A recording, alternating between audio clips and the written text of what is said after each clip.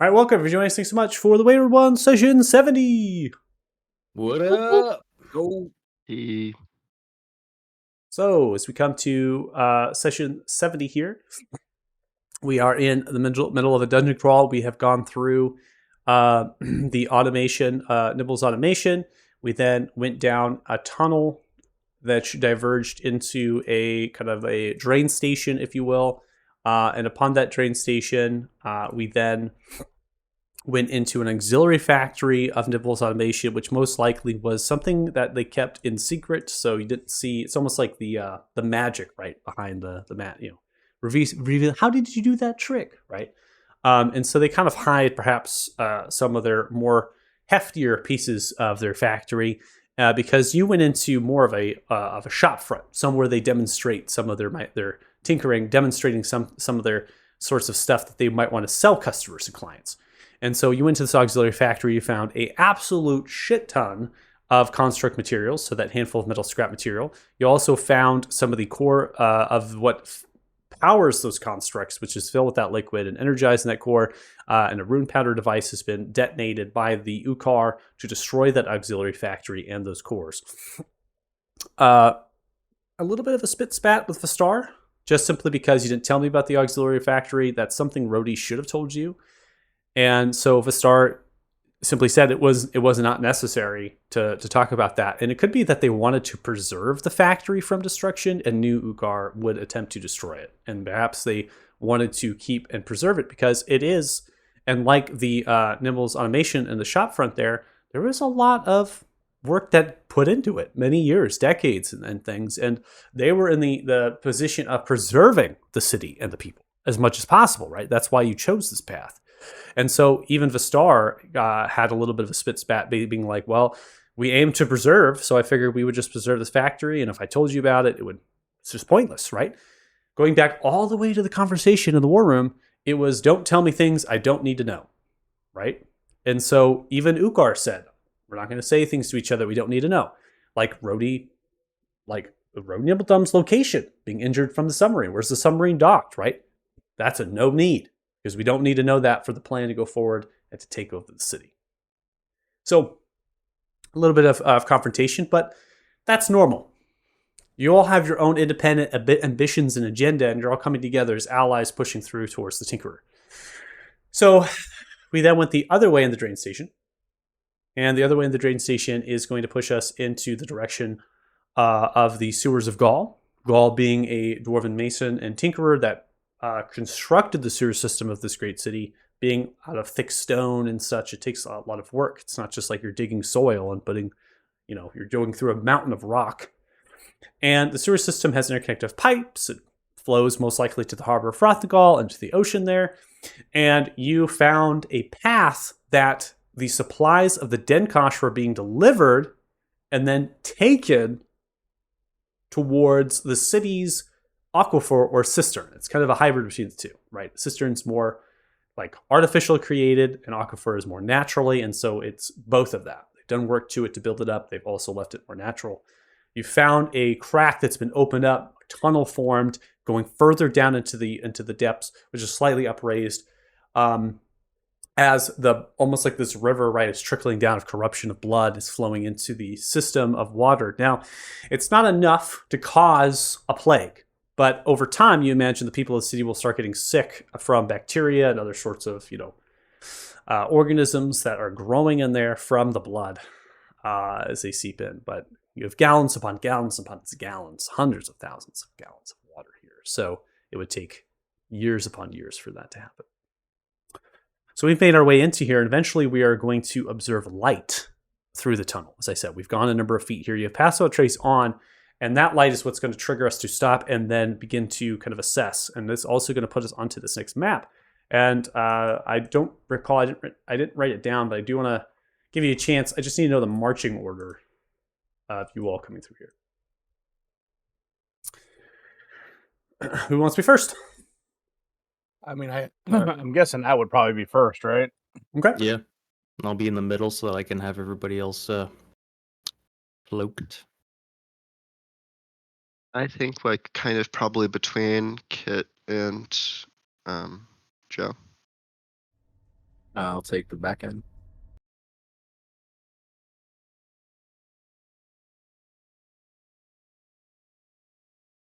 It's true. I guess I could go in the very back. Yeah.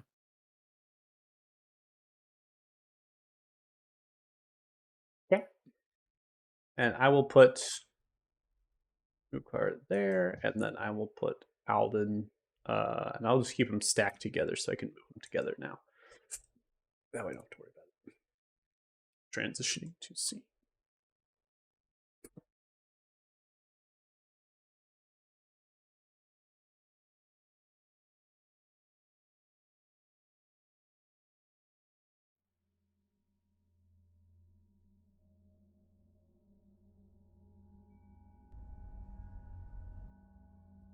All right, so Kate, you Just ran out around the of corner. What?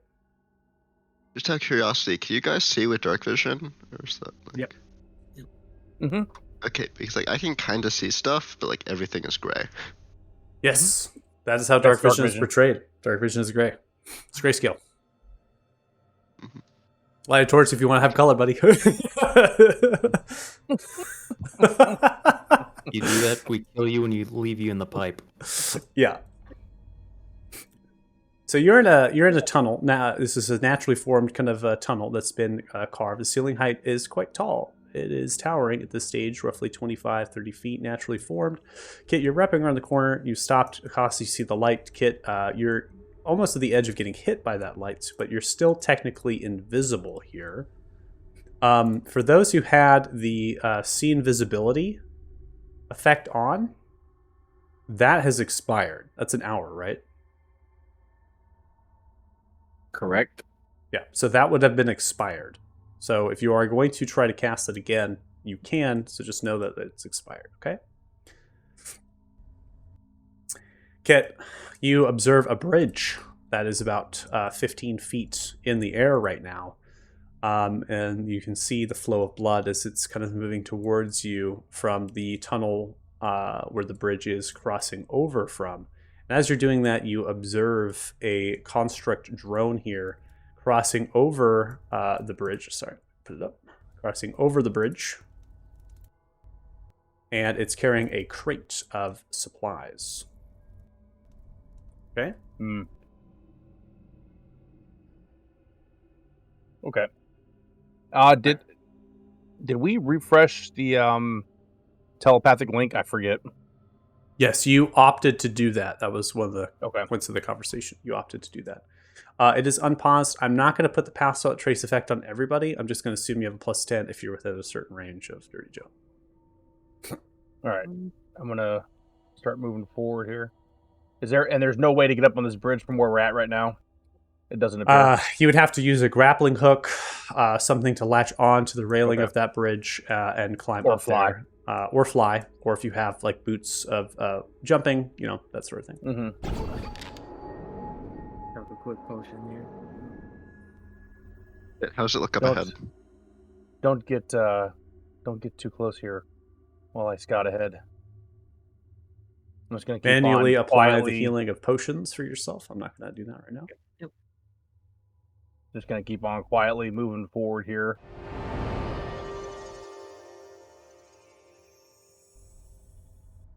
All right, you're putting see invisibility on. Yeah, I'll put it back on. Okay. Looks like the Taking the effect. spell slot. Yeah, looks like the effect is successful in applying that to you. Continue.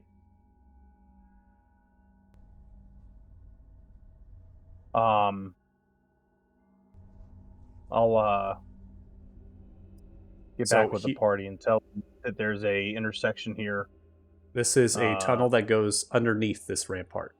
So this is hollow here as I ping. Oh, that's hollow. Okay. Yeah, so you can go underneath here if you so choose to. This is a rampart that goes up and through. So I'm gonna tell the rest of the party to start quietly moving up past the bridge. I don't know, let's say about 20 feet or so. Okay. Alrighty. Othala, if you have see invisibility, do you want to move closer to the front? Yeah, I'll step up. Be next to you. Okay, good. Yeah, stay close. When you come up this far, you'll see a Y intersection. I went to the left. I'm going to continue looking ahead. All right.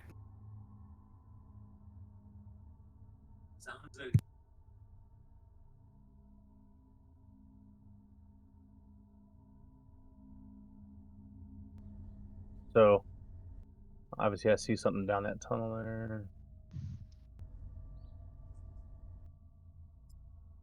All right, so Kate, you're approaching the ramp of the rampart. You are able to see that there are a couple paths that are being portrayed to you. You have a path over here that's going underneath another bridge. So you're kind of going underneath this land bridge here. So it goes this direction. And then there seems to be a cavern that's beginning to form over in this direction.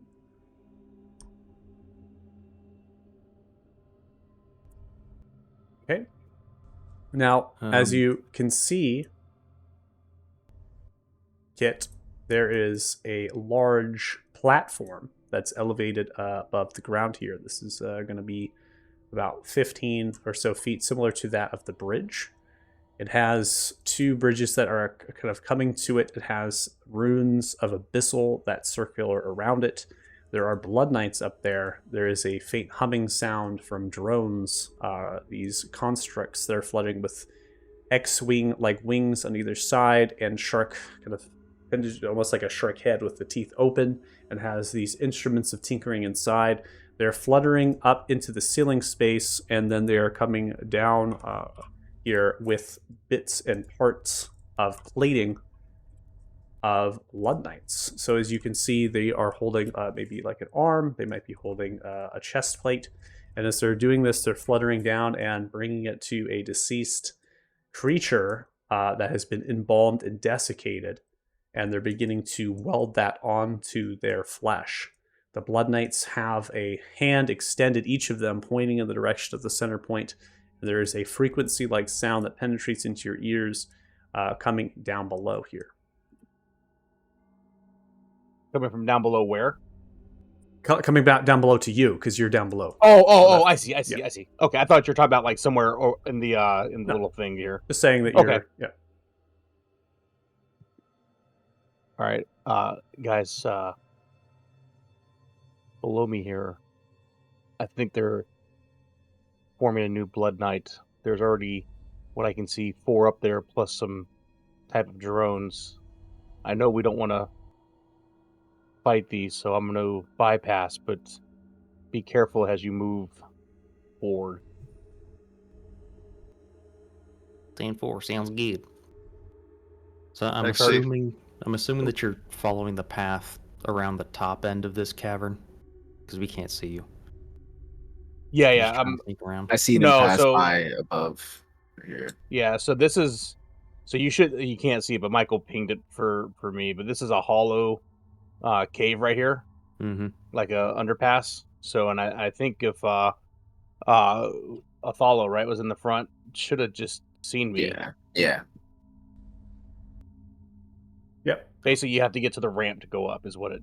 Yeah. So the issue here is remember that he is invisible. So you're sending a Mhm. person that's invisible. You have no idea in terms of things. You're all really going off of just description. I can't help you too much here.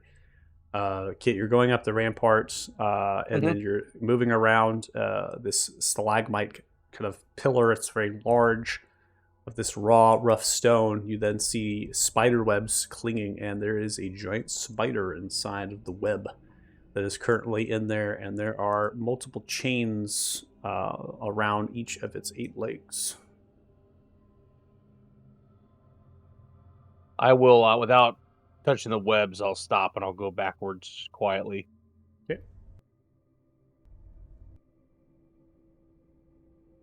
When you come into the room, there's a dirt ramp that you can see into the chamber that I was. How'd you get up there? Sorry, Joe, you can't go up there. You're under an impasse. You're going underneath the ramp here.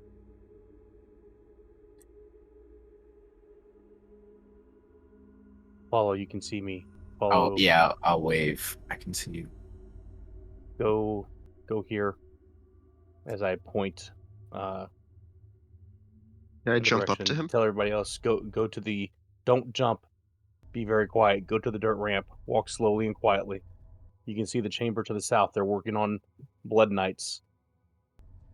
Oh, Over fun. as you come up, the first chamber to your left is a spider of some kind that I don't think we want to mess with.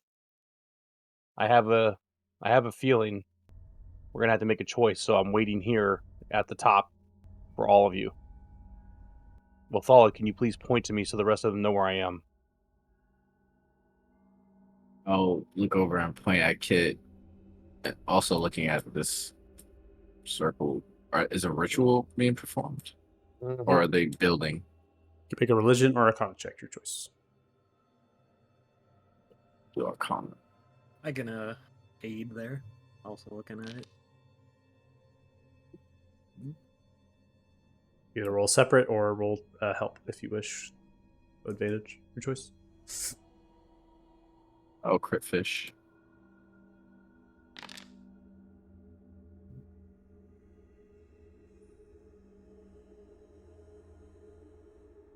Appears to be a necromantic ritual. These abyssal runes that circle around are giving some sort of power from Aglius, the god of rot and illness. They are performing this necromantic ritual. At the same time, they are removing parts from the shadows of the cavern above this space. So it is a cavern where this is currently located. The ceiling height. You hear chains dangling as the metallic parts of the Blood Knights are being removed, and then they're being welded onto the body that's at the center point of that ritual.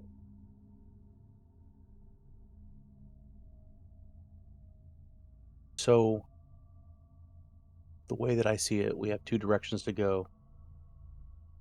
If we go north, down that tunnel where Ukar is currently standing, there's a spider with chains on its legs, probably going to make a lot of noise and point us out anyway.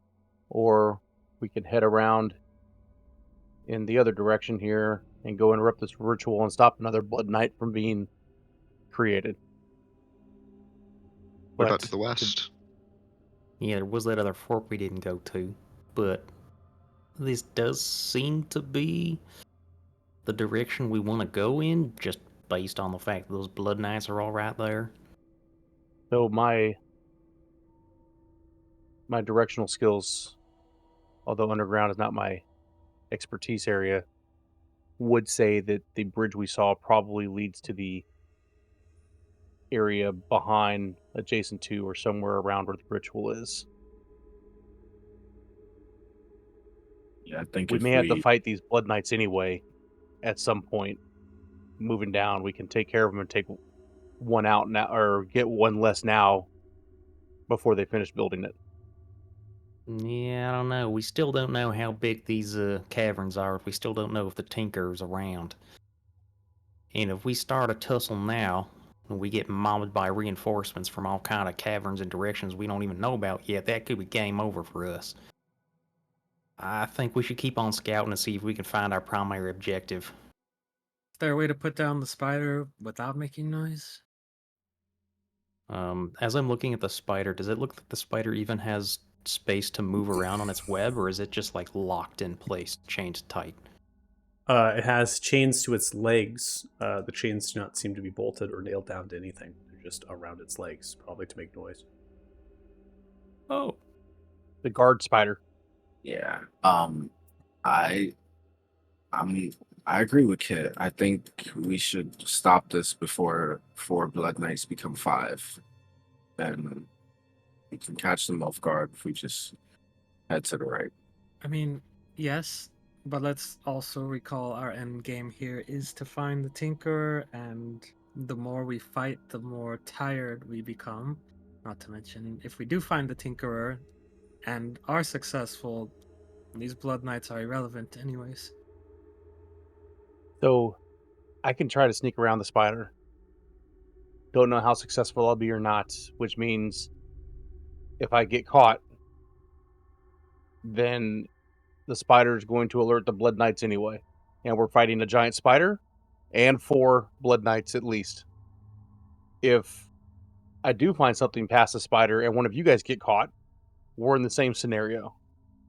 Whereas if we come over and fight the Blood Knights, we are only fighting the Blood Knights and not adding another giant spider into the mix.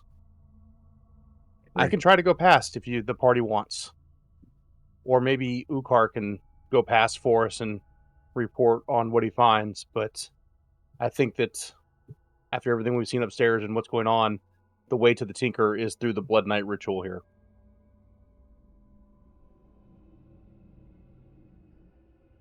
I mean, from my experience reading, giant spiders typically aren't too much of a threat. Is there no way to simply just, well, kill it? Move on? There is a way. I will dispatch it promptly. It'll be There we well. go. Thank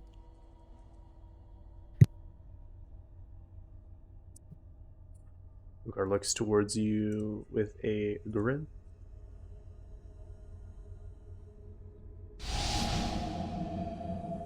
Show off.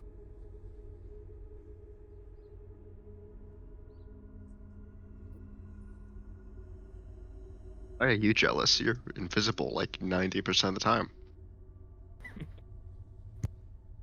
41. Not as cool.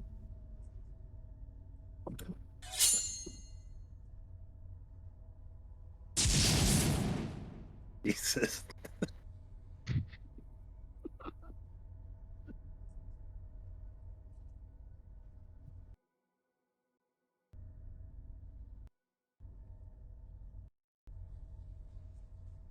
Ugar comes back. It is done. It is dead. Well, thank you, man. I'm glad you're on our side. That's Very good. fast.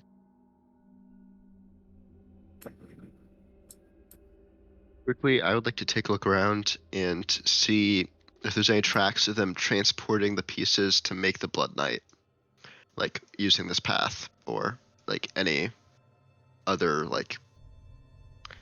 just tracks of like movement that I can see, because they don't just get the pieces to make the Blood Knight here. They have to come in somehow. Roll survival.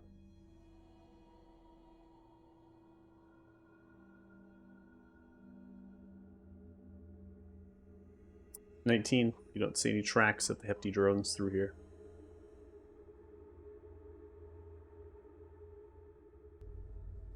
Be careful going too far ahead. I haven't looked in this space at all. Does the ritual look like it's being completed anytime soon, or does it look like it's midway? You don't have anything to reference. You did an Arcana, not a religion, so you're only going off of it a magical, maybe a necromantic point of view. That it is, they're building this night, and this could take a number of minutes, an hour. Seems to be a process. There's not really a way to reference a ballpark figure at that point. There's a door down here. Continue to work down the path. I'm assuming that at this point it gets too narrow to go down, Michael.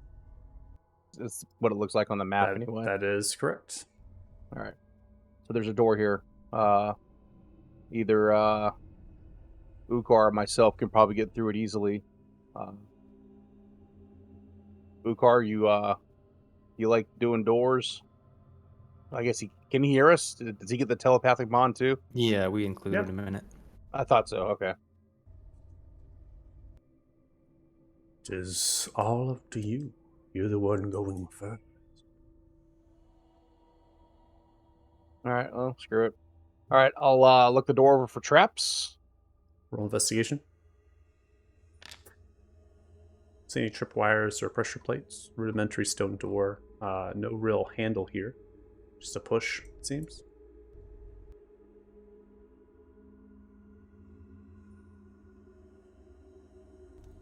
Looks heavy, I'm assuming. Mm-hmm. I can try to push this open, but I'm not the strongest. Probably going to make some noise when we do it as well. Did anybody else want to try before you guys just tell me to do it? Anybody got? I can give it a go. I mean, are there any locks or anything, or is it just normal Yeah. old door? It's normal door, no traps. Look clear.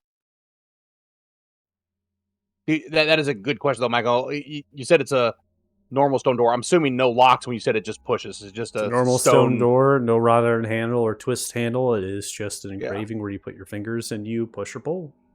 Simple. Yep. Well, you're the invisible one.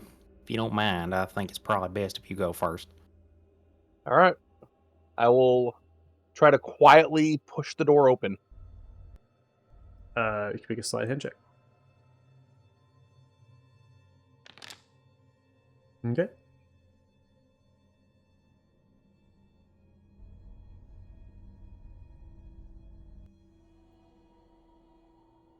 Open the door at your leisure.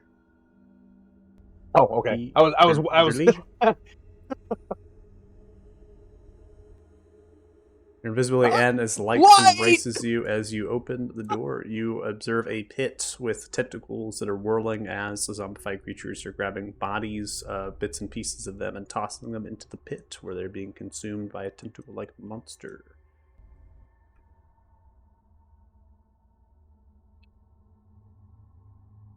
I will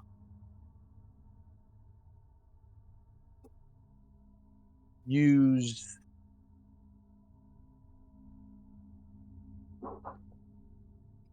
I'll use the frost band tomahawk here to extinguish the light. Probably a bad choice, but guys, there's some kind of a monster in this room, some zombies. There was light. I put it out. Hopefully, we're all okay with dark vision. I'm coming in. Oh, I'm not going in because the game's paused, but that's okay. Everyone roll initiatives.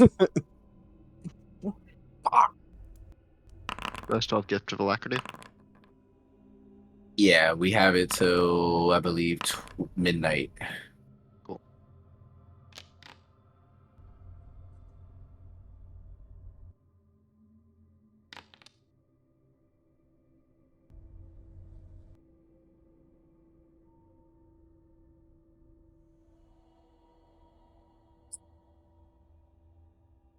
All as a 2, cost us a 3.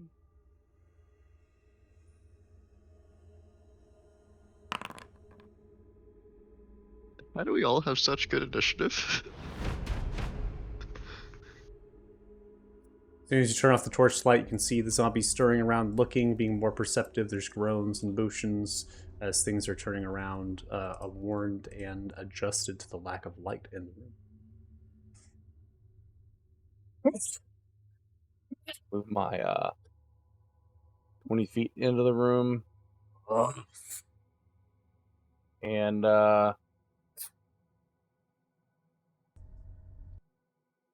I'm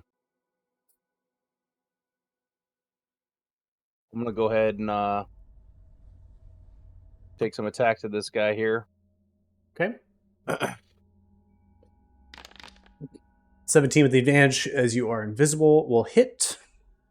And sneak attack would apply then. You deal 25 points of slashing damage to the creature dies.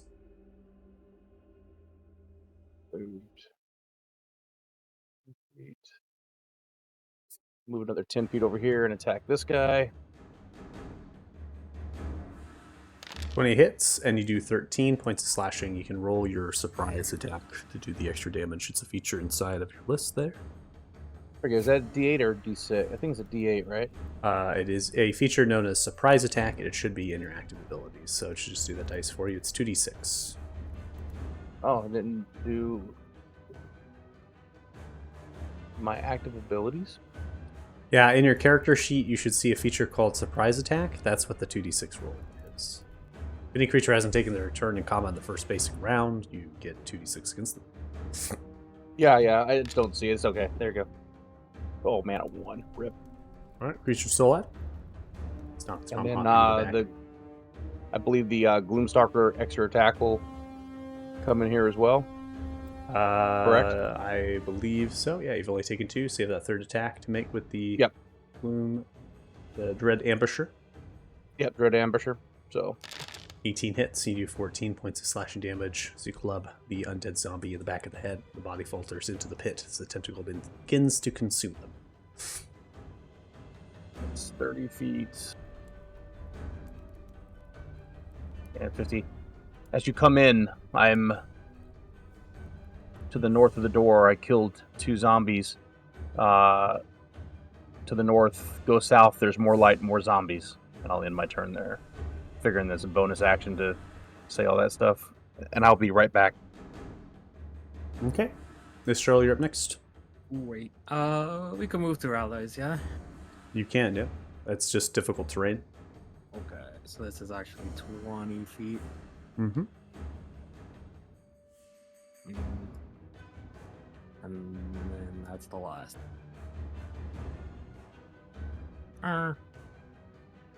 Yeah. Can't see everything, so we'll just play a little safe here and do a little false dive at first level, and that's it.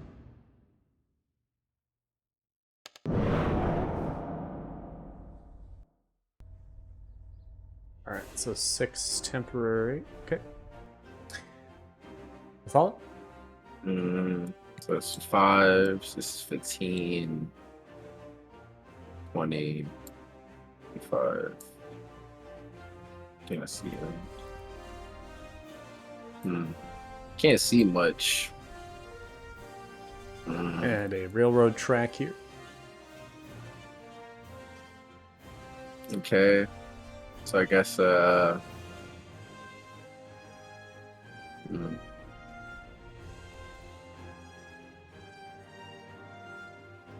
yeah, I'm just going to move So if you out the don't- way. Okay, if you don't see them, there is monsters in here. There is a large flesh construct here, and there is... Oh, they were movement blended around. in. Yeah, they're blended I in. thought that was a They- rock. They look Yeah. just like the people, yeah. So the railroad track here is kind of descending down into here, and the pit is right there. It goes down about 15 feet or so, where the tentacles are wrapping around through the metal grating. And there are two medium-sized fleshed construct creatures that are drawn to the distinguishing of light, and now drawn to the fact that the 2 zombie creatures are dead, and so their eyes and intentions are over there. They are able to see in the dark, and they have locked eyes with you. Okay, so I'll just cast a rare frost on this one then. Okay.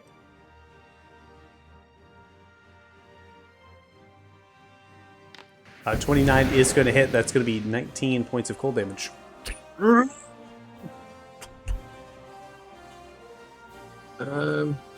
Yeah, and then as a bonus action, I'll just bring a heavy out. That's about it. Okay.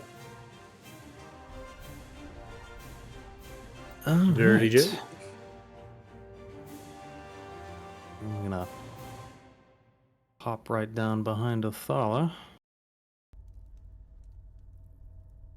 So your movement speed Um, is 30 feet. You've gone 30 feet. If you're going to be in Othala, it'll be 35. So you'll have to dash if you're going to have occupation of Othala's space.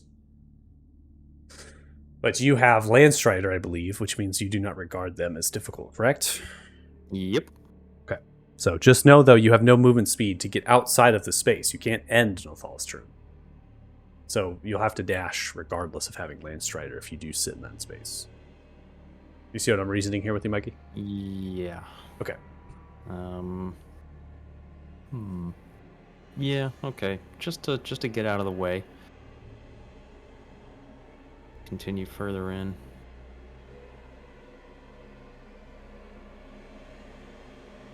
Trying to look around like, is there anything else I could do in here other than just getting into the room, but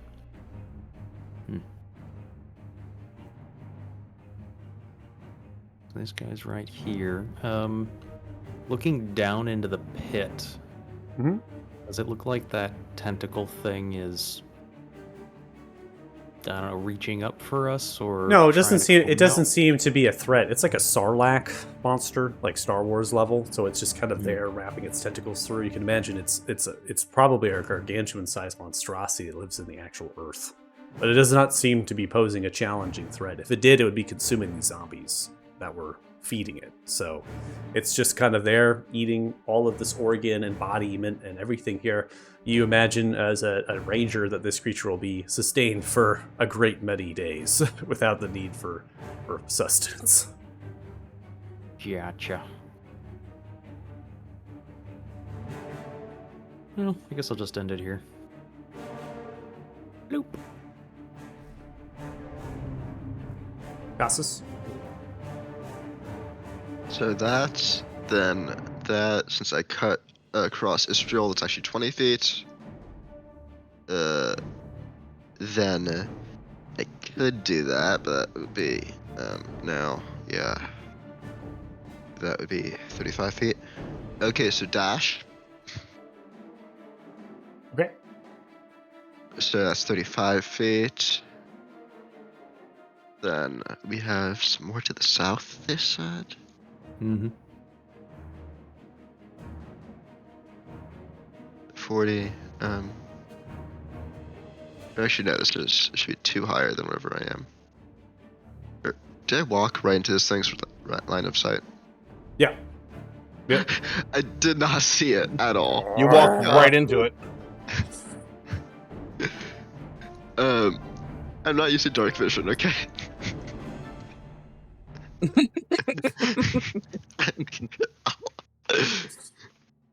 They're invisible, okay? Invisible, I tell you. You There's know what? also That's fine. another one here. Yeah, I know, right there. I see it now. I can't see that one because the pillar's in the way. Yeah, the pillar blocks it. Oh, you know what? I'm out of the way, so that's fine. Yeah, I don't think there's anything I can do with my bonus action, so I'm just gonna have to end it.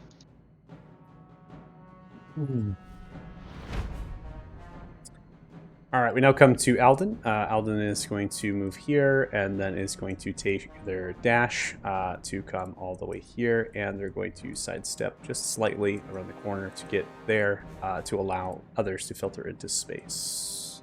Ending turn.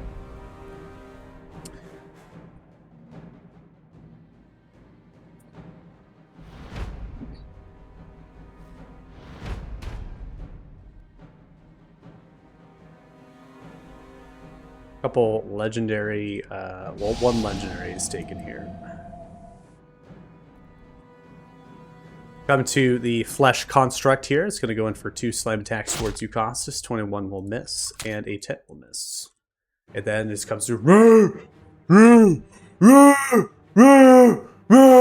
it's yelling. I get it. You're not barbarian.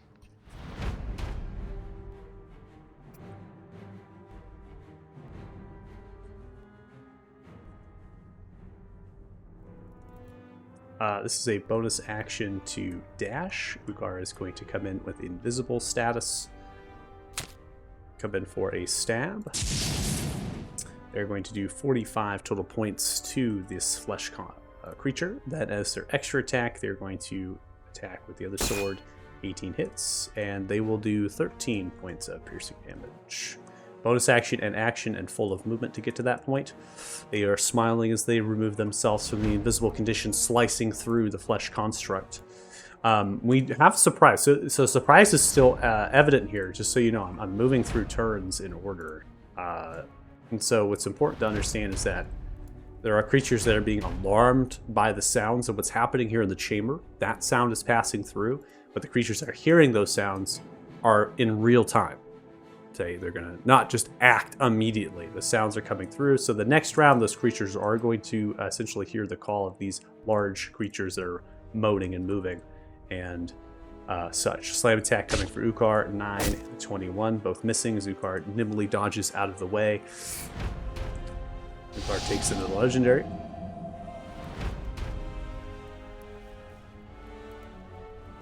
All right, Kit, you're up. Round 2. All right. How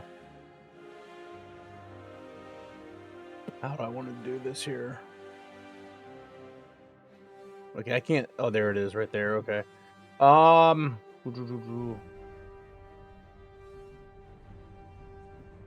within 10 feet of both of those guys. First attack, I'll go to the one that's near death here. 29 is And going to hit. sneak attack. I'm not going to use sneak attack on this one right now. Okay. 16 points of damage is dealt, and 16 points of damage is enough to kill this flesh construct. You rip it apart. Some of the organs are falling out of it with mixture of machine parts as the stitchings undo themselves. Okay.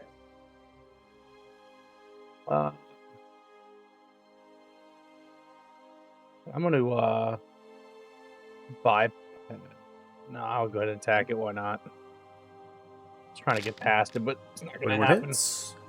And this sneak attack does not apply here, right? It does. You have advantage. You are invisible to this creature. Creature cannot observe you. You Oh, take 22 points of damage too. As long as you have advantage, you get sneak attack. So if you see advantage come I through didn't in realize. Shakar, you know. If Okay. you roll I didn't realize I was 2d, still invisible. if you roll 2d20s in the attack roll, you get you can get the sneak attack. And in addition, you should know you're invisible because you particularly turned out the light sources. So you No, I'm targeting, but I just attacked the other one, so I just assumed that he would know where I was because I attacked the guy next to him. if you are an unseen attacker, you always get advantage. Unless the creature has some form of blind sense or whatever, they will not be That's able true. to see you, and you're always going to be unseen. That doesn't mean they can't attack at you. They will have disadvantage if they swing Right. at you. But it just Right, means that right, you are right. always going to have advantage because they're unseen. You are going to you see the light as it is beginning to transition here, so just be aware that the light actually is going to hit right here where this metal bar crosses over on the ceiling. That's exactly where the light threshold changes. Estrella, you're up next. Okay. This is actually 25 feet.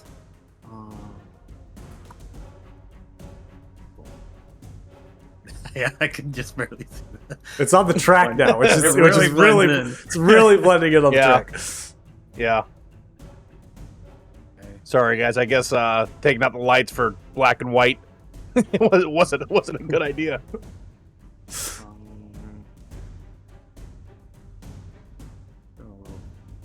mm.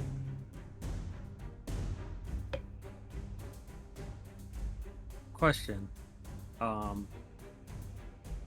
the intent of steel wind strike, it's 30 feet range. Is it 30 feet from where I'm at, or from like 30 where I feet would- from where you're at. Okay, gotcha. Let's just toss out a firebolt. This one's already been hit. Yeah.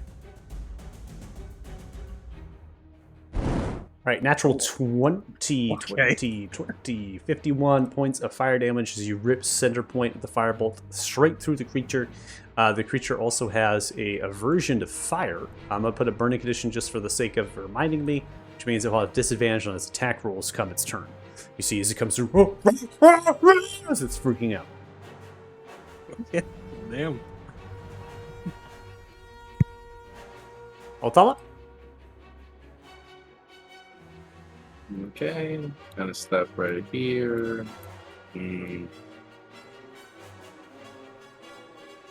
Yeah, why not? Just take him out. Let's just cast another Ray of Frost.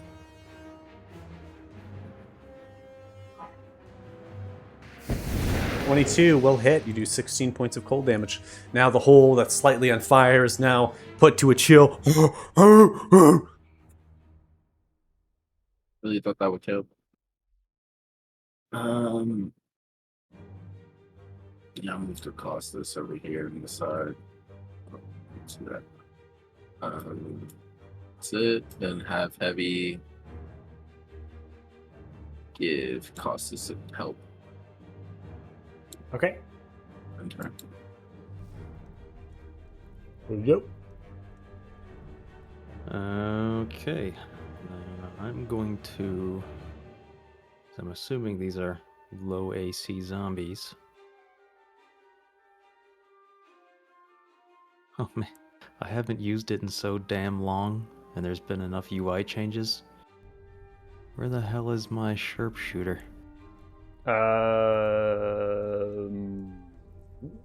Let's see what's up.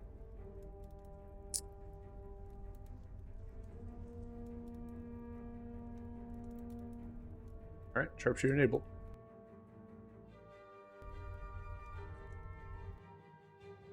to dig around and find that button again later. I put it onto you. It looks like it's a passive that could just be toggled on and off. It just wasn't on there, so I just put it on. Okay.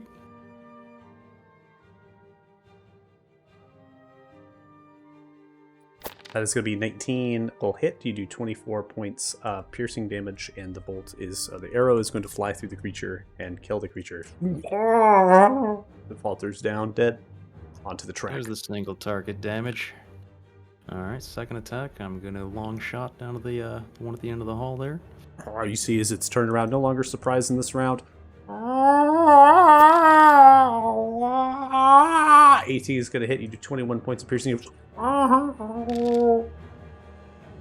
And Mark Slayers, and the creature is dead.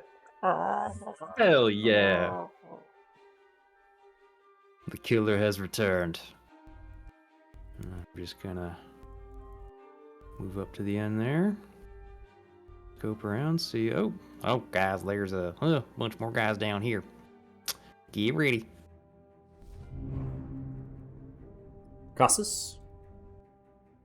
So 30 feet forward. Ooh, there are a lot of them. Okay. So I have advantage on this. Yeah. 26 hits. Oof, this might. And you do 15 points of bludgeoning and radiant damage. Creature is grappled. Wrap the chains of the flail around.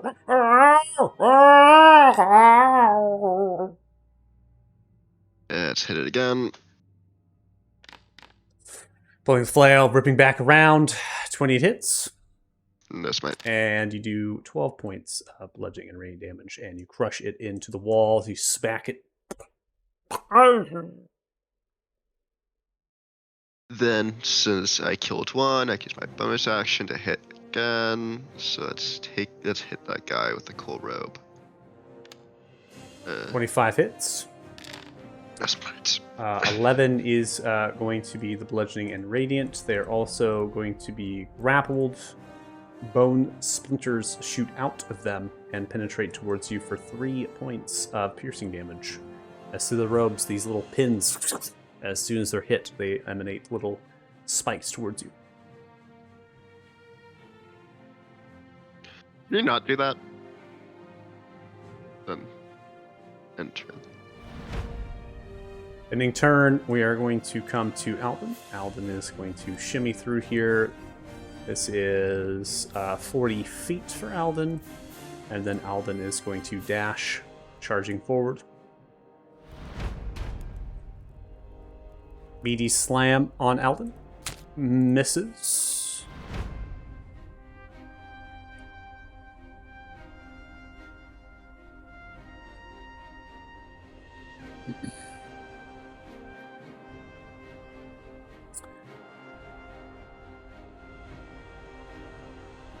I need to be a little bit closer here. Yep. There we go. There is a blindness spell that's been casted on Alden. Alden succeeds with the 23. Ukar is next.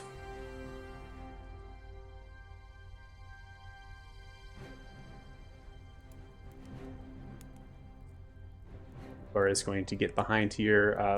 15 is going to be missed with the advantage. And is going to come with their extra attack swing. 16 will hit. They're going to do 15 points of damage. They're going to take some pins as they send outwards, and then the sneak attack is going to come through here, killing this executioner with this great axe, and just kind of coming through, missing once as he kind of slide on some guts, and then stabbing directly through the back of the executioner, plunging outwards. As the bonus action, they are going to dash away, and so they're going to take 3 slam attacks as reactions here. And all 3 of those are going to miss, prompting the reactions of all these zombies around them. The bonus action dash is essentially going to run up behind some more targets here. And as they're doing that, more undead are being heard. They hear what's happening here, so they're now going to be rolled into the turn order. That is the end of Ukar's turn.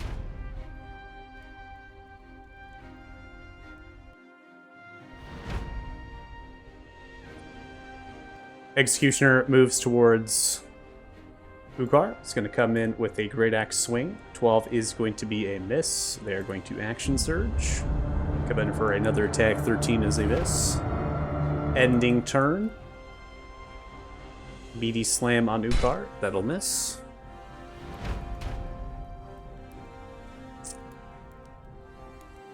Moving some things out of the way. This zombie creature looks towards Alden. Misses. Next creature pulls themselves through towards Ukar. We have some NPC on NPC action!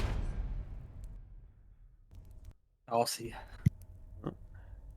That's what y'all wanted. This is why you wanted the Alden the Ukar here, let me tell you. It's crushing. I'm not even going to roll the attack of that. I know they're not going to damage Alden. Oh, man. Alright. Move. I guess there's no way around these guys here. Alright. Going to attack that dude first. 12 is hit?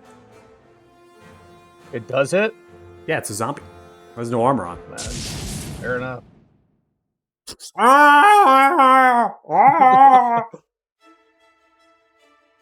Slice through the center point of its chest. The tomahawk. Yeah, I'll hit him again. 20. Club into the head, splitting the skull. Dies. And I'll use my bonus action to disengage, and I will move backwards this way. Okay. And in my turn. Ending turn. Israel, you're up next. I totally forgot about this the last 2 turns, but with boots of sprinting, no difficult terrain. That is true. And then let's just toss out a fireball. I'm not sure if it would have mattered too much. Things like you're Yeah. letting Alden and Ukar lead the way here to soak up some of that stuff, so. True. And that did lead to the critical firebolt. 18 That's points of true. fire damage. That is going to cleave through the head of that zombified creature and is going to wipe them from the board of existence. With all that?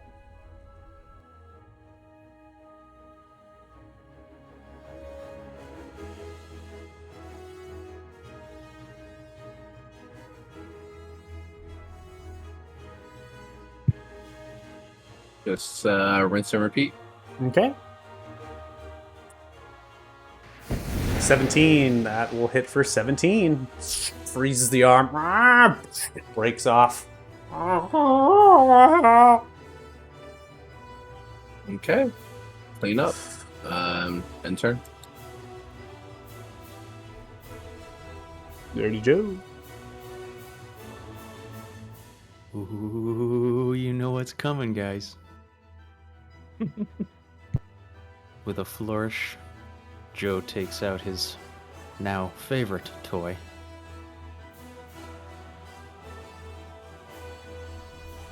Or at least he would if it hadn't been removed from his items. Gotta have to restore that thing every time I load this stupid thing. There's my backpack.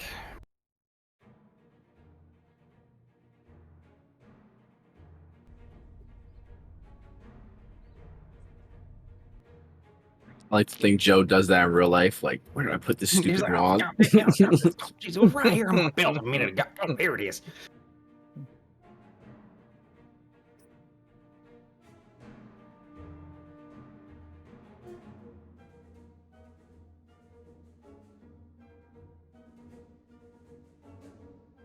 Okay. One fireball is extending. Fireball begins to emanate through. Multiple creatures here either succeeding or failing. Majority are going to fail. In fact, I think all of them fail because the 22 points of fire damage erupts, sending cascades of fire washing through. The only one who succeeds is Ukar. Ukar has evasion. Takes no damage. Oh shit, I forgot he was there. It's all planned. Oh well. Ukar doesn't give a shit. You can fireball them all you want. They have evasion, man. They're hiding. They literally take the bodies of the creatures, The fireball explodes through the bodies instead of them. I mean, we can't see him right there, so from Joe's perspective, Yeah, I he has mean, no there's idea. nothing. Yeah, there's nothing to work on. Yeah. With a chuckle. Man, I love this thing. Costas. So 10 feet forward. Give this one a good smack.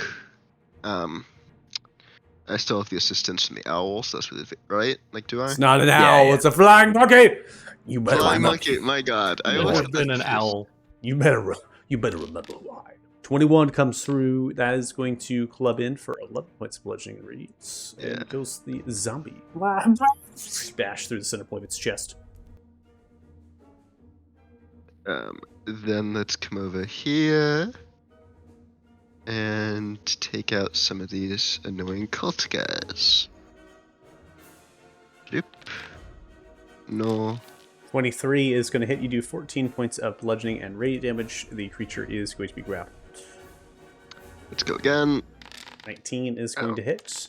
And that does 12 points of bludgeoning and radiant damage. And the creature fails again, which means they are restrained. Cool. Used everything, so it's end turn. Okay, so you come whipping through. This robed cultist here, they have an abyssal rune on the forehead that is etched from blood, most likely cut into them. They have a kind of a barbed wire rod on the left hand, what mainly is a spellcasting focus, perhaps. And they're kind of like taking the blast to the robes. They don't necessarily have any sort of armament, or armor, I should say, to deflect your flail as you're swinging past. Alden is just going to charge up and stay in their humanoid form, but then grows the axe from the blood from their hand as they twist. They then go in for a swing at the one restrained, clipping them and exploding them in two different pieces. They then look towards the executioner, rolling their head into a bear, ripping at the executioner, dealing 17 points of piercing damage. And the spikes do no damage to Alden as they are not silver. They then take the claw, swiping through, and cut through the executioner with ease as they slice through blood and gore, scatter the hallway. All the undead and the humanoids that seem to call the cultists, in a general term, have been deceased. There are no more enemies on the field of play that would draw to the attention of the party as you elegantly and nimbly killed all of them. We're going to go ahead and end combat here. And as we end combat, because of how large this labyrinth might be and where you might be headed after this, we are going to go ahead and take an early break. We're going to take an early 10-minute break as we go through potentially more combat, and so we can give ourselves a little bit of time to recover back after we're now in the thick of it. And maybe you also want to talk to yourselves upon what lies ahead. So before we go to break, I will describe for you, Costas, as well as Kit and Dirty Joe. You can see a long corridor here with a semi-arch that spans roughly 20 feet into the air. The rail track is coming in your direction and seems to traverse all the way across this way to the east, and has two bridges, one of which where Alden is and another one that is down in this direction, and then seems to disappear into the darkness on the east side. So you're thinking two bridges, right? It's crossing over, ramparts are like underneath, right?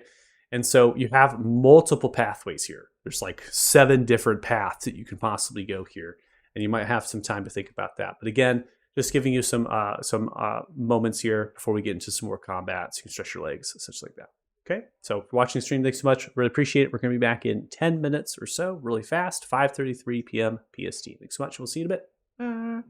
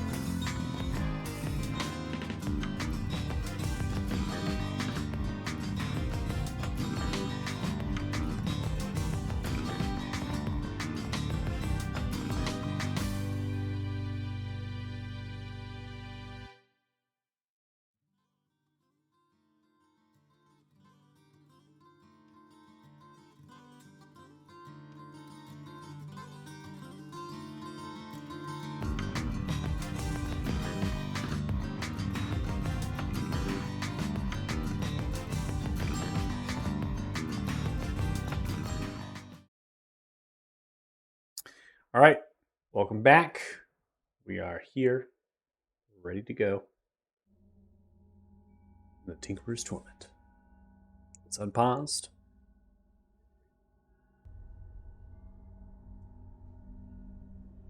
I guess we'll group up. I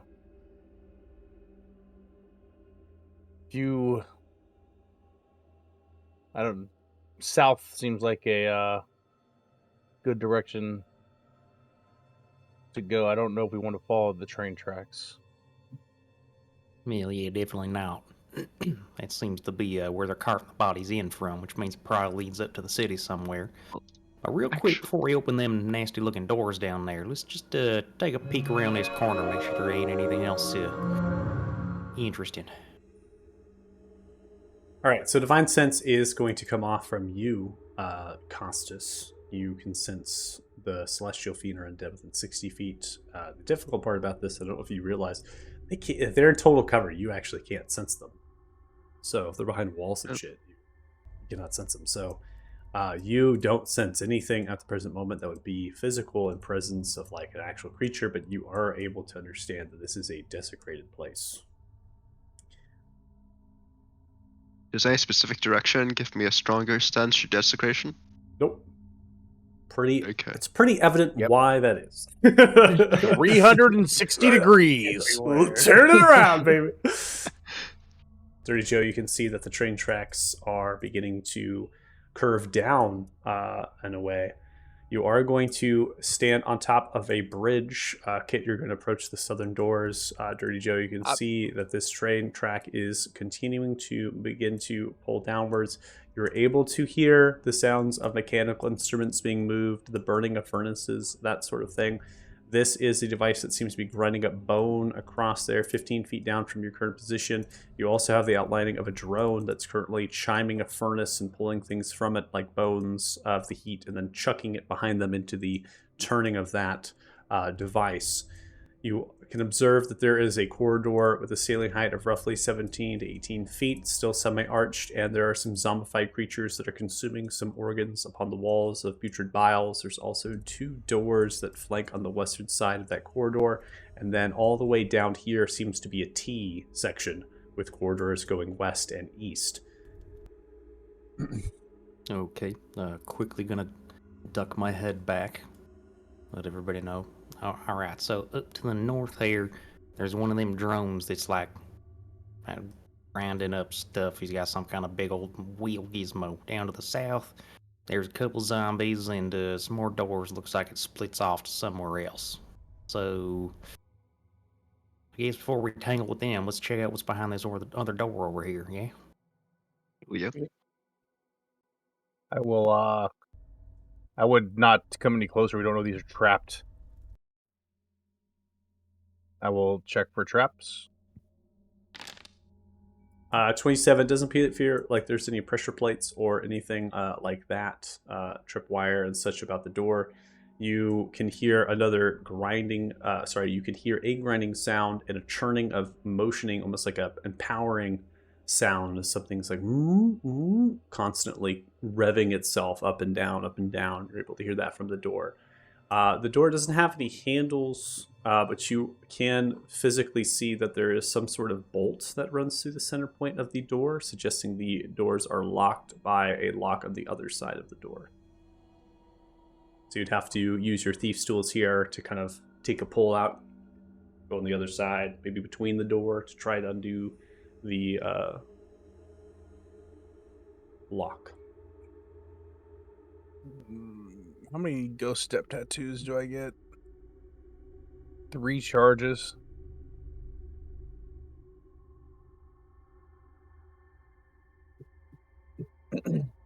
I'll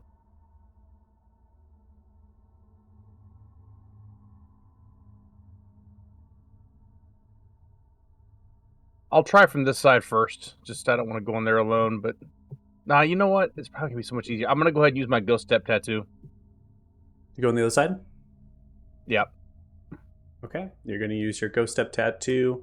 You're going to then shimmy yourself onto the other side. You see a towering golden construct on the other side, locks eyes with you, standing about 15 or so feet tall.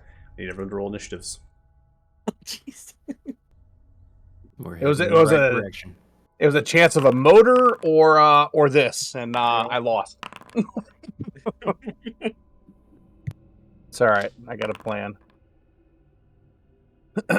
Hopefully, I go first over the construct in here anyway. Gift of alacrity, the gift that keeps on giving. It's like Christmas. It's just all day.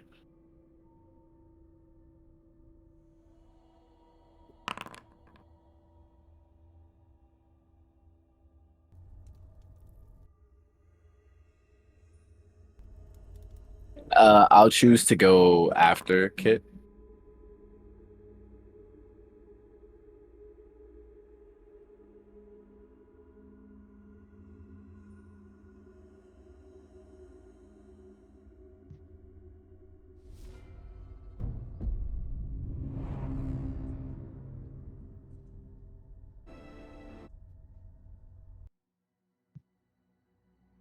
Holy, a lot of shit. All right, Kit, you are starting us off. All right. How do I want to do this?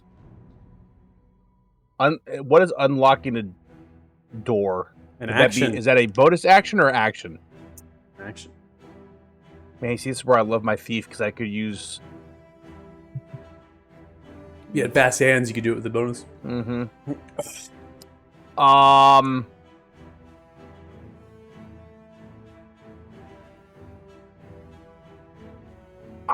right, I'm gonna go ahead and use my. I'm gonna go ahead and use my action to unlock the door. Okay, free action to open it. Yep.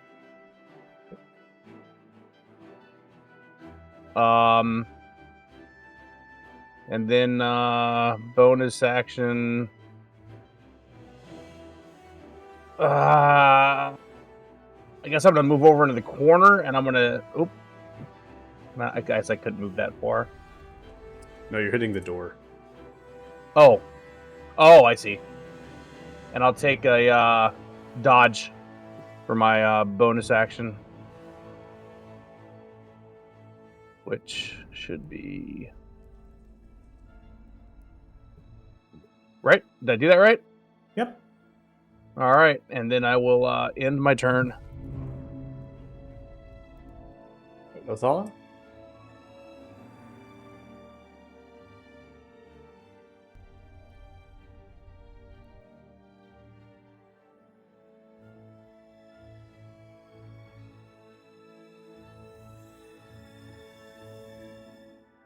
Yeah, I'll stand right about here and just throw another ray of frost. Okay.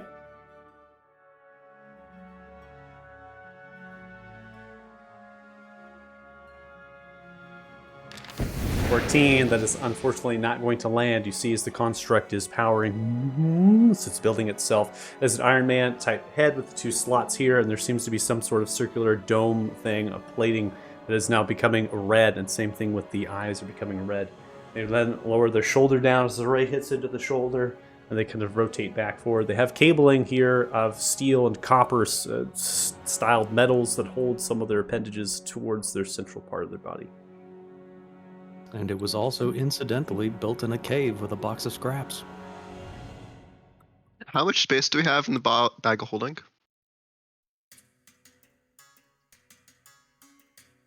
Are you gonna try to stuff this thing into our bag? Heavy will give Joe help, and that would be the answer. The thing's a giant golem made of gold. We're taking it with us. Ossus? You're up. Yeah.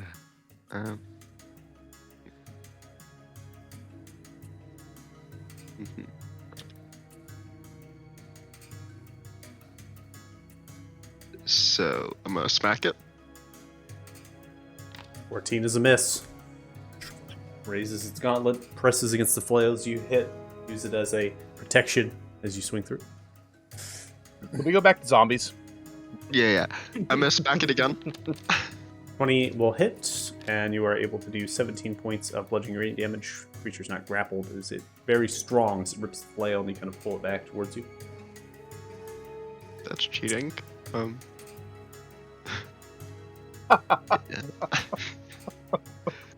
It's not gonna work every time. Yeah, I'm gonna stand out of the way and end turn. In turn. Dirty Joe, you're up.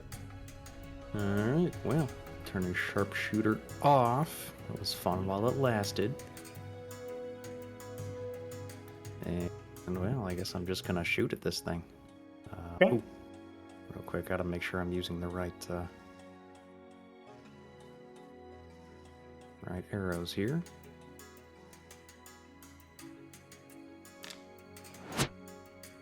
"24 hits. You do 10 points piercing. You can't crit fish if you want because you are helped by heavy, but that's your choice. Oh. 5 points of Slayer spread. You just roll a flat Why d20 not? if you Let's want. roll a d20. No crit for me. Oh, Whatevs. And I'll shoot it again. 20 is a hit. You do additional 10.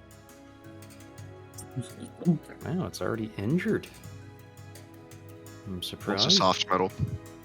Yeah, that's true. I mean, I have a clear shot all the way down the hallway here, so I don't think I need to run up and clutter everybody else's line of sight. Okay.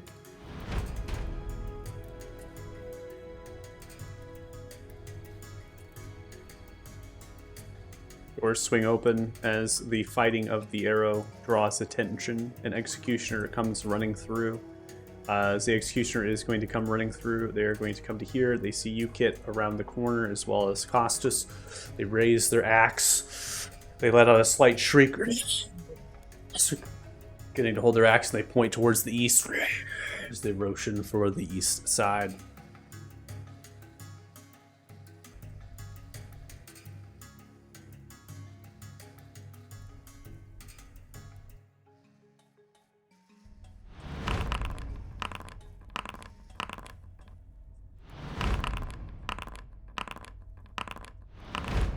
holy tokens! The fudge? They then are going to go in Uh-oh. for an attack with their axe. 11 is going to miss you at disadvantage. They're going to action search. They're going to go in for a second attack. Disadvantage is a miss as well. That's the end of their turn. Yeah, bitch. Now you're gonna die.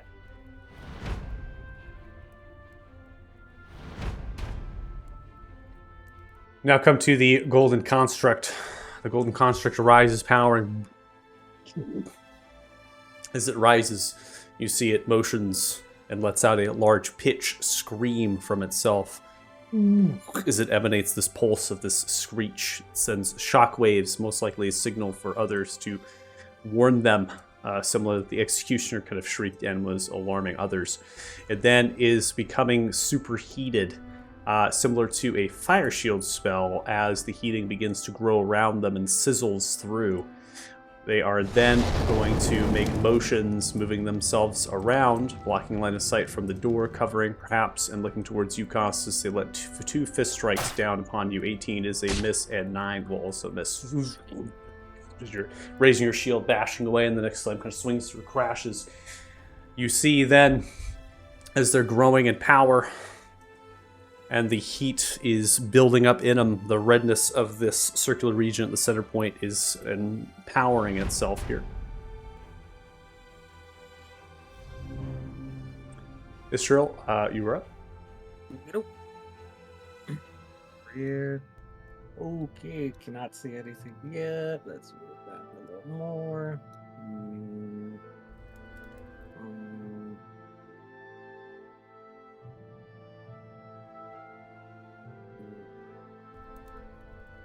Alright, I guess we could start to use a little bit of spell slots. Let's throw up a haste.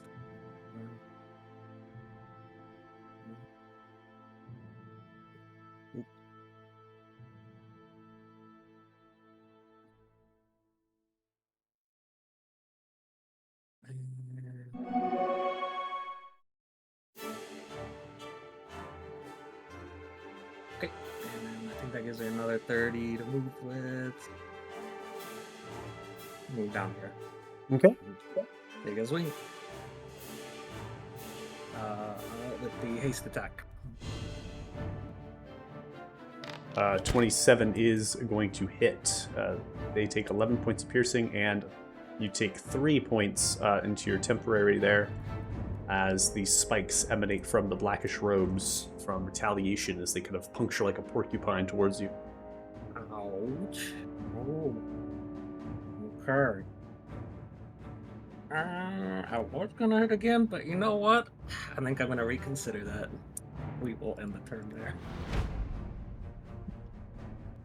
Ending turn, come to Ukar, who jumps down using their entire movement speed. They begin to funnel in, taking a bonus action. They are going to dash. They come around off the Guardian.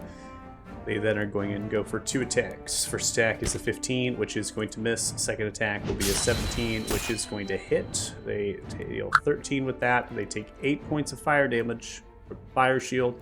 It is going to proc their sneak attack for 36 points. They stab in the back. They're kind of running through as they slide. They pick themselves up. They jab the sword to the back, twisting it, almost holding on to the heat, sizzling as they pull the blade out. That is the end of the turn.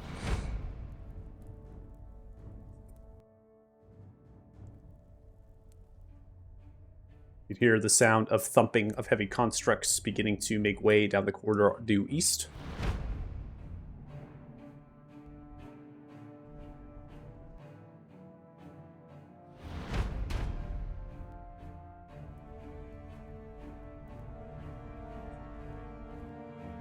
Zombie opens door here and is going to begin to filter through.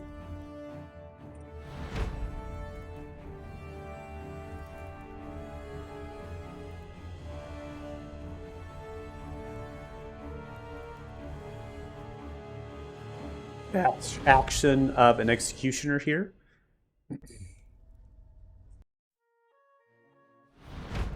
Now come to Alden.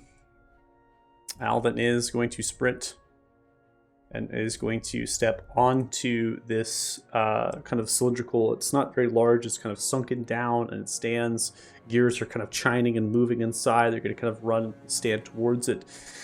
They then are going to look towards the Executioner and they're going to swing their axe. 30 is going to come into them, dealing 26. Then the bite comes through, dealing a 26 points of piercing damage. You see the porcupines coming through, those little piercing, no silvering there, so Alden takes no damage for that. They then are going to go for their last attack, which is a claw strike, and that is on the Guardian, and they're going to deal 11 points of slashing damage, and the fire of the fire shield kind of burns towards them, but heals rapidly as their Ufarim here. That is going to be the end of the turn as they continue to shift down to clear space from this place.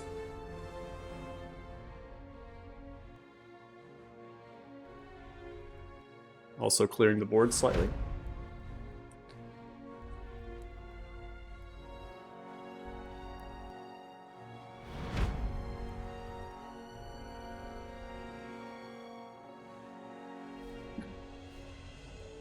We're now going to come to round 2. Kit, you are up. I have got to remember Skirmisher, by the way. You do. I'm going to attack the guy right in front of me here. Okay. 22 is going to hit. You're going to do 24 points of damage to them, and you will take 3 points of that piercing damage as it sends the porcupine spikes towards you. Yeah, second attack right to him again. It's going to be a 13, which boy. misses.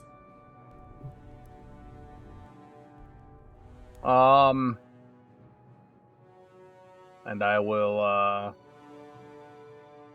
once again bonus action dodge and end my turn. Okay. Paul, you're up next.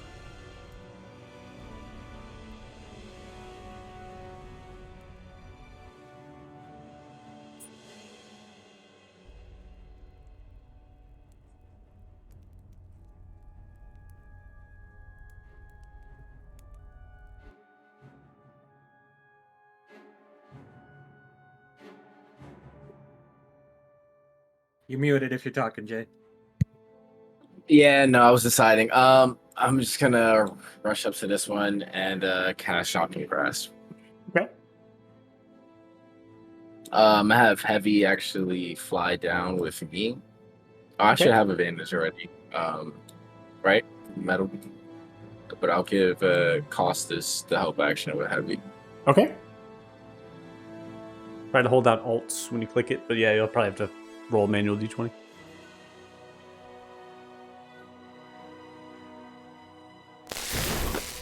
Uh, 28 is going to hit. You'll do 6 points of lightning. You are going to take 9 points of fire damage from the fire shield as you're attacking within melee here.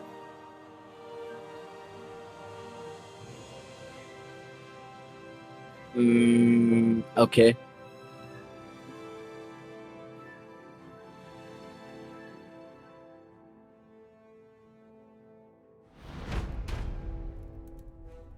Turn.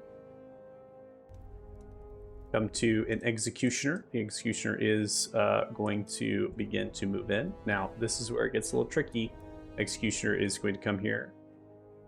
And as they come here, they are actually going to look at targets that they can hit. They are able to occupy a friendly, large-sized space. So they can be underneath the creature that is there.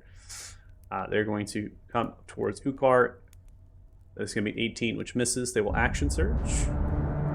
And then they will take their axe and swing towards Alden. This is a silvered weapon. Alden will be hit for a total of 11 points of damage.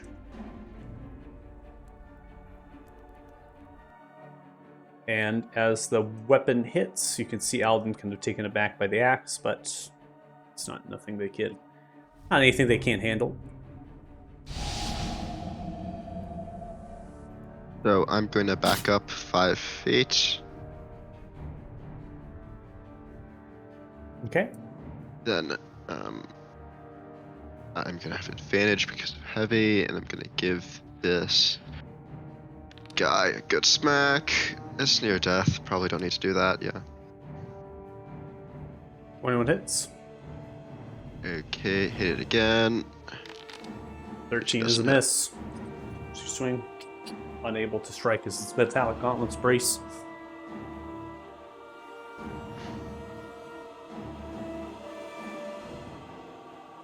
Yeah. End turn. Alright, ending turn here. We come to some more movement on the eastern hallway as the horde is being drawn into the room. Dirty Joe, we are now going to come to you.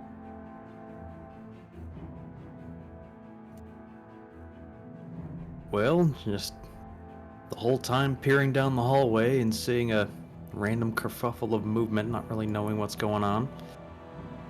Could I move forward? I was like, wait, guys, what the hell's going on? Don't leave me in the dust here. Oh, that guy's still standing. All right, let's take him out. 30 will hit. You do 12 points of piercing. Is Slayer's Priest still on him? Yeah, you just have to click for damage. You only Click get it once again? per. Oh, okay. Yeah, it's just it's a bonus action to use it, and then it's up always on the creature unless you want to switch targets. And so you just click it to do your damage. That'll kill the creature on your first arrow through. You can see the center point cracks into that spherical center, and as it does, it kind of falters into the stair and then kind of topples downwards, and is losing the heat of the shield around it, and is almost depowered as it falters down. Oh, hell yeah, I got him, guys! And I'm gonna shoot that other guy that's right in front of me. 19 is going to hit. That is 12 points of piercing. And I will leave it there. All right, sending multiple arrows down range here. Picking targets. Also, this dungeon is way better when you have Cannibal Corpse playing in the background. Yeah, Word to the wise.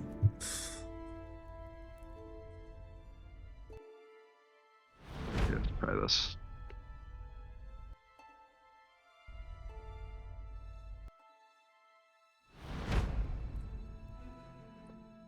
All right, this executioner is going to take their axe and swing towards you, Estriel. 18 is a miss. Ending turn.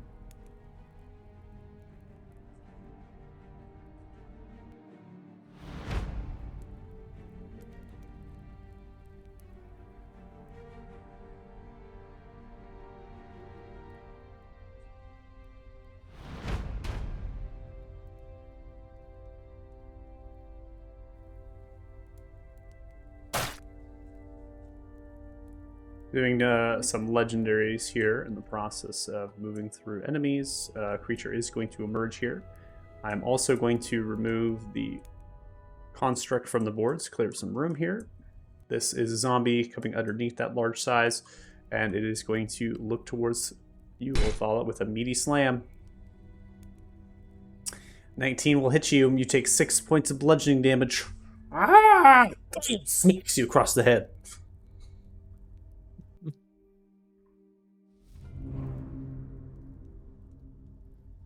This will be the last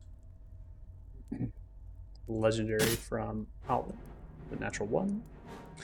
Miss Cheryl, you are up next. Already batter up. 22 hits. They take 11 points of piercing damage, and you take 3 points of piercing, which taps the rest of your temporary. Next attack being a booming blade. 29 is going to hit. You do 22 points of piercing and thunder damage, crushing that target as they explode into bits and pieces. You also are going to take 3 points, which carry over to your total, and that's going to prompt you for concentration. Succeeding. Alright, and let's wheel over here. Oh, okay. Haste action. 24 hits. You do 13 points of piercing, stabbing the zombie through the center point of the rib region of the lower left of its sternum, kind of abdomen region. Looks towards the blade. And offhand attack. Oh, nope. You then go in for a natural 1 here, feeling very sad of the zombie creature. Yeah. You take the echoing blade, whirling, kind of come for a swing. You see as the zombie rolls and kind of rolls into you. You just kind of take the hit into the door, into Costas. There. Okay. That's it. Michael, one of these days I'm going to go back through these streams and just put a sample pack together of all the absurd noises you've made. Put a sample pack. Yeah. Ukar is going to stab the executioner from its visible condition directly through the center point of the head. Spikes are going into Ukar, but Ukar is resistant and is going to take a next attack towards the zombie, natural 1, and then as the offhand takes another attack here with their bonus. That is going to be 14 and is going to kill the zombie as they stab through. They then are going to use some of their movement as they begin to run towards the commotion and beginning to form a line from the impending horde that descends.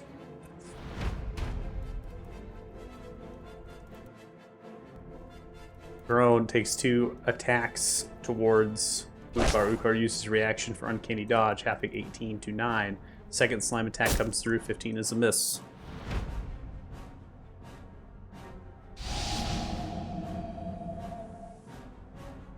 Ukar will go in, use their invisibility, and as they use their invisibility, the drone is actually going to dash by them as Ukar is invisible and the drone cannot see, triggering another reaction from Ukar and giving them another sneak tag. They're going to do 14 to the drone, and then they are going to do 31 from that sneak, and that is the secondary reaction. Ukar gets 2 reactions, and the drone is going to continue to pass forward, drawn towards the commotion. This is a dash.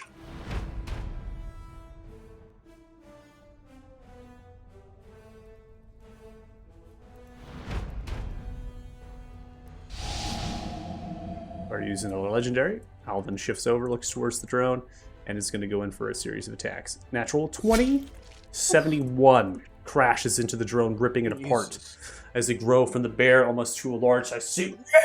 Taking the axe down directly through them. The drone splinters and spits as it comes through. I did not roll the attack of opportunity. The zombie will take it, though, so I'll use the reaction because Alvin takes no damage from that. The motion's over, ripping their claw through the zombie, doing 17 points of slashing damage to the zombie, removing them from the board. And they as well are going to use the rest of their movement speed as they begin to run, forming the line. And they are going to use the last bite here, dealing 18 points of piercing damage as they rip into the zombie. And they're going to end their turn. Forming the line is difficult to move through. Creatures are beginning to bunch up. Others are moving in different directions to bypass what is holding them into this tight formation in this 10-foot wide corridor.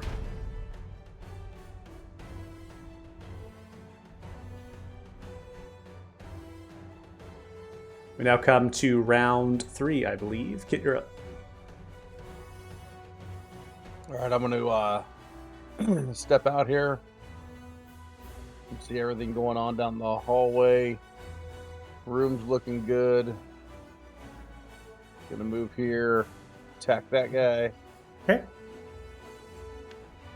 23, you're actually attacking through Ukar. Ukar whispers towards you as you come swinging through, dealing 22 points. Okay. Okay. I'm right here, by the way. 28 comes through and you swing for 18, crushing into the drone. This drone is armored and it is sturdy, but it doesn't necessarily have the dexterity, so it's like a weaker version of the large size. It has no weapons, no swords, just slam attacks. And you don't even know if those fists are silver. They don't look like it's just iron and steel here. I don't want to log this up, so I'll take actually no. I'll take a step back in my turn there. Ending turn, Alden will use a legendary for a claw strike, ripping through the zombified creature. It's in front of them.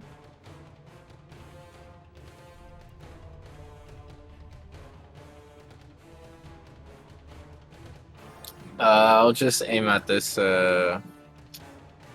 construct and then cast momentary stasis. Be careful, Ukar's right in front of us. Oh, I can see him. Oh.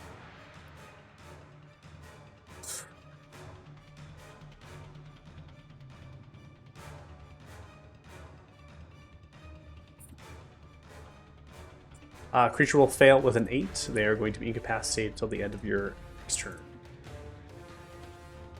And that's a bonus action. I'll drink a potion. Okay.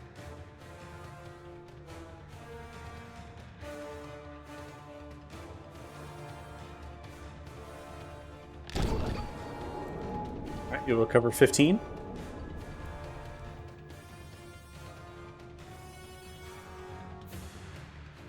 Heavy will stay with Costas and rinse and repeat. Now that turn. Okay. Alright, Costas. Okay, let's take a look at what's going on.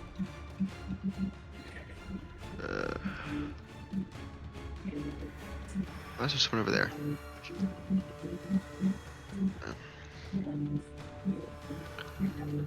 Okay. What's happening on your mic, Jay? I don't know if it's music or what, but I'm here to beat. I'm so... sorry, my fault. Oh, it's you're good. Yeah, let's go there. Oh, there's something.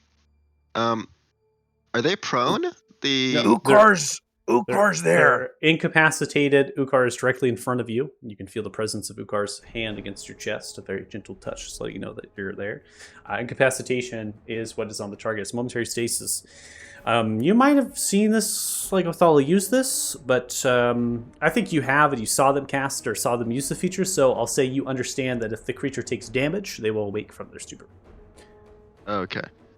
So yeah, I will just take a swing at the one behind it then. That's at advantage, but I don't think it matters since it's a zombie. That's And crit fish, All if you crit want. fish. 12 hits. yeah, that's crit fish. Ah, so close. So close. Would you wish you took a dip into champion fighter? Only. Mm-hmm. Next attack? And then another attack if that didn't take it out. Did not. 23 will hit, and you do 15. That will take it out. They both failed. They would be restrained, but it's not pertinent to put that on because they are dead as you smash them once with the flail, and second time they falter through the doorway of that southern chamber. Bam! Bam! As you rip through. Where's everything else? I only see. Don't meta it, Lucas. Don't meta. Hell. Fine.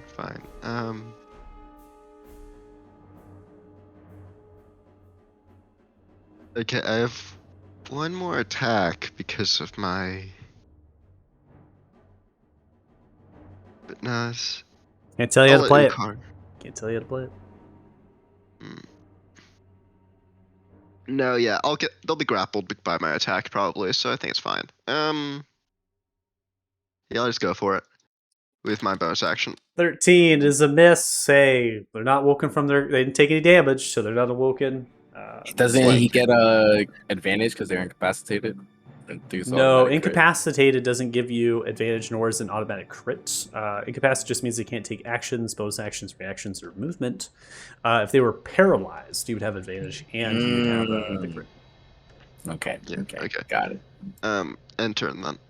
Yeah, these creatures also are immune to paralysis, most likely, because that's more of like a natural-based condition. These are like metallic constructs. Most constructs actually are immune to incapacitation, just FYI.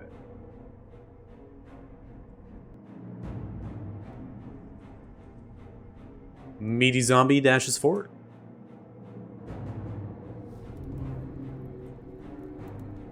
Okay, well.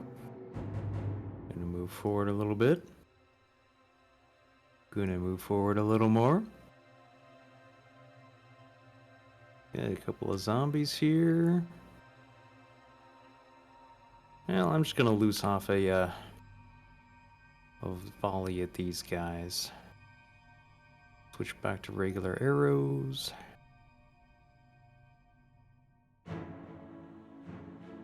Attack first, then volley. Is that right? No, the volley's just a passive thing. Just shift T to select more targets, and then you can just click it. Right. Well, I'm glad I asked beforehand because I totally forgot. So don't click the volley. Volley's just a passive thing. Just click your bow, because that's what you're firing with. 24 is going to hit, and the 26 will hit. You're going to do 13 to the zombie and 12 to the construct. Construct is no longer incapacitated, as it took damage. That was one of your attack actions if we're ruling the Horde Breaker like mechanic. You're doing 2 targets, you technically are using one of your attack actions. Firing again, 25 and 25, both hitting 14 onto the construct and 14 towards the zombie. The zombie is dead as the bolt arrows land from the volley. You're almost splitting 2 pieces of ammunition, right, as you're firing now. It's like almost like you're taking 2 arrows at a time and you're like holding them, right, and they're kind of firing off, going off. You know, that's how I'm interpreting. Damn, I'm good.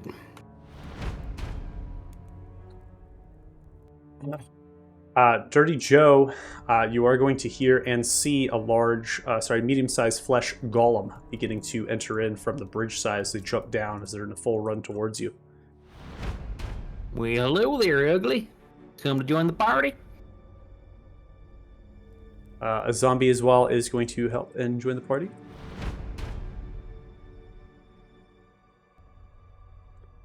Another zombie. Lovely. This drone is going to move 25 here and is going to come in for 2 strikes towards Alden. I'm not going to roll them. Alden is immune to their strikes. They are not silvered. As you see that drone crashing in, their incredible strike, they're able probably most likely to hit Alden, but Alden's able to heal quickly. Another flesh construct begins to run through. So now that corridor due north where you've just come from is filled with 4 creatures, 2 of which are undead, 2 of which are constructs. Istrel, you're up next. Great.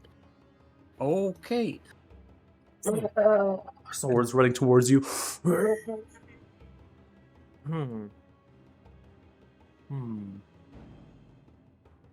Alright, let's try this. Let's toss out a fireball.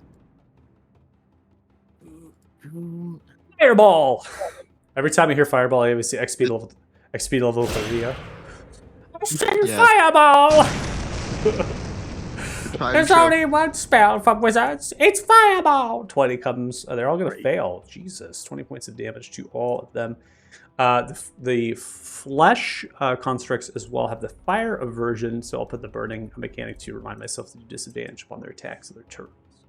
Right. And then we will move up with that spell stored in the Echoing Blade and take a haste action swing on this one. Okay. 15 is going to connect. You'll do 12 points of piercing damage, cutting through their stitched together leathery flesh. And release another fireball.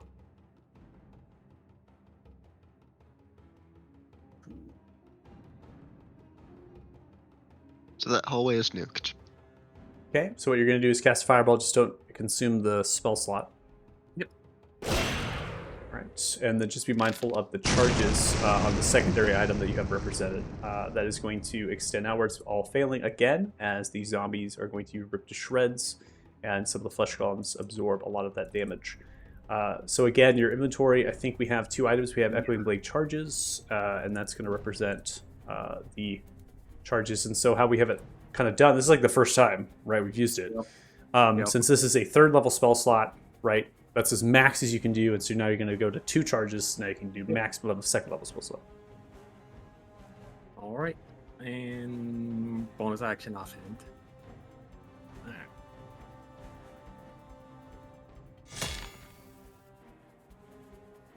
Net 20! Alright, that's going to crush in for 16 points of Damn. piercing damage. Not enough to take it out, but you're able to stab it through the center point of its chest, twisting into mechanical gears and organs of its heart. As it's angered and upset, averted to fire here. We're now going to come to Ugar. Ugar is about ready to do some fucking work. 24 is going to connect. They do 14 points of damage to the drone, attacking on the sneak attack. That's going to be 34 total points of damage to the drone. As they crush through, they're kind of vaulting towards it, stepping, and now coming at the drone on the other side. They're going to send a sword again. 30 hits, 12 points of piercing damage, and as their offhand comes through, doing 12 points of piercing damage, they then are going to step through to clear space. And they look kind of motioning down, looking for other targets. It is clear as far as my eyes can see. Motioning almost down the corridor as well as the 2 rooms, right? Because they have viewpoints of the doors that are open from north and south. So they're telling you both those chambers are clear right now as far as they can see. Alden is going to hear the commotion. They are going to move here towards you, Istrel, and they are going to look at you, and they're going to use their adaptation.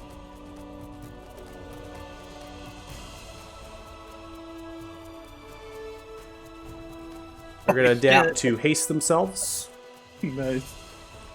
Step forward, and they're going to get their hasted action to swing their axe, dealing 21 total points of damage. So you see as Alden kind of runs forward, looks towards you, see blood kind of extend towards you and funnel through, grabbing that magical presence of the haste, extending into them, but not stealing it from you, so not removing it from you. And then they're kind of copying it, blending it with themselves. And then they begin to move with that haste and take their hasted action to swing their axe, crushing into the same flesh construct that was in front of you. That's the end of their turn. OP. Basically. Yeah, we talk about, Wolverine player characters. Yeah. I Well, won't do that. This is the work of your party, though. You're the people who built relationship with Alden. The only one way that this NPC would have been with you on this journey is if you built that relationship. And now you're watching firsthand of why the Ulfarim are feared by the Tinkerer. Alden takes a legendary to claw strike through the flesh golem, dealing 18 points of damage. And Ukar is going to use their legendary to vanish. We now Look at come how to good we are at this game, guys. Now come to round 4. You're welcome for all this work I'm doing for you. Just kidding. Kid, you're up. We're getting carried, 100%. No, it's... Well, looks like you guys have things handled here. So I'm going to go ahead and come to this door and open this door. All right, you open. It's not locked, just 2 heavy stone doors. As you swing them towards you, you can see a staircase descending, then another staircase, and then another, and then it's rounding around on itself, descending down underneath you, perhaps, but it's going further than your dark vision can see. All right, I'm going to... Portentous. You guys have this fight in hand. I want to start looking ahead because this is drawing attention to us. We need to move fast. There's a prisoner. Yeah, there's a prisoner, but we got bad guys. We can always come back. All right, so Kit, you're going to run down. We are going to have you off map and off the combat. So at this point, we'll just end your turn, and we're going to finish off this combat, and we'll come back to you and most likely the rest of the party here. So go ahead and end. Roger that. Head over the link. Cost is yours. I don't care about the prisoner. Harsh. We can come back and get him later.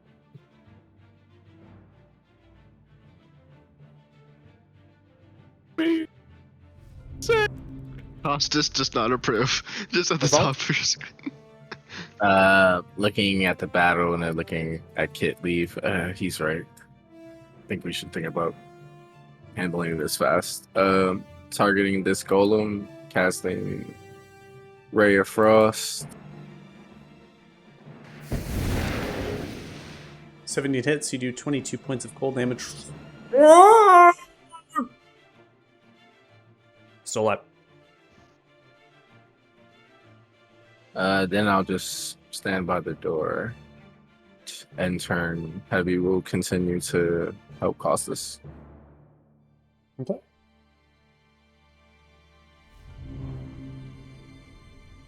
Passes. So let's break this guy's steel. 23 is going to hit. And you are going to do 16 points of damage to them. They're also going to be grappled on failure. Cool. Hit him again. 21 hits. And that is going to be 22 points, and they're not restrained after success. Cool. You break through their steel armor. They take the blow, steam billowing from the back end of like a furnace. Or like kind of holding their power. Now I'm gonna move here. And What's yeah, the reach? What's the reach of your weapon? 20 feet. Yeah, so if you go greater than 20 feet, the grapple will just simply end. Just FYI. Yeah, I know. That's why I'm staying here. Is because I'm like, I want to go farther, but I don't want to lose the grapple effect. So I'm just gonna. Yeah. Dirty Joe. Okay. Let's just see if I can finish these guys off. I'm gonna put sharpshooter back on. For this guy, well, yeah, probably for both of them. 23 is going to land. That'll deal 21 points of piercing damage, and you land a sharp shot directly in the center point of its head. As it falters back down dead. And the second one. 26 will hit, and you do 20 points of piercing damage. Clunks into their steel body, but they are not dead. Well, that's what bonus actions are for. Slayer's Prey for the 6 added on to the second attack. Well, I tried. Somebody else mop them up. And I'm just gonna run forward. Down towards where I thought Kit went. Okay.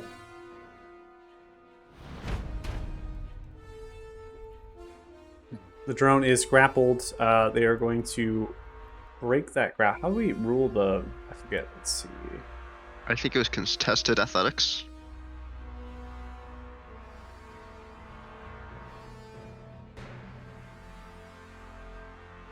Yeah, what's the strength DC? 17, yeah. Alright, it's not able to break it. Israel? Alright, let's start moving here.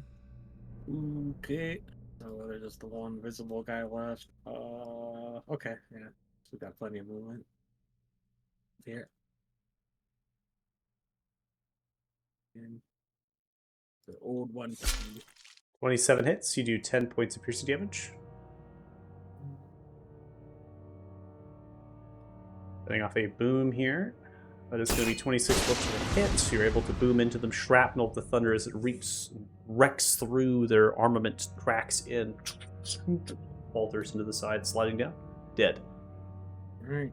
And we'll just turn back around and... Right. Looks like we're clear. Let's keep moving.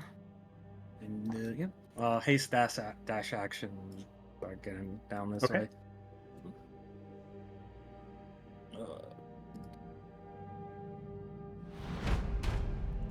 Ending turn, we now come to Ukar. Ukar will stab this zombie. 32 will hit. They will wipe the zombie from existence. As they stab the zombie, they are going to use some of their movement to come into the corridor, looking down and around, and then they're going to use the rest of the movement to run back. It is clear. There is nothing that way through the north corridor, east into a furnace room. We press forward. As they dash with their bonus action, and they are going to kind of group up with the rest of you as you move, but not necessarily leave. We come to Alden as they stare on. As they groan, "There's one more!" They kind of run towards off map. They were able to see 32 hits. They do 32 points of slashing damage. The bite comes through for 25, and then the claw strike comes through for 24. Then haste action with the axe coming down, dealing 27 as they wreck through Not that anymore, construct. there's not. And they're going to destroy that construct from existence. And then they're going to use the rest of their movement to sprint down all the way 80 feet total to run back with the haste. They're running, groaning, and as they move, that is going to be the end of combat. Okay. The moment combat ends, I'm gonna dash over to the prisoner. That was impressive, Alden. Wow. Faustus, we don't have time. Get over here. Alden I'm, speaks to I'm you. ignoring that. Ufarim have lived for millennia. We survive against Prisoners. many enemies and foes that would deal us harm. Don't move your tokens any further if you're south of those doors, just FYI. Do what we must. There is also not many of us alphas. I am only one of a dozen. So just speaking to you with all plainly that this is like 1 out of like 12 that exist in the entire plane of existence, right?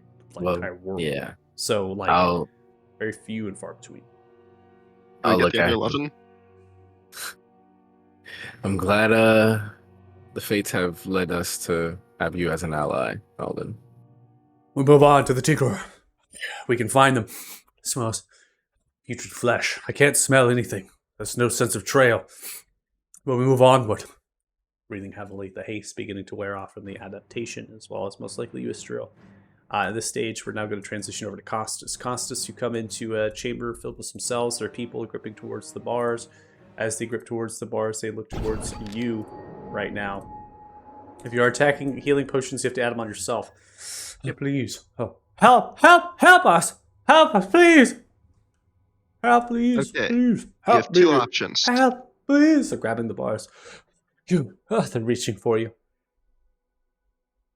Boss is gonna say, "Stop talking." Okay, you have two options. Either you can follow us, but we will not Please, slow down help! you. Help! Open them! Break the chains! Help! You see I'd like to chains make an locked over intimidation check to get them to listen to me. Ow. What alignment are you?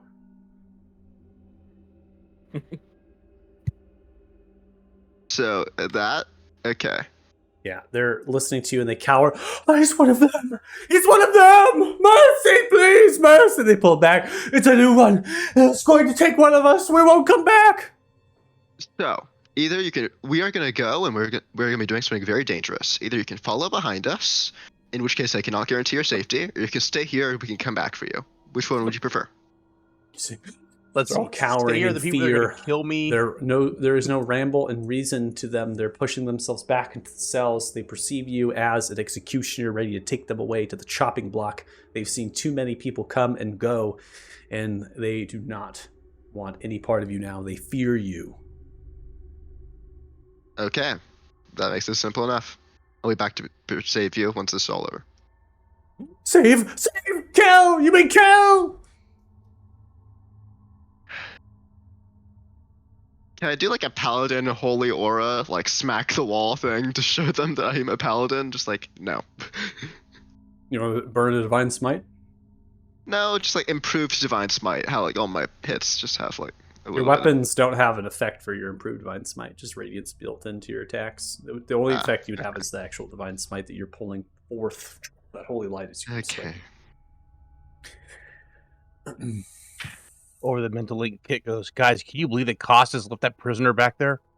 What a paladin!" Oh no, so disreputable. He's trying to fulfill his oath. Fulfilling something. Whatever satisfies him, right? Faustus, That buddy, poor your dude. heart's in the right place. I do want to help those people. But if we were to bash all those gates open right now, where are they gonna run? They're I realize that. underground, That's full why. of zombies and blood knights. We can help them once the Tinkerer is dead. Yeah, Not I know. before. I figured it was best to give them the option of if they want to follow behind us and put themselves in danger, or stay put and No! possibly put themselves in It's no danger. way to save somebody. Hey, we're gonna go jump into a chamber full of some kind of ancient spasmoid evil character, and they're just gonna get splattered all over the walls. They're They can nice and stand safe and sound outside the themselves chamber. right there. They Just can come stand back here. outside the chamber. Stand Oh outside my the chambers. God. In a chamber full of zombies and constructs and blood knights. That's a great plan there, buddy. Okay. At this point, you have yourselves moving down. Eventually, your haste is going to wear out, Istriel. Same thing, the haste, as soon as your haste runs out, the haste runs out for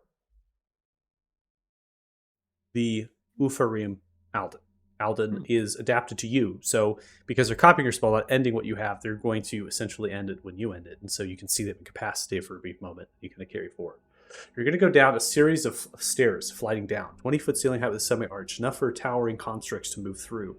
The stonework here is natural, but also has slight engravings for the brick that has been laid through. The slate stone is slightly riddled with red rock, and that reddish vein as every so often you come through. And eventually those series of staircases end. You're going to round around, and then you're going to go underneath further as you go down flight after flight after flight of staircase, going down into the depths, most likely underneath where it was you just were. Kit, you are going to lead, or are you going to wait for your party to come with you? No, I'm gonna see if I can't find out where this guy is. So I'm going as I went. It's my job for now. Pulling you to scene, Oh Kit. fuck! You see a opening, a semi-arch opening of 20 feet. No door here. You pass through onto a platform with a staircase that rounds down roughly 10 feet to the base floor. A large alchemy room. You have a multiple steel vats every so often providing potentially cover, and they have these different sorts of sizes depending if the tools are rather large or medium size of holding. There is these runes that are etched into the ground around a green vat that bubbles and gurgles. The chamber in here has torn apart. There is holes and gapes within. The lighting in the space as well is quite vast. So the blue glow around here is essentially dim light as it comes through and embraces you. It doesn't mean there's not pockets you might be able to get invisible, but right now you do have some light source that is upon you that makes so you're not in pure utter darkness. As far as the chamber here, which is broken and cracked, you can see the age. It's been here potentially for thousands upon thousands of years and has shown wear and tear from the cavern ceiling height that's kind of come down and sent shrapnels of rocks down, breaking apart things. You then see a platform with two staircases coming on either side, wrapping around like a ring with bridges passing in to different runes as it circles around. There's a whirl of energy, a wind in the entire chamber that's emanating from the center point of that. There are three golden constructs towering 15 feet high that are embraced around there as they're holding their hands at the vortex of the energy as it swirls, embracing the power that holds within that.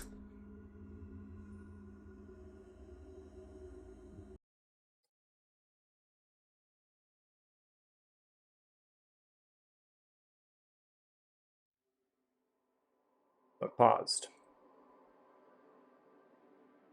Yeah. Upon seeing all this on the mental link, Kit says, "We found something, and I'm waiting for you guys." And I'll wait for the rest of the party. Okay.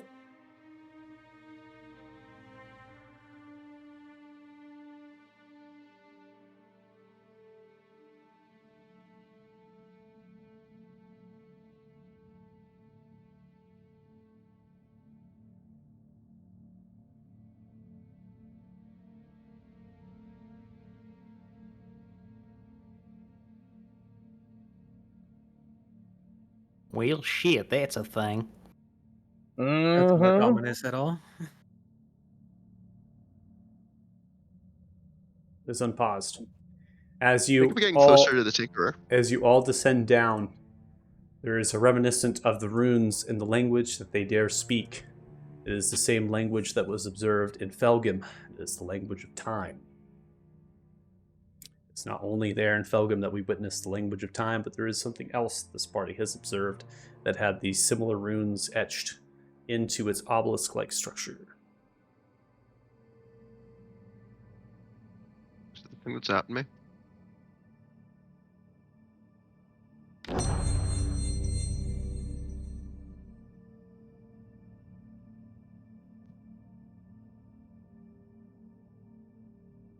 Am I going first again? Hang on. Maybe just from what we can see here, Othala and I can see if there's anything strange going on with those ruins. Yeah, I wanted to read them what they were actually saying.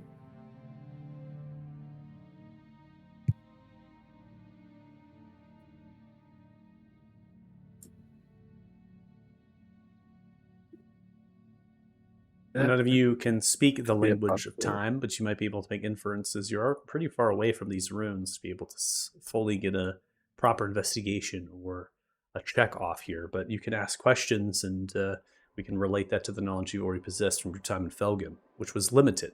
Remember, we weren't there for a long time. We didn't have the time to study in the great library that was there. In addition,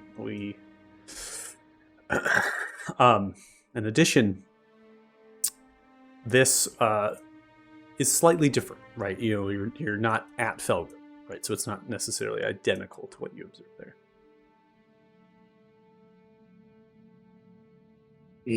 As a chronergy wizard, would I be able to glean a little more into what that might mean? Like what these runes might say? Like, is it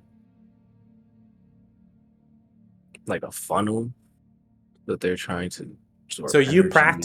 practice chronology magic, but that doesn't necessarily you know the language of time. The language of time is something that has been created and formed by some being of power. That was referenced in Felgum when they were referencing this language sometimes, as well as on a object that this party has observed many sessions ago. So is this magic? Of course it's magic. You're able to understand it's magic. Is it a ritual? Perhaps. Is it a glyph? Most likely. Something like a planecaster or a glyph of a teleportation circle is most likely based on the rune positions and how they're assorted. What is exactly happening on the platform far across in this chamber seems to you is that the constructs are embracing this power. They're embracing what whirls around, and they're moving their hands in a way to connect, almost protect against like a supernova-like effect. Like if a sun sent themselves outwards a flare as it kind of moved through, they're kind of capturing that as it whirls. And this is all visible. You can see this. You can make a check for more information, but it has to be specific. It can't be general. Costas, you are going to look through the desk? Mm-hmm. All right, so you look through the desk and you can see a few books and paperwork here. There are copies of newspapers and as well as tinker tools and assortments of different things. Very old. The desk is weathered. Cobwebs and dust cling to this. They haven't been used most likely in thousands of years. Of course, you'd have to make an investigation check to figure that out. The newspaper clippings date back also thousands of years. The dating here corresponds with when time functioned more or less in terms of eras. You know, we have the Antares timeline that coincides with an event that happened in history that changed the fabric of what people know, and so they kind of united themselves in this world timeline. This timeline would speak to eras and events and periods of history. I'm not going to go into too many details because we're referencing things that will have to kind of go into lore and that you don't really know about, right? So I'll just say that there are periods here of time that are past 3,000 years ago. So they're older than 3,000 years. As soon as you're looking through the paperwork, a voice from like a loudspeaker begins to emanate through. Welcome! You all have arrived.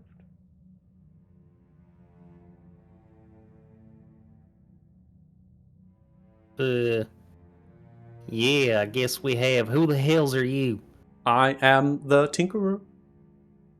And you have come here. Welcome. For what purpose are you here? We're here to file a complaint with management. May file your complaint with the Knights of Blood.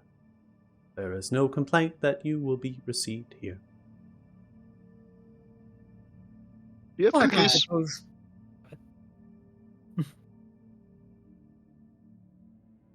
You I look to the made my ceiling and quip, you go see ahead. many tiny-sized boreholes in the ceiling height of roughly 30 feet. Hundreds of them. Similar to an ant colony, but very perfectly cylindrical and spaced perfectly and identically each other.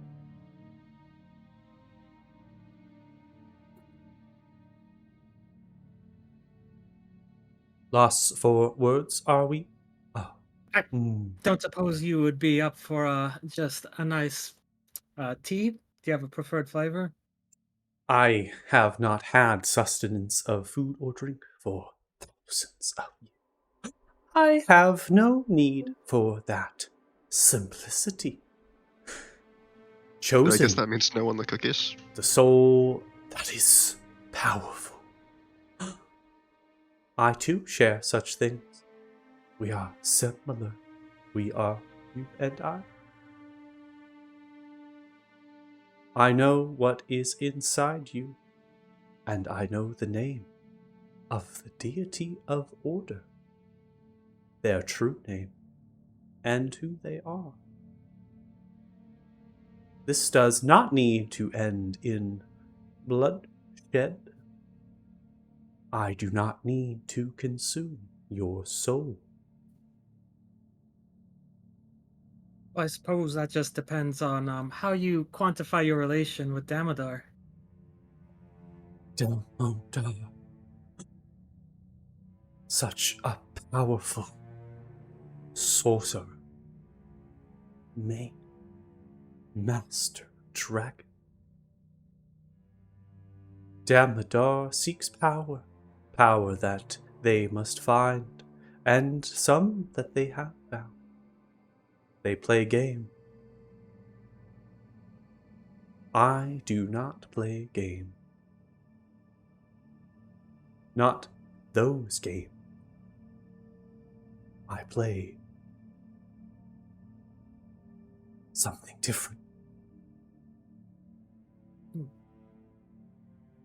Something exciting. Canasta? Bridge. You see as the vat Ah. at the center point of the room begins to burble and gurgle, and through the cloud of the green you begin to see mechanical parts being lifted from the ground by lever-like mechanisms and tiny-sized drones that begin to filter in and begin to build a huge-sized construct. As it begins to build, you can see beginning plated a tripod with 3 different tentacle arms that sprout from its back. Similar, these arms as they come through, like a War of the Worlds type situation with the tripod as it follows through, with the kind of whirl of the tentacle arms. So it has 3 that come through on the back, and then 2 on the sides, and the tripod for the legs. Its torso seems independent of movement of its legs, and inside of a circular ocular region, there is a medium-sized humanoid brain. As it bubbles and gurgles underneath the plane, a huge, massive plane of glass begins to build. You see as they look towards the glass, and they simply break out of the glass. They break out as they step through, crushing into the ground. The greenish liquid filters down, flying out, but then detaching itself from these gratings as they open are 2 drones, similar to those in the chamber above. As they begin to fly outwards, they look towards the glass to fix, and one of the tentacle arms turns and rotates. It fires a large stasis of telekinesis, picking up all the planes of glass, aligning them, and then the drones begin to fuse glass back together. The vat begins to build with more liquid. Aren't I beautiful? Rips into the gauntlet of 3 fingers as it clutches each one on either side. The tentacle arms with 2 prod-like mechanisms. Oh, sweetie. What happened? Oh, you gotta go to the bathroom. Go. Don't pee on the floor.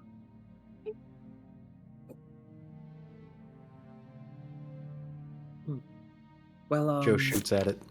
Oh, jeez.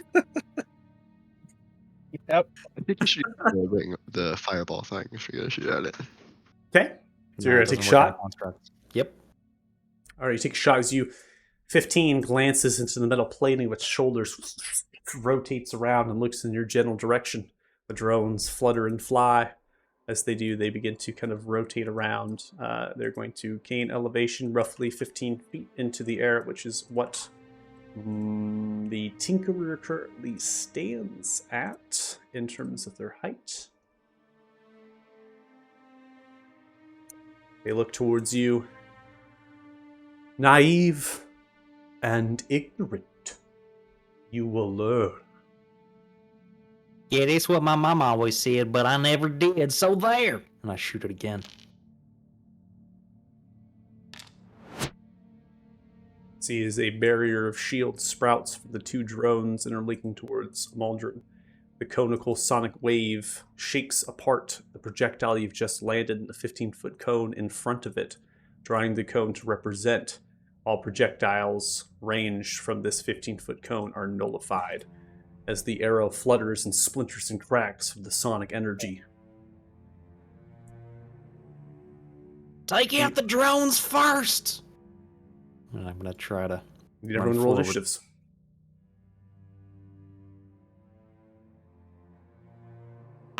As you send off your second arrow, you see it beginning to whirl, picking itself up with the tentacles, whirling and pulling themselves up and forward. You see as everyone is rolling their initiatives, gearing for the fact that you, Dirty Joe, have just sent out one arrow. Second arrow. Ukar, Alden, listening, gearing themselves ready for the fight against the Tinkerer. You will learn as the Tinkerer finishes their monologue. I am Maldrum, Wizard of Old. Let me teach you.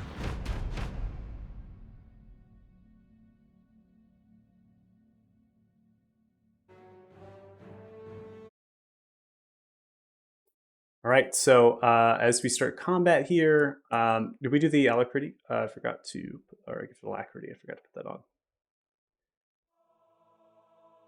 4 and 3, yeah, I forgot to put that on. You got 1. Paul, what'd you get? Yeah, 4. So You got 4? 30. Okay, Yeah. let's go ahead and make sure we get that adjusted here. And then, Costas, you got what? 3, so 16.16.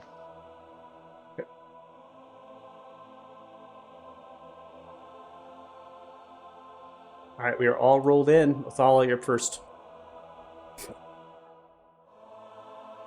So while I was preparing to come down the stairs, I did Beat of Ambience. So I cast slow inside of it. So Heavy has the beat. Okay. Heavy is going to fly above here. And then use the beat. It's gonna do slow. Okay, so it's going to do slow here. So what I want you to do, because Heavy is delivering the beat of ambiance in slow, I think as it specifically states for this effect, you go ahead and remind myself on your character sheet. Where is it? Where is it? I don't see the feature. There it is. Okay, attack bonus and save DC. So I'm just going to have you cast the spell from your spell list, because that's going to be the easiest thing here. But Heavy is going to flutter forward, and it does have a range of the spell, so you're basically not having Heavy go all the way. Yeah. Okay, just getting close enough to cast the spell, yeah. Exactly. So go ahead and throw it down.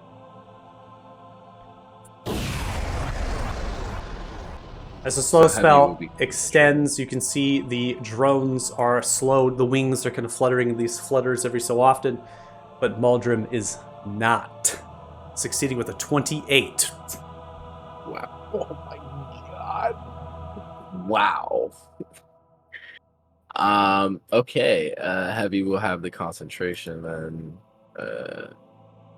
There you go. Okay. And I'll just run down.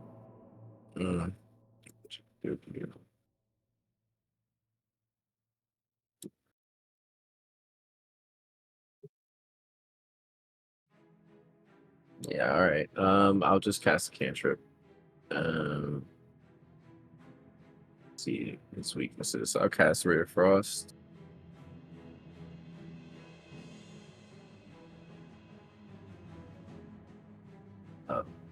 I don't think I can do that either.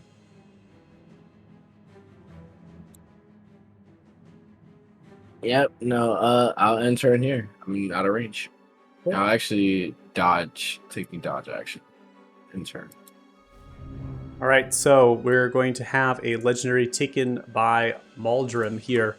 You are in range of one of its tentacles as it begins to power up one of its actual arms. This is going to be a pulse arm as it begins to build itself outwards.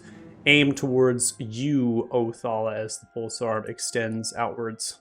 At disadvantage, 23 is going to hit you, prompts you for an intelligence saving throw. With disadvantage? That is correct. 22 succeeds, but you're still going to take 22 points of force damage as it sends out its arms towards you. No need for a concentration check, so ignore it because you are not the one concentrating on. But we have to keep that effect because we cast it from you on the two other creatures. All right. Okay, Estrella, you're up next. Wait, how big of a drop is this? Does it look like The these things are vat here, you're 10 feet up. The vat is 10 feet tall, so you're kind of reaching over it. It's essentially just jumping on top of it, and then you can slide off of it over Could here. you use So it to, like, do that? Yeah. yeah, you just like run across it, and you can just like slide down. Let's bonus action blade song. And then action haste.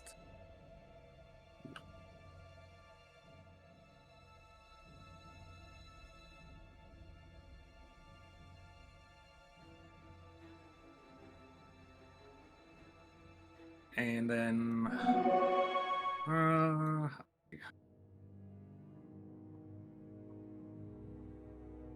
it's how long is that? 100? And then we'll haste action dash. Okay. We should have enough movement. Yeah, I think we have 160 feet of movement. Here we go. Boom, boom. Let's do it. And then that's Yeah, it. For the right turn. up in there. There we go. Let's go. The other turn, seeing you, Istriel, charge up another arm centered. This is a telekinesis arm as it begins to center the same one that pulsated the glass and arranged it. Prompts you for a strength save.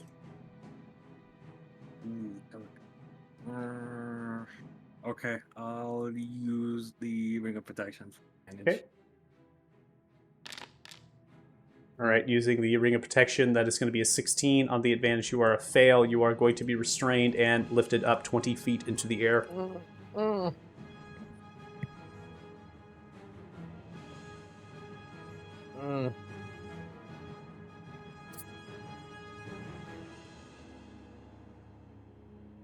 right, we now come to one of the drones. One drone is just fluttering itself over in terms of response to Ystrel coming forward. It is slowed in its turn. At the end of its turn, we have legendaries taken here, one of which is going to be in the direction of Ukar. That will be a improved disengage, which allows them to go 10 feet. And nothing from Alden at this stage. Kit, you're up. All right. I have no idea what's going on here with this guy or anything, and all I heard was Dirty Joe say, go for the drones first. So I'm going to action, or I'm sorry, not action, but you can't go move through the and green then- vat, just FYI. That is 20 feet tall, and it is solid glass here, unless you want to break it and try to go through all that liquid. You have to go around it. Okay. I will script the edge then. That's 60 feet from my bonus action and my movement, so I have another 20 left. Which was 10 right there. So these guys are 15 feet off the ground, correct? Correct. I have a 10-foot reach for my attack. Am I able to jump the other 5 foot and try to swing?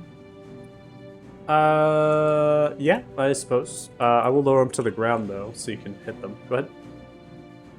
All right, I'll attack the one closest to me, of course. Damn, dude, Kit's got a 29 5-foot is going to break. hit. That does 19 points of slashing damage, and that I mean, he has a is bugbear at 7 feet going tall. to die. So you crush into the drone, just smash onto this metal plated drone, takes the world, crashes into the grating and slips through the grating. All right, and then I had a little left here for movement-wise. I'll just move there. That's an attack. This one here. Okay, I'll lower him to the second ground attack. as well, so that way you Oh, can target. Go yeah. ahead. Sorry. It's okay. All right. Targeted. 24 is going to hit, and you'll do 16 points of slashing damage. The drone is not dead. But you can actually take... actually, you can't take the surprise attack on this one, because this one went before you. So you can't get your 2d6. You could have got the 2d6 on the other one, but it didn't matter. So, Oh, do- son of a gun! but you do have The a third chances of that. Yeah, unfortunate. I have a third attack? Dread Ambush. I don't. Did that trigger for this? It's the start of I'll take combat. You always have 3 attacks at the beginning of your combat. Dread Ambush will Alright. get a third attack, which is a d8. Oh shoot! I didn't mean to roll that. 28 is Ignore a all hit. that. Why? There we go. Never mind. I was confused. We're good. I'm helping you run your character today, Dustin. You have 3 attacks, Dread Ambusher. Yeah. Sorry, I got something going on at work. I'm trying to deal with. Oh, at the same as well, time? so I apologize. Okay, so yeah, it's okay. yeah, like something that was potentially really bad. Okay, we'll let you get so- to that. You crush into these 2 Not- drones. Anything else for your good. turn? No, that's all for the turn. Thanks. Okay. Ending turn, the end of your turn, there is another legendary that is taken. This is going to be the last of its arms. This will be a sonic arm that pulsates thunder damage in a sonic wave. As it sends out to both you, Istril, and Dustin and Kit, which Kit has stepped away. Just need you to make a saving throw. I'm here. I think so. With restraint, it's disadvantage, but with haste, it's advantage. So they cancel out to normal. They should cancel out to normal. So upon the roll of a standard die, I should see 1. Oh boy. That's not a great roll. Was the creature restraining him one of the drones that just died, or? Nope. That is from Muldrum themselves. Kit with a 19, that is a fail. Istril with a 9, that is a fail. You both are going to take 34 points of thunder damage as it reams through. Now, as it comes here, it looks like the false life seem to balance your concentration check. Let me see what value it is that we need to roll here for your concentration check. Let me know. I know you had 7 from the false life. Yep.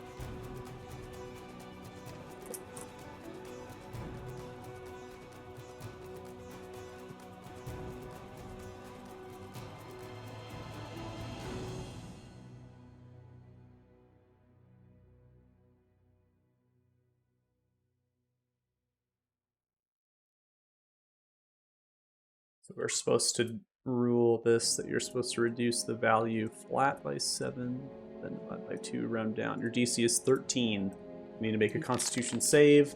Easily done. 30, maintaining that haste. All right, so Costas, you're up here on the platform. You observe this massive construct with the world, War of the Worlds type weaponry here that is extending out. Istril is restrained, lifted off of the ground, Pole's arm extended towards Uthala, resisting another effect, and then this sonic wave that pulsates outwards, shedding ripples of energy through. Yeah. I'm gonna do the same thing as Istriel, and I'm going to kind of like use this vat to get down. So 30 feet down that vat. Then I'm going to pop an oil of thunder, and I'm going to use Which weapon are you putting it on? the Guardian's Mithril Reach? Guardian's Reach. Yeah. Okay, so I don't have anything built up for those yet. I'm going to attach a d8 of thunder damage directly onto the stat block of the weapon. And then Crusader's Mantle. And you're casting that, okay? Yeah. And that's gonna be my turn.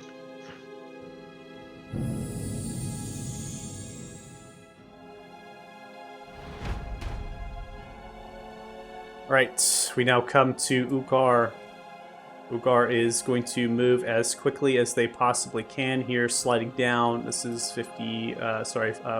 This will be 50 there. And then they're going to use their bonus action to dash, come right here towards the Tinkerer. They then are going to use their action to swing their weaponry. Natural 1 comes through on this attack. They're then going to use their Stroke of Luck feature. Stroke of Luck is a rogue ability that at 20th level, they can choose to succeed when you need to. If attack misses target within range, you can turn the miss into a hit. And so they are going to then hit with their attack. They are going to deal 12 points of piercing damage with their sword, and that triggers the sneak attack. Let's see. Nope. Because you're within 10 feet, Nistral, you're too far away. So they're going to continue to attack here. 18, that will be a miss. Bonus action was used to dash. 2 attacks is all they can do. Ending turn.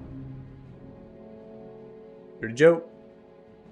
Alright, well, I'm just gonna move 30 feet over to the side, heading towards this little platform here. And I'm just gonna fire off some arrows. 19 is not going to land. The hefty armor plating that bounces off the shoulder. Next attack will be a 30, and that will hit. You do 15 points of piercing damage. Mindful Slayer's Prey does have a minimum range of 90 feet. And, I believe you are within range for that. 65 is where you're at right now. You can use that for your bonus if you choose to get some extra damage. Yeah, I tried. It gave me an arrow. Or not an arrow, an error. Saying that it was a max range of 60 feet, not 90. Oh, really? Let me see. We'll take the extra arrow too, though. Oh, it is 60 feet. Apologies. Let me see. I think you are. You move 5 feet, you'll get it. So if you want to move 5 feet closer, you could technically do yours. that was 30 feet already. I'll let you go there if you want let me to. Yeah, that's retcon fine. it. Okay. Yep.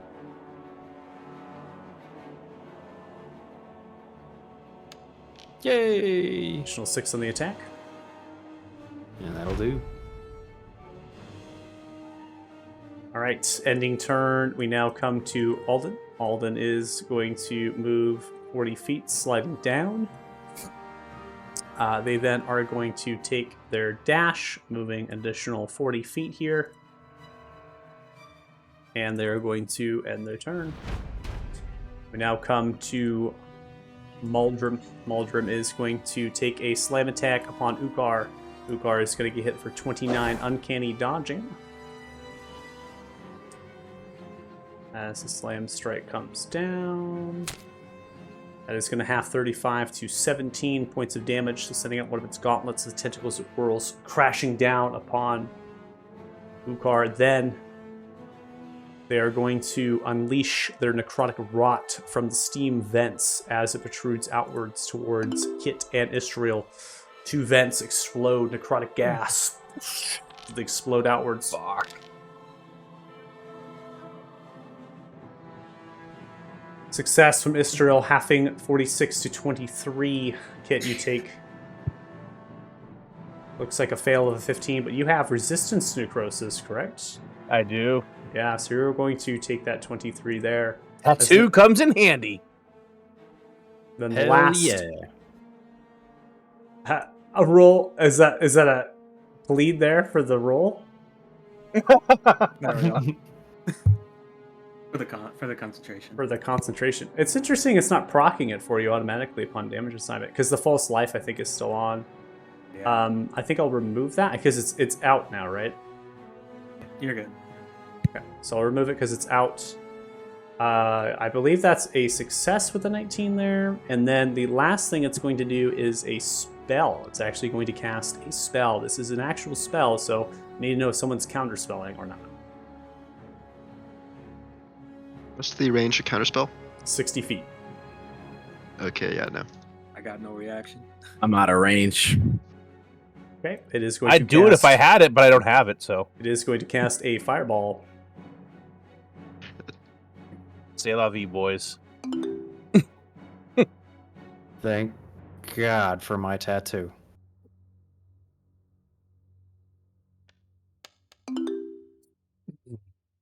Oh, now we get the concentration check. Oh my God! Don't roll that, please. Don't roll that. And also gave you the restraint and the deafening. Oh my God. Okay. I'm glad I chose the dodge. All right. Part of this sonic thing is that you're deafened. That was interesting. So somehow false live is stopping you from getting certain effects. That's curious. So you're restrained. Okay. All right. All right. So now we're gonna go up to the fire. Othal, you had an 18, and Dirty Joe, you had 25. Correct. Yep. Okay, Dirty Joe, you're only going to take 6 points of damage from that. Othal, you fail. Means you're going to take the entire of 27 points of fire. I also have resistance to fire damage. Does that further get cut in half? Yeah, you're halving 27 on a success and then halving that again. So only 6. So 6. Okay. You're halving to a half. Othal, 27 fire points is coming towards you as it splinters with the fireball and exploding. That is the end of Muldrim's turn.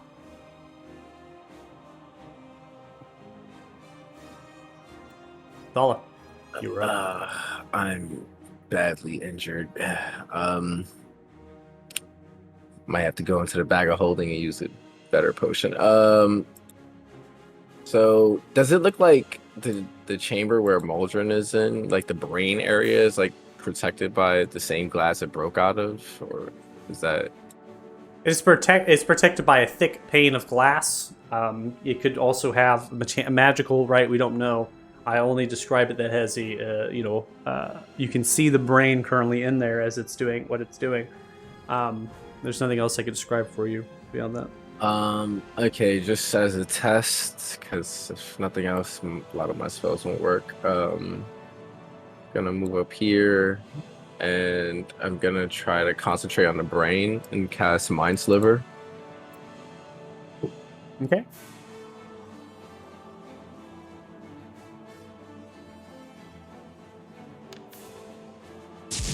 All right. Muldrim is affected by this, but they succeed with a 25 on this intelligence saving throw. This is a Wizard of Old, and as such, the brain is powerful here. And you will know that if they fail, they will take psychic damage. But they succeed, they take no damage or effect from Mind Sliver. Okay. But they take damage, which is good for me. So what I'm going to do is, I think that'll be it. Heavy will just follow up, fly as far as, just fly to Alden and give Alden help, and that's it. Okay. All right, at the end of your turn, here before we come, there is going to be a torso spin. So you see as it unlocks itself and rotates its arms outwards, extending them, and spins rapidly, funneling around in a cyclone, targeting multiple targets here for strength saves.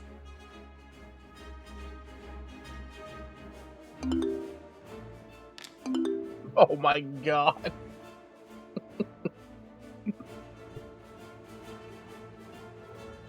All right, Dirty Joe, don't roll the con save. You're not damaged. I think there's something going on. It's a little bit broken right now based on what was going on with those saves. Let's see here. What I need to do here. All right, so Ukar has a success. They are going to half 15 down to 7, and they are not knocked prone.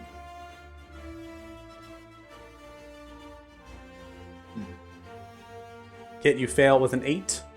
You're going to take 15 points of bludgeoning damage, and you are going to be knocked unconscious and prone. Shit. And Istral, I have you at a 20. That is going to be a failure as well. You're going to take 15 points of bludgeoning damage, and would normally be knocked prone, but you are restrained in the air, so there's no possibility of that. Succeeding on the concentration check here easily. And we'll have to take those as we go because they're being really weird right now on how they're doing it. But should just be a 10, but it put it to an 11. So let's see what happens here as we go. All right, Istro. As we come to your turn, it is very apparent that your party is heavily injured.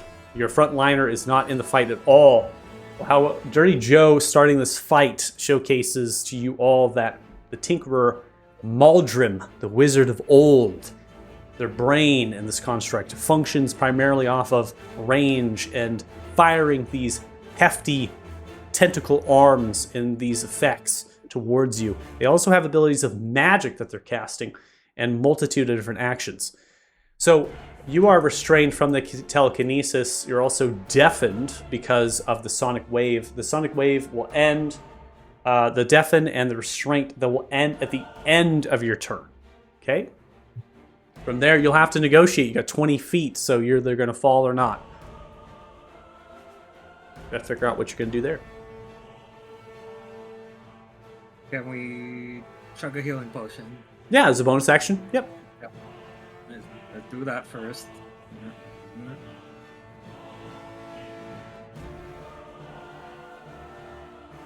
I think it's lagging. It is possible here. Let me see what we got going on. Do you target yourself or anybody else? I didn't target anybody. Try targeting and then doing it. There we go. 24 comes to you. Okay, and then so the brain is inside this thing, right? Correct. Okay. Can I use Swift or Steel Wind Strike to teleport out of this restraint and attack the brain? You can attack the construct, but you cannot attack the brain. It is inside. If you do that, you'll be trapped inside of that liquid in potentially where it is, and there's not enough room for that. Okay, that's fine. Yep. Let's still do Could you teleport a knife? that.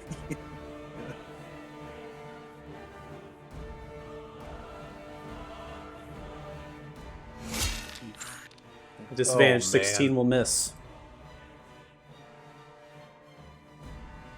Does the teleport not go off either? I believe if you miss, the teleport will not. Let me see. You can see within 5 feet of one of the targets you hit or miss, so it will go off. Where do you want to be within 5 feet? Well, he's been doing cones, so let's go over here, up top. That spot or the spot to the right? This is fine. Yep.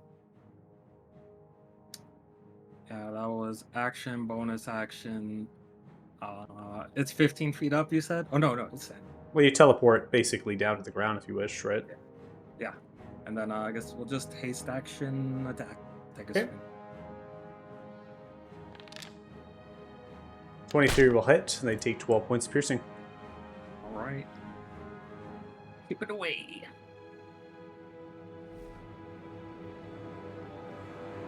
Right. At the end of your turn, before we come to you, Kit, and your death save, Aldrin will take a legendary, sending out another sonic arm, and this one is in the direction of Ugar. Ugar succeeds and takes no damage with evasion. Kit, I need you to make a death save, please. I know it's a D20, but is there a quick roll on the sheet? I've never had to do this before. Is it just the skull? It should be the skull, yeah. Oh my god! That is a 2, which will be a fail. I thought it was a natural 1, but that is going to be one step closer to death. Yeah, why did it add a +1 on that? Because it's technically Constitution, right? Let's see. That's weird. You should have a +2. That was almost a nat 1. Your cursed dice coming in hot. It should technically be a +2 because it's a Constitution save, isn't it? I thought it was just a straight D20, no modifiers. No, let me see.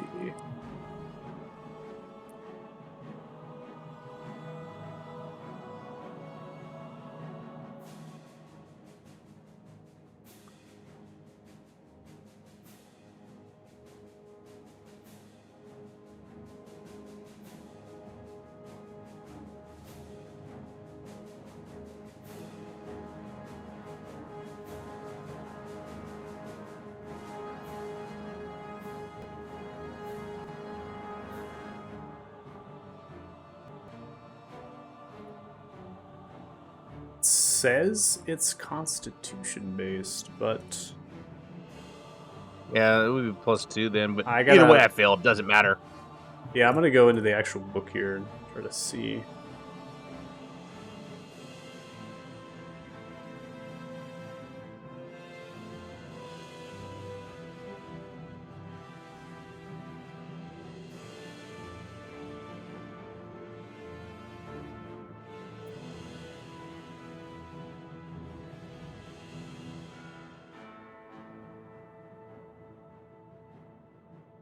Oh, only it's aided only by spells and features that improve your chances of succeeding on a saving throw. So it is adding.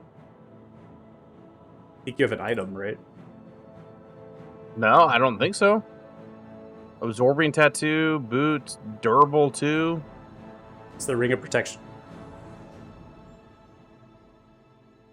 It's a ring of Oh, protection. +1 to giving- all. Because of Yeah. all saving It's throws. the ring of protection giving you the +1. Oh, okay. Well, either way, I failed. Doesn't matter. +1, +2, +8. Still, I still failed. All right, Costas. Before we get to you, there's a telekinesis arm in the direction of Alden. Alden will succeed with the 30.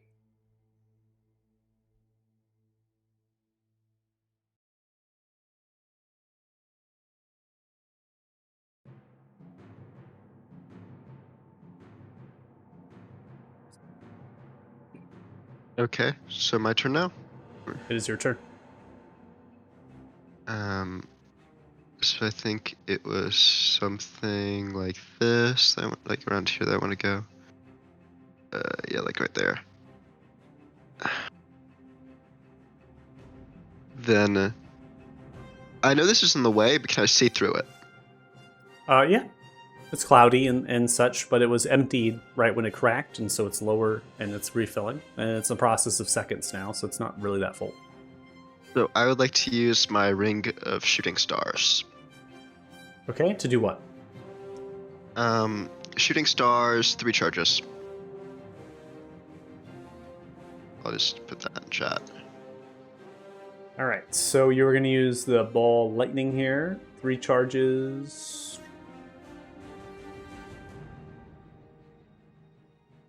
Shooting stars. Spend 1 to 3 charges as an action. For every charge you expend, you launch a glowing mote of light from the ring at a point you can see within 60 feet. Each creature within 15-foot cube originated from that point is showered in sparks. It must make a DC 15 dexterity saving throw, taking 5d4 fire damage on a failed save, or half as much damage on a successful one. Are you sure you wish to use fire damage against this construct? I think it's lightning. Oh shit, it's fire. Never mind. I guess one of those lightning. The lightning damage is the spheres. It is the ball lightning. You can expend 2 charges as an action to create 1 to 3, 1 to 4 3-foot diameter spheres of lightning. The more spheres you create, the less powerful each sphere is individually. Each sphere appears in an unoccupied space you can see within 120 feet of you, and they will last as long as you concentrate, up to 1 minute. As a bonus action, you can move each sphere up to 30 feet, but no farther than 120 feet away from you. When a creature other than you comes within 5 feet of a sphere, they will discharge lightning, and they will make a dexterity saving throw. On a failed save, they'll take the damage. Yeah, no, that's gonna Right. hit my allies too. I'm not doing that. That's, Yeah, it's a large sphere here. yeah, Now no, it's yeah. Okay, so I'll just dash, get up to here if I can. Okay. And then for my bonus action, I will activate my tattoo, specifically the Eldritch Claw.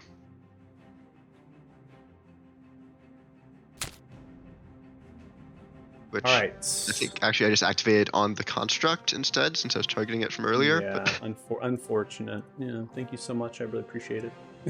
yeah, give the buff to me, please. All right, so each of your melee attacks with a weapon or an unarmed strike can reach a target from 15 feet away from you as secret tendrils link. In addition to melee attacks, deal an extra 1d6 force damage on a hit. Once used, bonus can be used until the next dawn. And you're using that on any sort of attack here, so I'll just put it towards your Mithril Guardian into the stat block of 1d6 force damage. Cool. Okay. And then I'll end turn, since that's bonus action movement and action. All right, we now come to Ukar. Ukar is going to attack with Their weapon 32 is going to hit.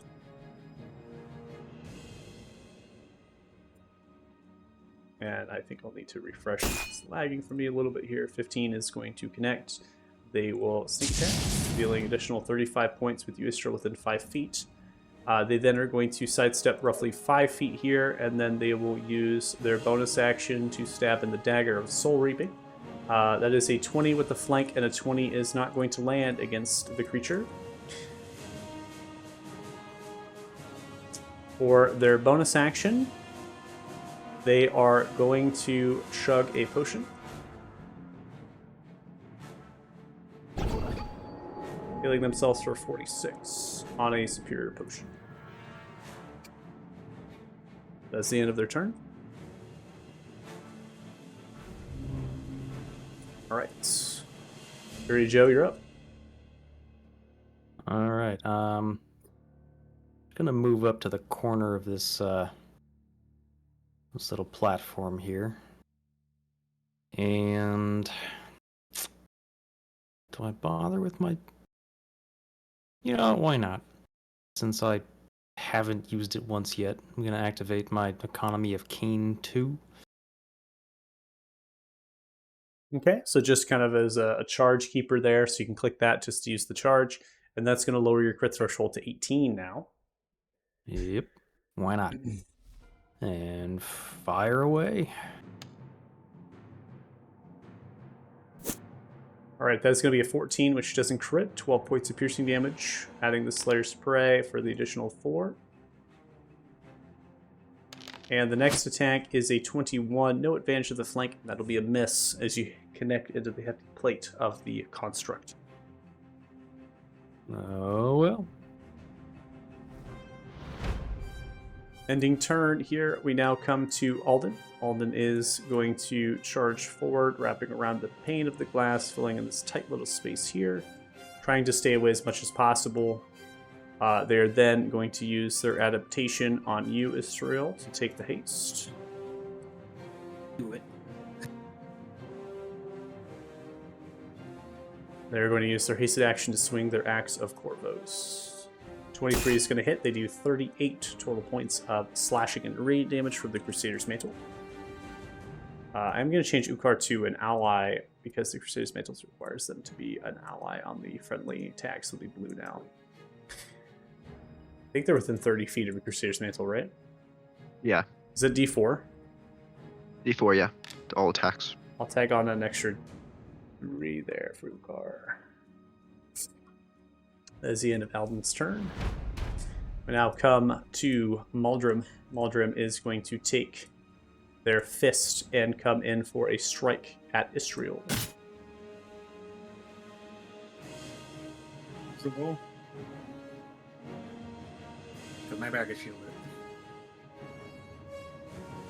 They're going to hit for 32 upon you with the fist. They raise the gauntlet down with incredible strength. What's up? We'll shield it. Okay. We're going to get a shield here. I think that is going to increase your AC to 34. It bashes into the shield with the fist strike as it comes through. The Necrotic Rot is not a success on recharge. So that gas that it was out, the vents are in an opening. And then it will cast a spell. And this spell is in direction of Costas. Sure.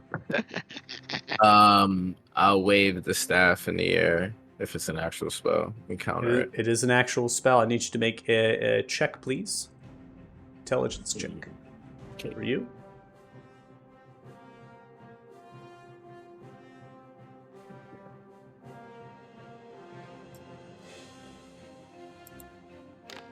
That is unfortunate, an 8, and then it's not going to be able to counter the Blight spell that emanates from Maldrum.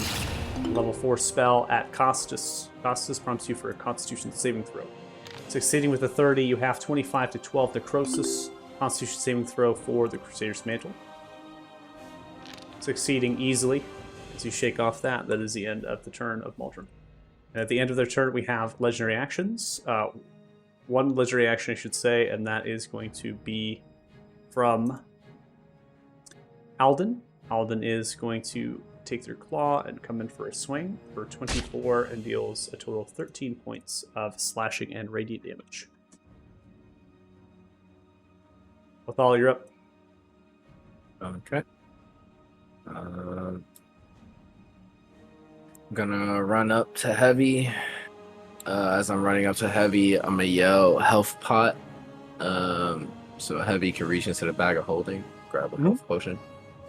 Then Heavy will fly around. Flyby feature to get by this. And then feed the potion to Kid. So Okay. thinking using the greater healing pot, so 48 if you want to roll it yourself, Kid, or roll it. You said 4? Yeah, 48. I think it's Uh-oh. plus, but it's plus.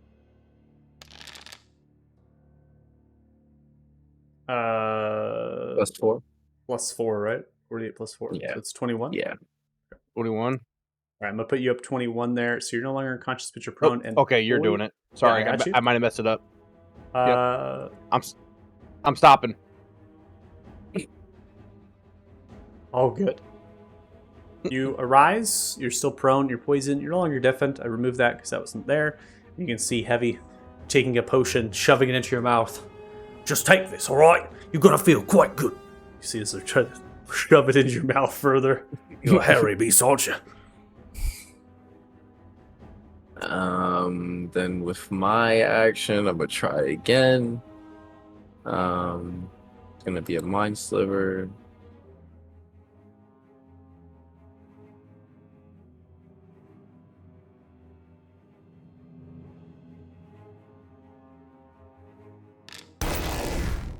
Succeeding with a 20. So No close. Okay. That'll end my turn. All right, at the end of your turn, they will take a legendary here. The legendary is directed towards you, Othala, with a telekinesis. Marks you for a strength save. Your magic is weak. They extend their arm towards you, pulsating. Strength saving throw to resist the restraint. Is it a magical effect? It is a magical effect, but it is not a spell. So the mantle wouldn't work. All right, so I'll use the ring. Okay.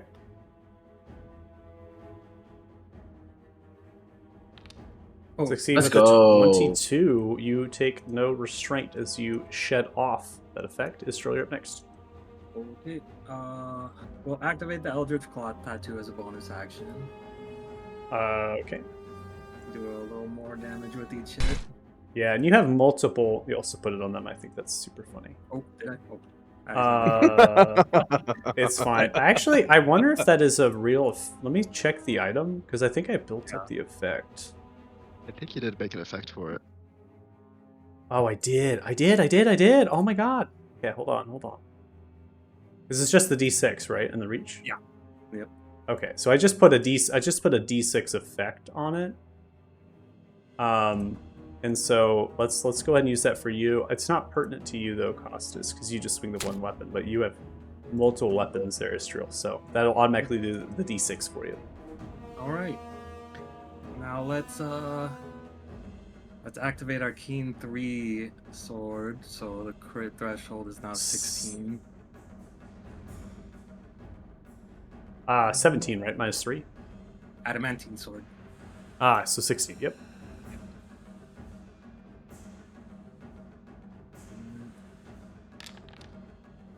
That'll be a crit. Yep.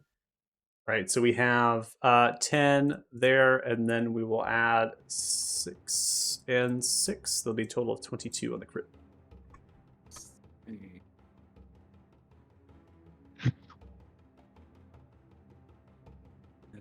They're still barely injured. Ooh, that is a There's another 5. one. got here. How have you not been in the fight this whole time? 5 on the die roll. Unfortunate. It's not going to land. Damn. Okay. All right. And then haste action attack.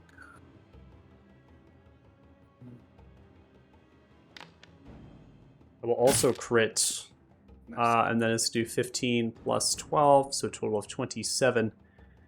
And telling you right now, as you send that booming blade and twisting the thunder damage, if you know anything about constructs, you would know you would want to capitalize on that. Okay.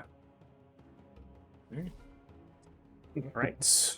We have a legendary here coming from Maldrum. And this is in the direction of Costas. This is a pulse arm. That is going to be a 16, which misses. All right, Kit, you're prone, but you're in it. Half movement, stand up. Yep. And I always potion for self is a bonus action, Correct. or it's an action. Bonus action. All right, so I'm gonna. Oh, I targeted heavy by mistake. I'm gonna bonus action take a potion of greater healing here. Take this, you stupid flying bucket. He just did it to me, so I'm giving it back. 21 back to you. Remember, you're still you're poisoned Just riff left. from the necrotic rot, I believe. Yeah, I think you still are. And it ends at the end of your turn. So I still get the full heal though, right? So I'd have Of course. 42. Poison condition Okay. just means disadvantage on your attacks. I mean, it is what it is at this point. I'm hanging on by a thread, so I'm gonna go ahead and disadvantage is control. That should automatically do it. The conditions apply Okay. to you. So All don't right. worry about that. Natural Of one. course. as you Why- come swinging why not? forward. You stand Why up, not? poison. You strike through, striking into the ground, missing completely. The fuck is going on? And I'll go. Oh Natural my. one. You know, boys, it's looking like a TPK potential here. I tell you what, you gotta start rolling better than this shit, or we're gonna die. Kit just turns around and walks off the map. Well, fuck this. I'm going home. Out of I'm curiosity, can you use inspiration after your roll? With a nat 1, it's not going to matter, right? Inspiration is an automatic success regardless, so you could use inspiration if you chose to, but that is a pretty big deal.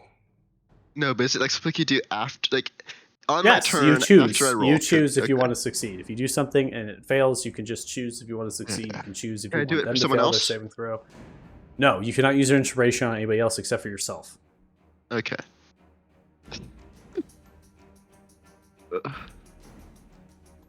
All right, Cassus.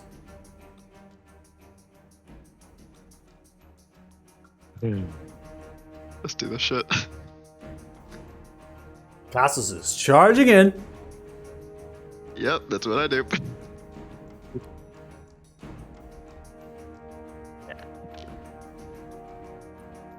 Nat 20. Would you say this is undead? No.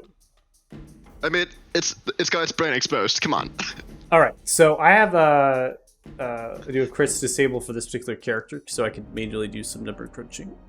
Just FYI, because there's a particular reason why this is. So we have 42 on the standard here, and I'm gonna crunch the numbers for the crit.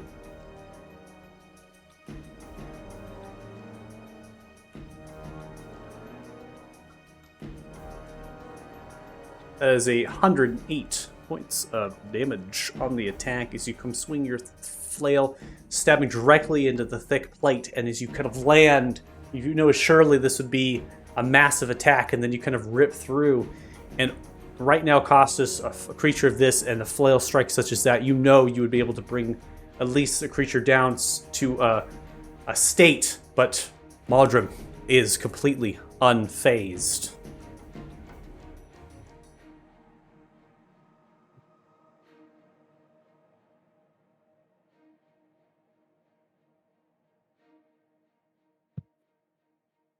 Two birds. It's my level 3 smite. Huh. I'm mad. It's immune to smites. No, it took the Who the hell is 108. immune to smites? It took the 108, but think, all of you think, this creature is showing that it is incredibly durable. It is massive, thick inches of plate armor as you're smashing it. It's powered. And all the while this fight has happened, those constructs around here are not in the fight. They're continuing to contain this thing of power. Yeah, okay. Over the mental link, I'm just gonna tell everyone, deal with the constructs. I'll delay it. And then I'm gonna swing at it again. 26 will hit. And that is going to be 22 total points of damage as you come swinging through. And then let's see. I have 30 movement. I am not moving right in front of the kit.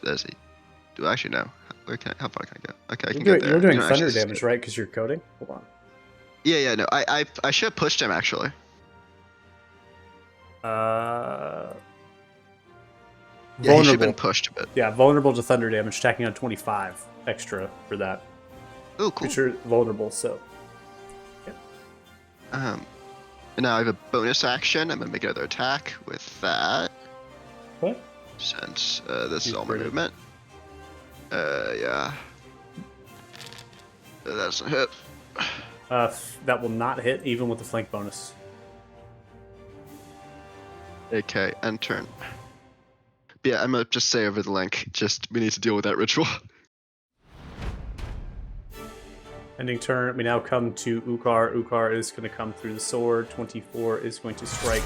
They're going to deal 15 points of piercing and radiant damage on the first strike, tacking on the sneak attack, dealing additional 46 on the sneak. They then are going to try to stab their dagger of soul reaping. The 24 will be successful. They're only able to deal a handful of damage here into the creature because most of the dagger is going to be necrosis, so they only deal 9 points. The creature showcases immunity to necrotic damage, but the dagger as it stands, it is going to go in for another offhand attack as their bonus, and 30 will connect as well, and stabbing it once more. It cannot heal. The dagger reaps through. The dagger has a mechanic where it stops the healing of creatures. So if this construct in front of you was to heal, Ukar is suspending that or stopping that from happening. Okay.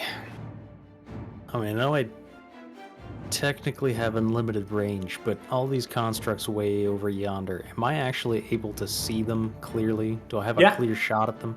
Oh, yeah. Well, in that case, I've got luckies to burn, so sharpshooters going on. I'm gonna see if I can snipe these motherfuckers. All right, before you roll. Oh, too late, I rolled. Oh, geez, you rolled. It's all right. Okay, you take 25, it's fine. 22 points of pierce damage. You can land as it kind of hands into it. They take a step back, but they continue to ignoring the damage you've just dealt. Okay, Slayer's Praise going on.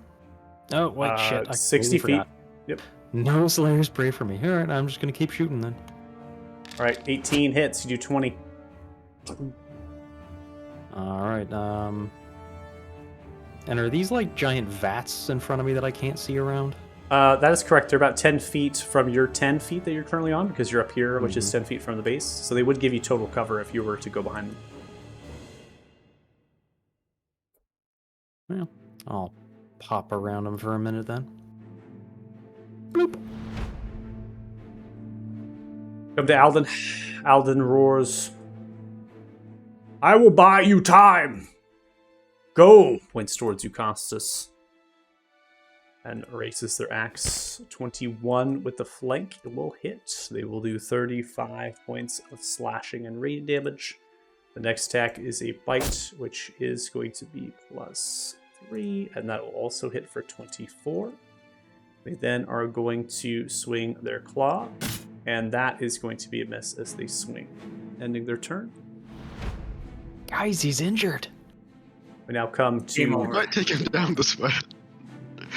Maldrim.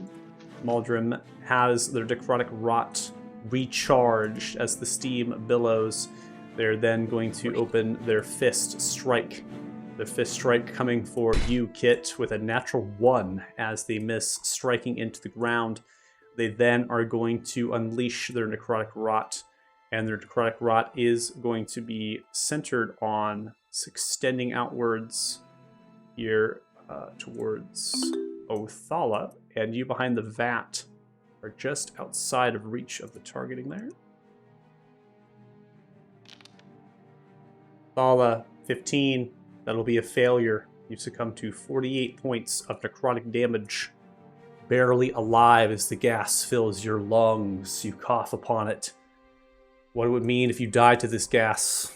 I mean, very unfortunate things, but you maintain yourself. And now a spell that is being extended from them.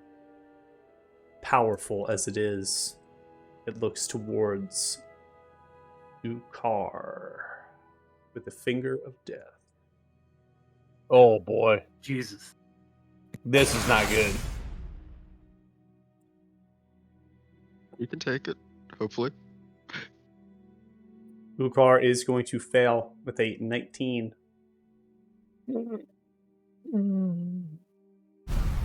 They have legendary resistance, and they will choose to succeed instead. They're going to half the 70 down to 35 points of necrotic damage, keeping themselves alive. That is the end of Waldrom's turn.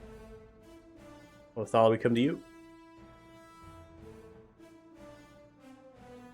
Ow.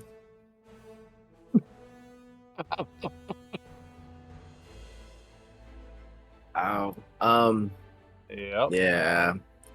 How far? How up? How high is this? So to the pipework, it's 5 feet, and then through here is 10 feet between the vats. So it's kind of like you're running, and then you're jumping on one, then you're jumping up the next. So 5. Then I could just make it to the ledge here. Yeah. So that's what I'll do. Yeah, I think that's the best course of action. Yeah, let's go from here to do something.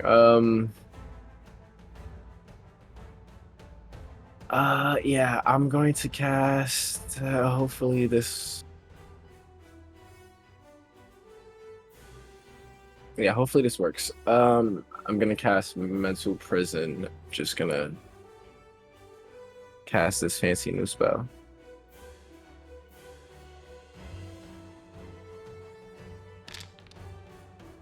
Holy. All right, Maldrim will fail with a 17 and will activate their legendary resistance to choose to succeed instead. Fuck. Good, you gotta burn through it. On a successful save, the target takes 5d10 psychic damage and the spell ends. So we will take the 5d10, which is a total of 37 points of damage. The rest of the effects are none and nil. You will not concentrate on this effect, I believe, because they succeeded. Yeah, no. That's what happens when you're first in the turnover. And shit. I'm gonna burn through so many health potions. That's what they're for. I'm gonna use one of the superiors because I'm practically dying. Yeah. 8d8 plus 8. Okay.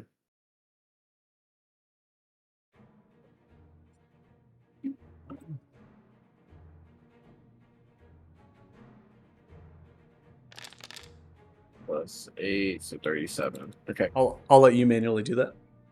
All right. And that's Heavy's over there. Heavy will will give Kit help. Okay. Bill's turn. All right, before we come to your turn, Istril, Maldrim is going to do a torso spin.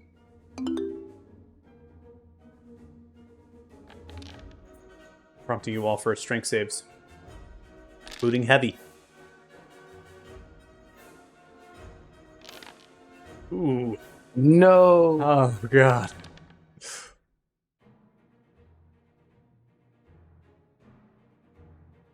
He's helping Or Heavy. Kit. I think Kit would, if you get. Nah, it's a saving throw. All right, Nah, Costas. Actually, no, I think saving throws count. Heavy would, regardless of an orb protection, heavy is going to fail. So they're not going to succeed on that. Kit, you have, Costas, you succeed with a 29. You'll have 15 points of bludgeoning damage down to 7. This is And I have magical. resistance to. Oh, it's magical this is bludgeoning. magical. This is magical damage. Just so you understand. That's Let's see for annoying. concentration. Success. The 2. So now what? Kit, you have failed. You are going to take 15 points of bludgeoning damage. Heavy. Poor Heavy. On your shoulders, Kit. As you brace, you hold on to the little guy, trying to get them around, and they're smacked, clubbed into the ground. They're going to take 15 points of damage, and Heavy is gone.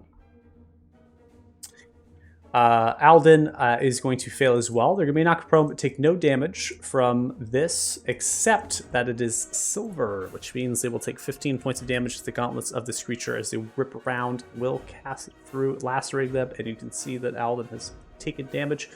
Ukar succeeds with a 37. We'll half that 15 down to 7 points of damage, and then Ishral, you failed with a 15. You will take 15 points of bludgeoning damage. Prompts you for concentration of the haste. Success here. That is going to be it for the legendary as it whirls and swings. Ishral, you're up. Wait, gotta get up because we're prone, right? Correct. So it's back up to there, and then haste action to dash. So is that me, and then an extra 80, so I should have 100 feet of movement. Okay. Are you going to disengage? Shouldn't. Yeah. Okay. We'll play it safe. Yeah. Creature has Sentinel. I'm just kidding. Shit. God, you got That's fucking so rays. messed up. Got all these fucking rays sent at me. Got his rat. Got towards the spin. Everybody got fucking Sentinel. No. Yeah. Oh shit. So, Istral, as you begin to ascend the steps, the whirl as it centers around, you can feel time beginning to distort. You stare at your hands. As you stare at your hands, they are feeling as if they are being reduced as you're aging in rapid fashion. And as you're aging from rapid fashion, there is the gift, purple and pink cackling lightning. As you were told upon getting this gift, you were told what, Faith?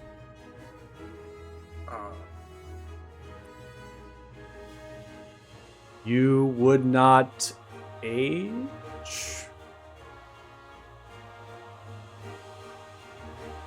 Do you remember? I'm trying to remember, but Jeffrey, when they gave you the gift, they said you will not age, is what part of that was. Not just the gift, but also that you will not age. And so, with the distortion of this time, it seems to be rapidly as it begins to change. You feel the metaphysical properties of something through this well of power as it's extending this distorting time. But the gift, what has been given to you by Jeffrey, is making it so you are not aging, so that it's kind of reverting back. So you're almost like rapidly aging, and then you're not. It's like a kind of a distortion of the effect. Keep going.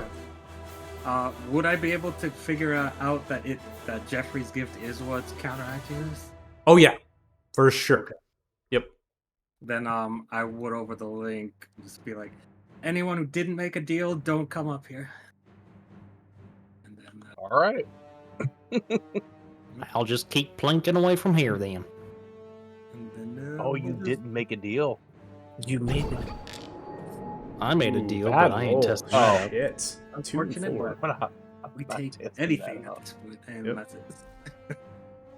Ending turn. Oh, boy. Another legendary from Muldrum. This is going to be a pulse arm towards Ukar.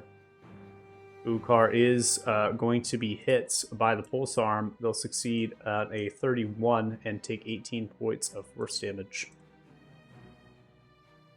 Kit, you're up.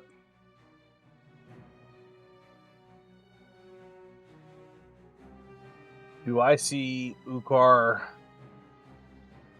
kind of starting to show the worst for wear here? Sure. Ukar does have, by the way, a helmet on.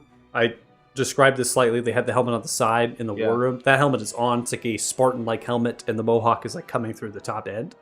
So they are moving around, they're taking injuries and stuff, but Ukar, right, and how they work,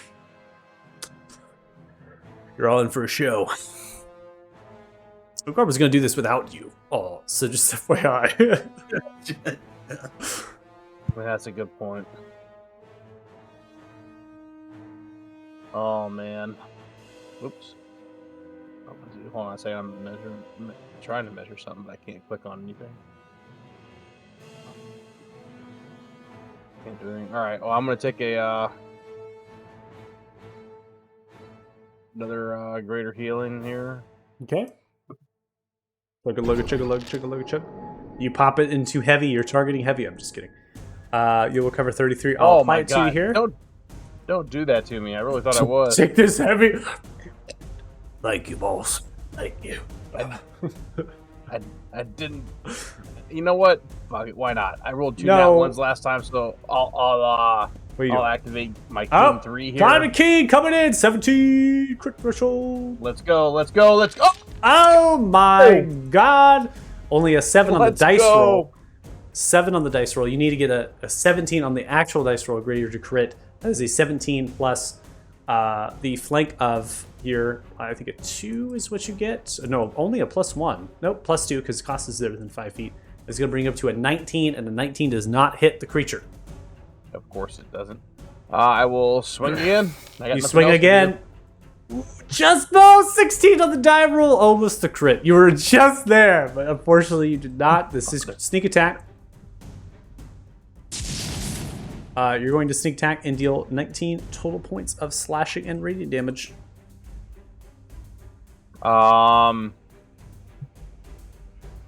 Yeah, and that's it. As I end my turn here and I hit him, I'll fight somebody your own size like me.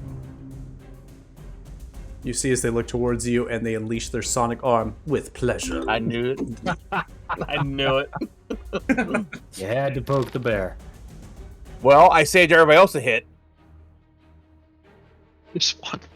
That's true. Kit, you succeed with a 25. You're going to have 38 to 19 points of thunder damage. I'm also going to remove heavy from the board because they're spirit. So once they get hit, they kind of just disappear. Yeah, he rolled a -1 anyway. All right. Costas. Okay. I need to know. Like, first of all, is javelins, like, if I were to apply coating to javelins, could I coat multiple of them? No, they're not ammunition. They're a thrown item. It's just one javelin. Oh, that's annoying. Okay. Think about this. So, Think about this, Lucas. Just for a second. Think about it. Grabbing 5 arrows, easy. Grabbing 5 bolts, easy. You're welcome for the animation. Grabbing 5 bullets, easy. Grabbing 5 javelins. I get it. Okay. So, no, I'm sorry. This is a hard fight. I'm kind of. Okay. You're in it, baby. You're all look at your health. Okay, look, take a break. Look at your health, guys. You're potting. Things are looking okay. Come on now, let's go. So, if these guys were to fall off into that little area, like off the path, would they die? At least from what I could see, like without a check or anything. If I were to, would they die if they fell off the path? If you're trying to pull them off of the platform there, like if you're trying to say if I drop them here. Yeah. If they drop them there, like would they fall BG3? Just like You would need to drag them here, or here, or here. If you're gonna have them if I were fall. to push this guy 10 feet, this like 10 feet over here, would he die? Yeah, he would fall in if he was not reacting. Cool. But remember, these are Okay. massive tonnage constructs. They are also incredibly strong. So this is a task. Yes. And that you is- would be 80 years old by the end of it. Yep, exactly. I know. So I'd like to use my bonus action to coat a javelin in the thunder coating, which Okay. pushes the target 10 feet when hit, along Okay. with the extra damage. And then I would like to throw the javelin at the construct. Okay, this Sick. is a long throw here. I think you're At an angle so that they'd go into the area that would kill them. If I'm not the correct angle right now, you can tell me. I think you're at Where I need to 90 move to. feet here.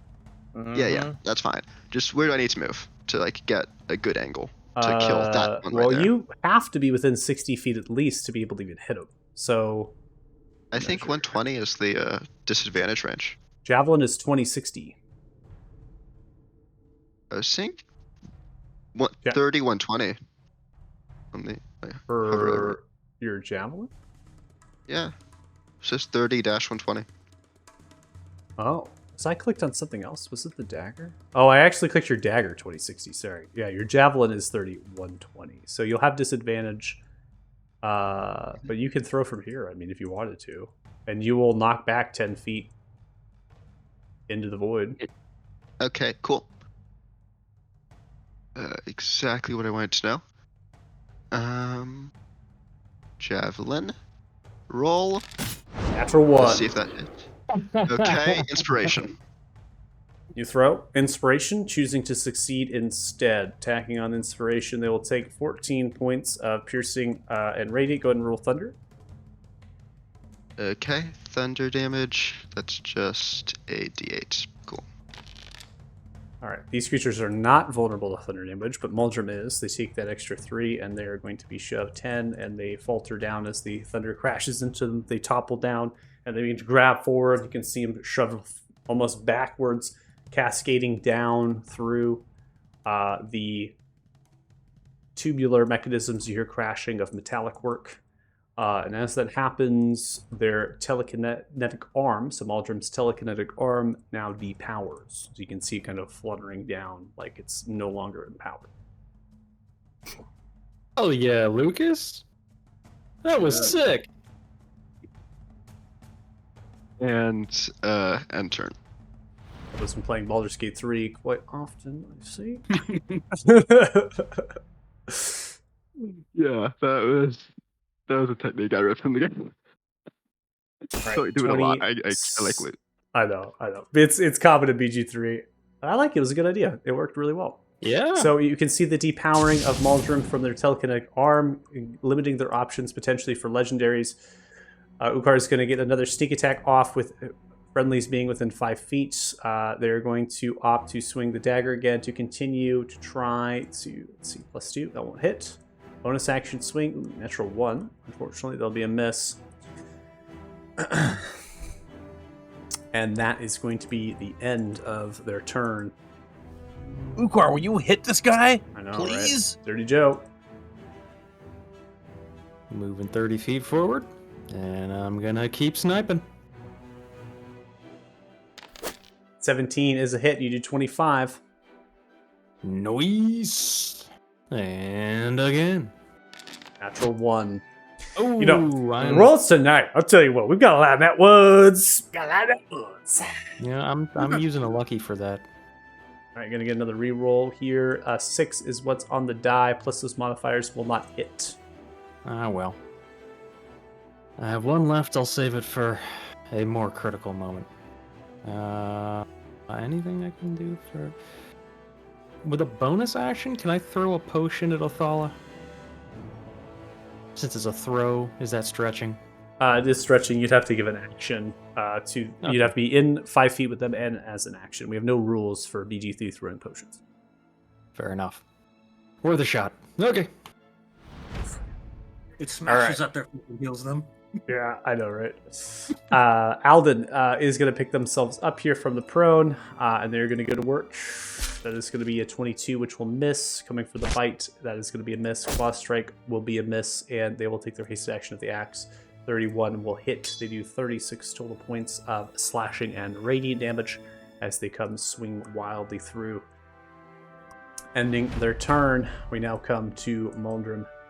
The Necrotic Rot of Muldrum has recharged. The slam attack coming for Ukar on the slam. Ukar will uncanny dodge, halving 27 to 13 on that. The Necrotic Rot, as it extends, is going to be aimed directly at you, Kit, as it blows towards you.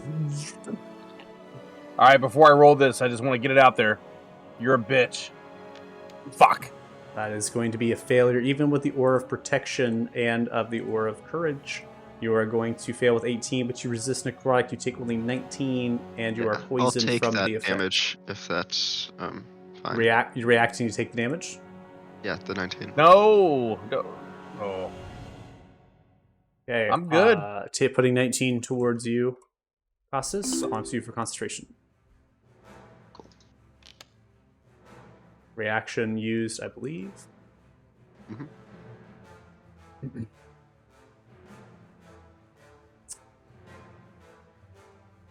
And they're going to cast a spell. Are we going to have any counter spells?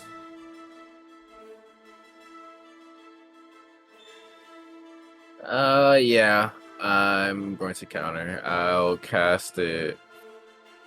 Yeah, I'll cast it at 4th level. Okay, I still need you to roll. Intelligence check, Okay. please. 19 will be a success as you see Maldrum beginning to cast an evocation spell of a chain lightning to change to your 4 friends around them. You're able to send out the power word and counter that. You are learning, as it vocalizes. You make a good disciple.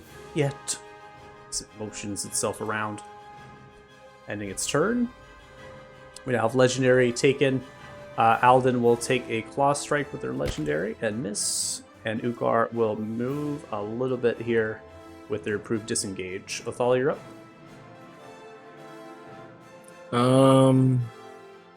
It's resisting a lot of my damage, a lot of my spells, but I'll cast from here. I'll cast Mind Whip.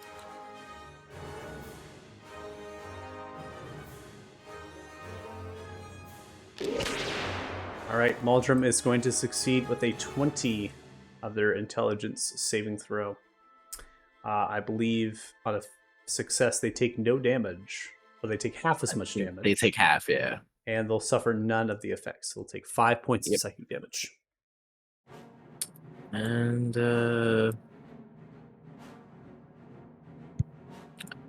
I'm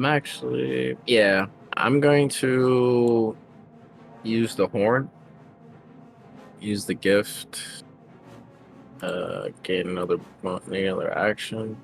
Okay, your gift also has had a change. You notice the exhaustion was removed. So your gift is very similar to another group. So we kind of worked on that a little bit to make it balance more. As a bonus action, you gained an extra action, bonus action, and additional movement speed equal to your current walking speed. You can use this feature once before you must take incapacitation or 1 level of exhaustion at the end of your turn, and the incapacitation will end at the end of your next turn. So you've used the gift in this long rest. So that's why I removed that level 1 of exhaustion. So now you get to choose if you want to take a level of exhaustion or incapacitation, your choice. I'll take the 1. I'll take the Okay. -1. Okay, and that'll be given to you at the end of your turn. So this is a bonus action to use your gift. Now you have 2 actions to take and an additional bonus. Okay. Still puts me in range with him. That's 45. Okay. From here, then I'm going to try again. Well, actually, no. I'm gonna try with just my sliver this time.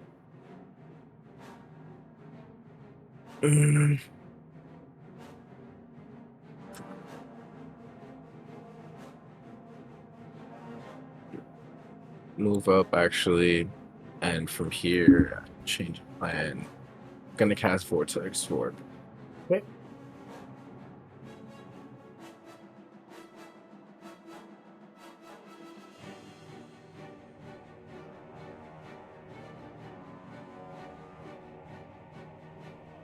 And I'm going to place him on the edge. Can you ping? Or you can click, actually. Go ahead and click. Yeah. Okay.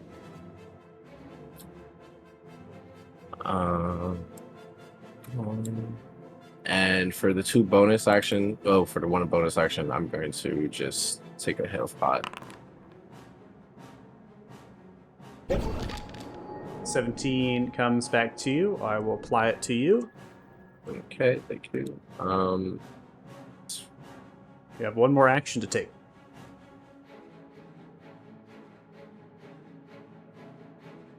No, I think that's 2 because I used the vortex warp. Use the mind whip. The mind whip. Gotcha. Yeah. Yep. Mind whip, vortex warp, healing pot. Use the gift. You Yep. still have some movement. You have some movement left because you go 60 down. I think I could just move up. Yeah, no, I used 60 already. Okay. Did it all. About it. What I'm gonna do? Yeah. So Burned it all, man. Yep. All right, at the end of your turn, another legendary is taken. This will be a pulse arm in the direction of Alvin. 14 misses. Stroke. Go ahead. Sweet. Let's go here. And we'll activate Keen 3 again. We are crit fishing. Yo-yo. That is almost a crit. That deals 11 points of That is piercing. a crit. That is a crit. Oh, 16. your adamantium's crits! So Yo. we just add an extra 6. Where does your Eldritch Claw go? Oh yeah, where did that go? That should have still been on. Wait, it hasn't that been... It lasts a minute, right? Yeah. All right, go ahead and roll d6 for me. Yep.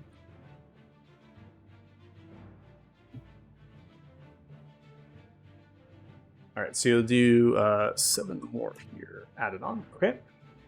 8. 20 again.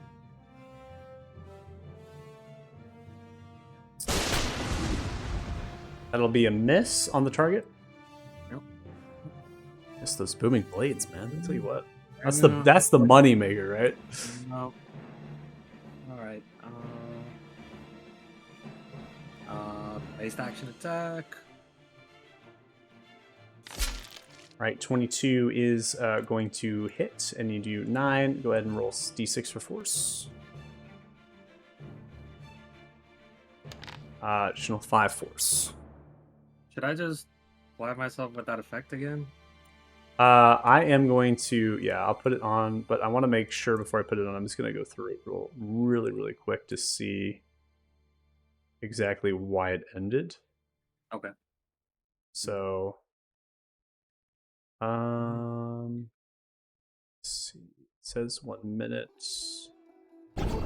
Yeah, okay.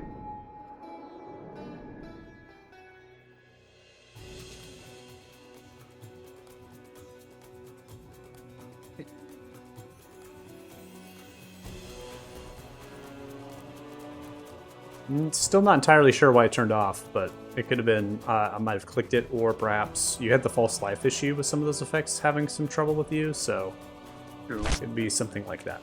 We'll just keep applying it if we have to. Gotcha. Go ahead and tack on that healing yourself. Yep. Okay. We have another legendary from Mal. This is going to be a Sonic Arm. And this is going to be at you, Costas. Ooh, that is going to be an 11. That'll fail. You take 29 points of thunder damage, and it prompts you for concentration. Succeeding. Kit, you're up. Oh boy, you put me in a spot here, Costas.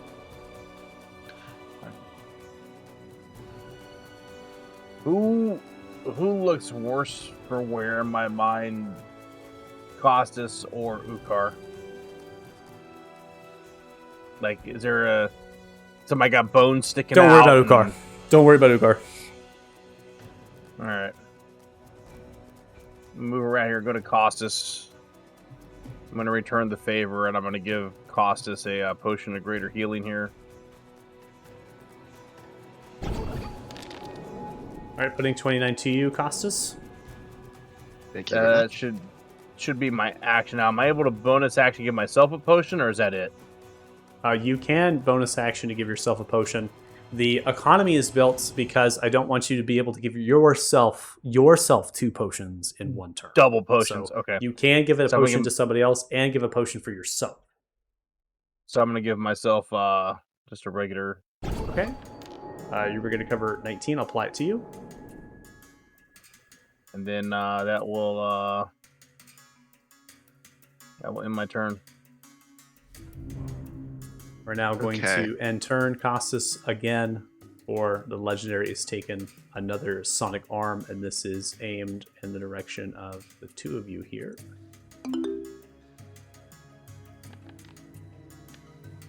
Both looks like you both are failing. You will take 35 points of thunder damage concentration. Succeeding. It's your turn, Costas. Okay, so I'm gonna pass through Kit just to ensure that I'm have a good angle.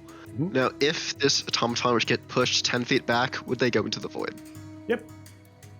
Cool. I'm gonna make an attack.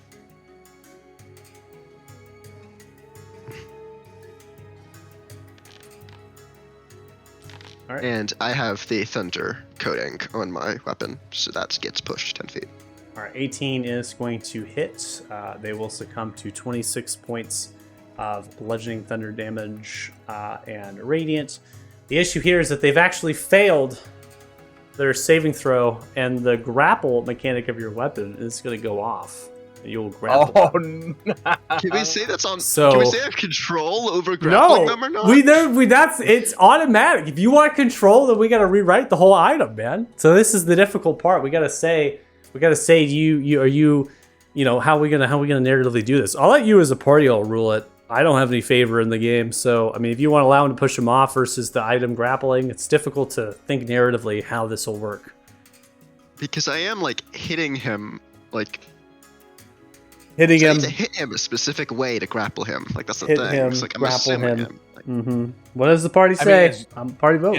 Hold on. Is grappling a part of the weapon feature? Innate?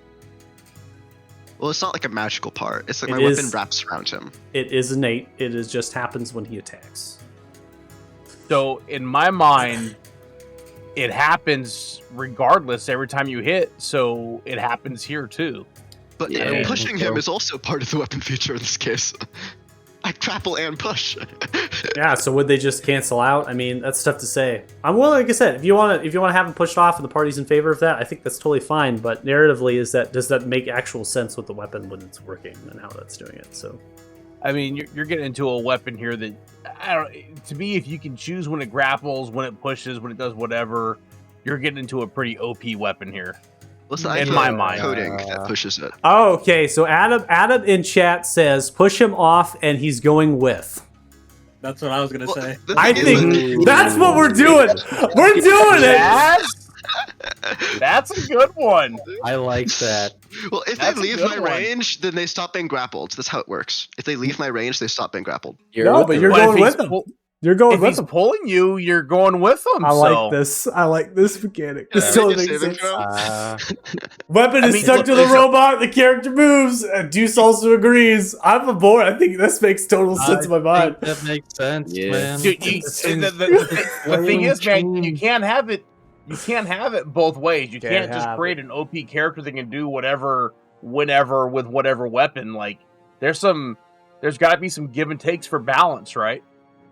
I mean, it's not like it's a magical part of the weapon. It's a smith's weapon. It's I need to hit them a specific way to have the weapon wrap around them. So I figure it's just this time I just have it I don't hit them that specific way. I just kind of use it like a But- simple weapon. But that's not what the weapon says, though. The weapon does not say hit Okay. them in a specific way. It says when I hit them, Right. I will grapple them, right? Doesn't say you Okay. may choose to grapple this creature. Yeah. So Bye weapons is what they say in chat. All right, you grapple the bottom. You're pulling down. It's sending you to the void. What do? You have another Can I, attack to make. Attack. I would like to attack Mordred now instead because I think the way it works is that now that it means that I've stopped grappling him and I'm attacking Mordred. All right, that's totally fine. You take the weapon and you undo and you attack another target. Yeah. All right, we've had our fun with Lucas, everybody. Come on. All right. Okay. So- And now since I killed that target, actually no, I'm not even gonna do that. So I need to heal. But do we who has the bag of holding? So just we Othala. assume. Okay, Othala.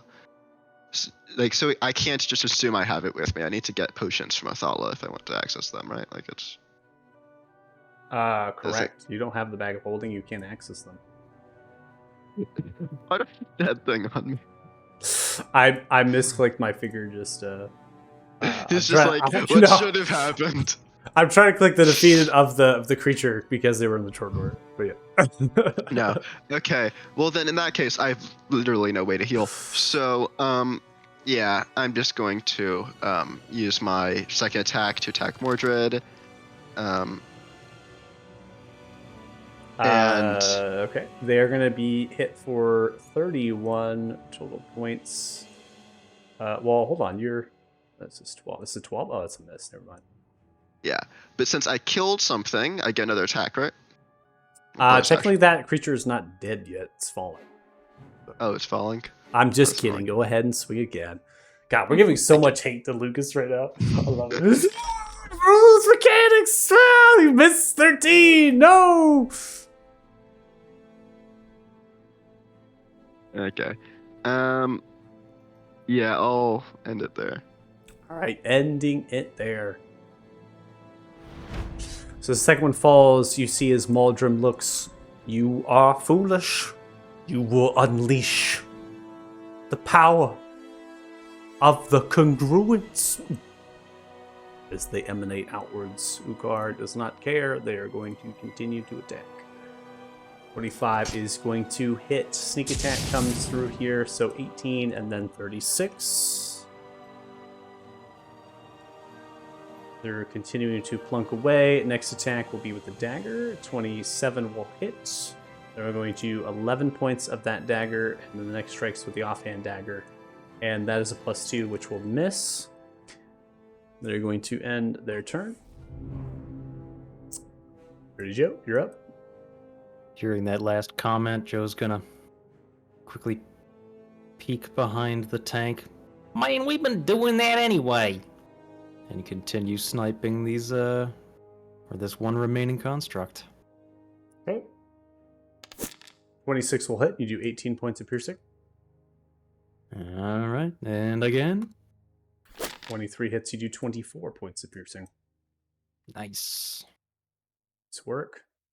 Respectable numbers are respectable. And I will numbers. pop back behind the tank and continue holding pretty. Okay. Now come to Alvin. Alvin, still hasted from the adaptation with you. Istril is going to attack with a 25, crashing 36 points of slashing. Bite attack comes through. Ooh, natural 1. Fortunate. Claw strike 26 is going to connect, doing 18. And then as the hasted swings the axe once more, with the flank, will be able to hit, dealing 40 total points of slashing as Alden continues ferocious, growing the blood into the weaponry as it swings wildly. As they're yelling a bestial sense as they're swinging towards the Tinkerer, pure and utter hatred for the Tinkerer, for Maldrum, what they've done to the Ufarim, and over time. We now come to Maldrum's turn. Maldrum looks towards the power as they turn their body, rotating around. You will doom us all, the domain of time, without guardians. They race towards, and with the second one down, you observe that both the pulse arm and also the sonic arm, all three of the legendary blasts that they're sending from the three different tentacles, those are depowered. The necrotic rot has not recharged. They look towards targets for its slam attack. And because you, Kit, taunted Maldrum, the slam comes for you. 27 hits. Man, you cannot catch a break. It's fine. You know what, though? It keeps him from attacking other people that are needed more. You have uncanny dodge. I do not. Ooh, that's unfortunate. 27 will take you down, boy. Yep. You are crushed by will. the slam attack. They come down towards you. The metal grating as you're unconscious once more.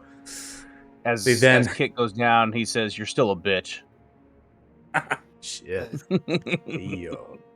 They then begin to cast a spell. Is anybody stopping them? Minus 30 of counterspell. Yeah, I'm just gonna, as I cast this spell, I'm gonna think to Ishru, I'm running very low. But yeah, I'm gonna counter at 4th level. I need you to make a check, please. Oh boy.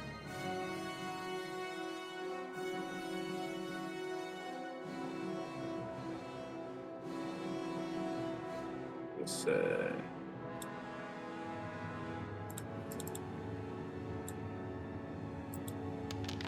20. That is what you needed. This is an 8th level spell known as Oh my Abidalzam's Horrid Good job. Wiltings. They emanate the spell, casting it outwards. You see, as you counter it once more, holding the staff, they brace. You would have made quite the student of Maldron in the Wizard's Keep. I will teach you Mm. knowledge beyond measure. Join. Stop them, or we all perish. Ends their turn. Man, you could so turn against us right now. it's so tempting, right? Can Yeah, I? I mean, can I Jay- insight Jay. check him? You can insight check. Go ahead, but Jay, we're talking a congruence here, domain of time. I Yeah, mean, this that's what I'm potential doing, character yeah. maybe can send you home. Has the potential possibilities here. So yeah, go and roll insight. See if they're telling the truth. Oof. Oh no! Oof, For I one. believe him.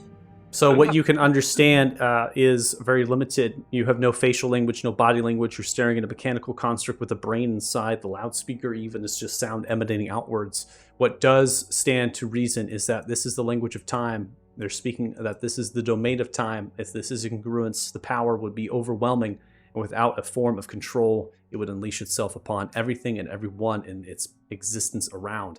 That could have the distortion of time even further increasing. It could portal you somewhere that you do not want to be. This very stands well in the realm of possibilities, but you do not understand if they are telling the truth or not, because the language and the body language, nothing is being able to tell you anything. Okay. If I can't do that through insight, then I'm going to run along this and read as much as I can. Using the goggles, if I can even try to read it, if it comes up now that I'm this close. So the glasses of translation. Yeah. So that translates languages that you are spoken to. So not languages that you hear. They have to be spoken to you. I would have to use comprehend languages. Yeah. That's correct. Or something. Which I think you do have it available, right? As I think as a ritual. That's a whole ritual. Yeah, you don't have prepared. Yep. Nope. Super low on this one. So yeah, you know what? Then I'm just going to try to get as close as I can, try to understand the magic that's going on, and try to understand this congruent. Just as much as I can on my own knowledge. So we don't destroy ourselves if Ishriel kills that construct. All I can tell you passively, because you've already used your action to do an insight check here, all I can tell you passively is that when you stand to reason in the time distortion that's happening to Israel in real time, that there is perhaps a connection when they're saying a domain of time versus a time distortion. There is power here. These constructs were not actually defending Maldrum. They were not attempting to attack you all. They were continuing to do their daily duties, their task here of protection of what this is, which actually is not protecting it from all of you. It's protecting some effect of the aura that's emanating from it. Less misdirection. Yeah, I think I'm gonna focus on Estriel. I think you should leave it alone until we take down Maldron. Yeah, I'm not the only one attacking it. Everybody leave it alone before we take down Maldron, because I don't know what's going on here, if he's telling the truth or not, and that'll be the end of my turn.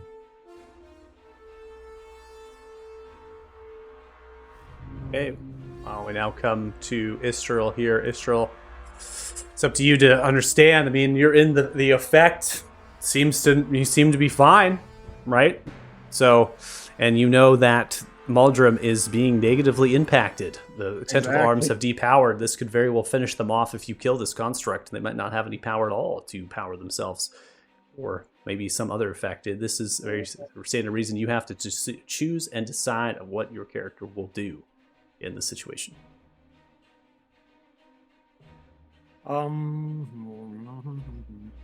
Yeah, she's gonna look back on Atala and be like, "What's the worst that can happen? We get flung into another timeline." And go for some attacks. Okay. All right, 21 is going to hit, and yeah, it did wipe it from you again, so it's just having trouble bus for sure. So we'll attack on 10 there. Booming blade. Oh, yeah. There we go. Another d6. It'll crit as well. 1, so 7 with the crit, plus 42, 49. These creatures are not vulnerable to thunder like Muldrum is. The golden plate armor seems to resist the thunder, and you can see it faltering from side to side. Haste action attack. 23 is a hit, and that will finish it off. Uh-oh. What happens now?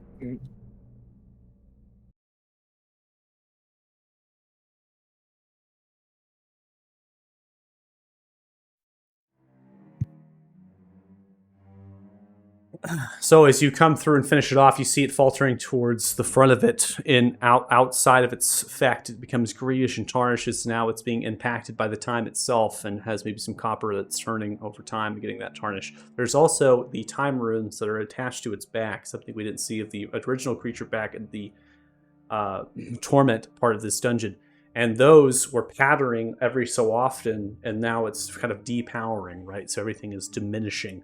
You see the whirl of space as it's kind of extending outwards and is becoming rather uncontrolled and is striking in violent manners. Muldrum, at this point, will be in a defeated state as they become depowered. And you can see them fluttering down here. I'll attach the dead state there. And so they're kind of like lowering, but still standing tall, right? So they're just kind of like not moving anymore with the torso, and the arms are just kind of faltering down. The voice rings out, "What have you done?" And then all of a sudden, the actual chamber here, this whole entire space, begins to rumble, distort, and crumble on massive quakes of time as they begin to reach out, ending combat. But not all hope is lost, because in front of you, Istriel, there is someone that teleports directly in the epicenter of that congruence. And it is Damodar. As the void of Greece sphere begins to billow and build, you see Damodar step outwards, and as they step out, they begin to open their hands, channeling purple and pink, cackling lightning from them.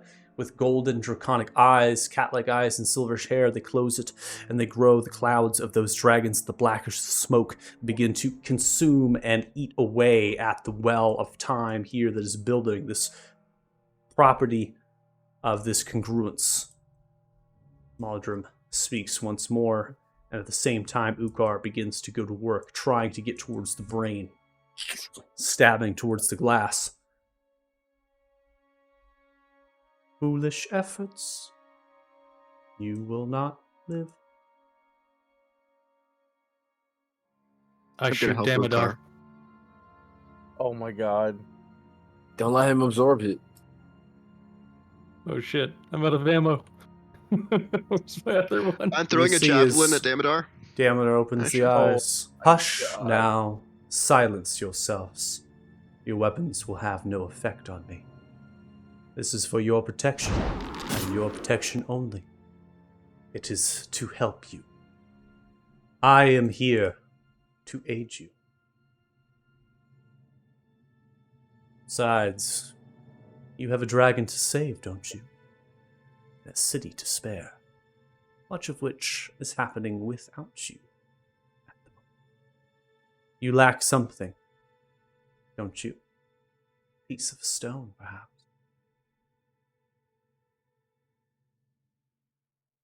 Who's the bearer of the black stone? I shoot him again. You see as you fire, purple and pink cackling sprouts into forming a dragon's head, and almost motions, breaks apart the arrow, splinters it, and sparks of fire. I don't Naive. want to talk to you, slippery some bitch. Get the hells out of here.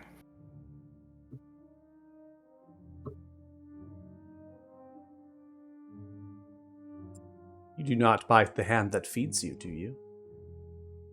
I haven't gotten one snack from your dumb ass any time we've ever met, so peace off. Well, then let me offer the favor now for you.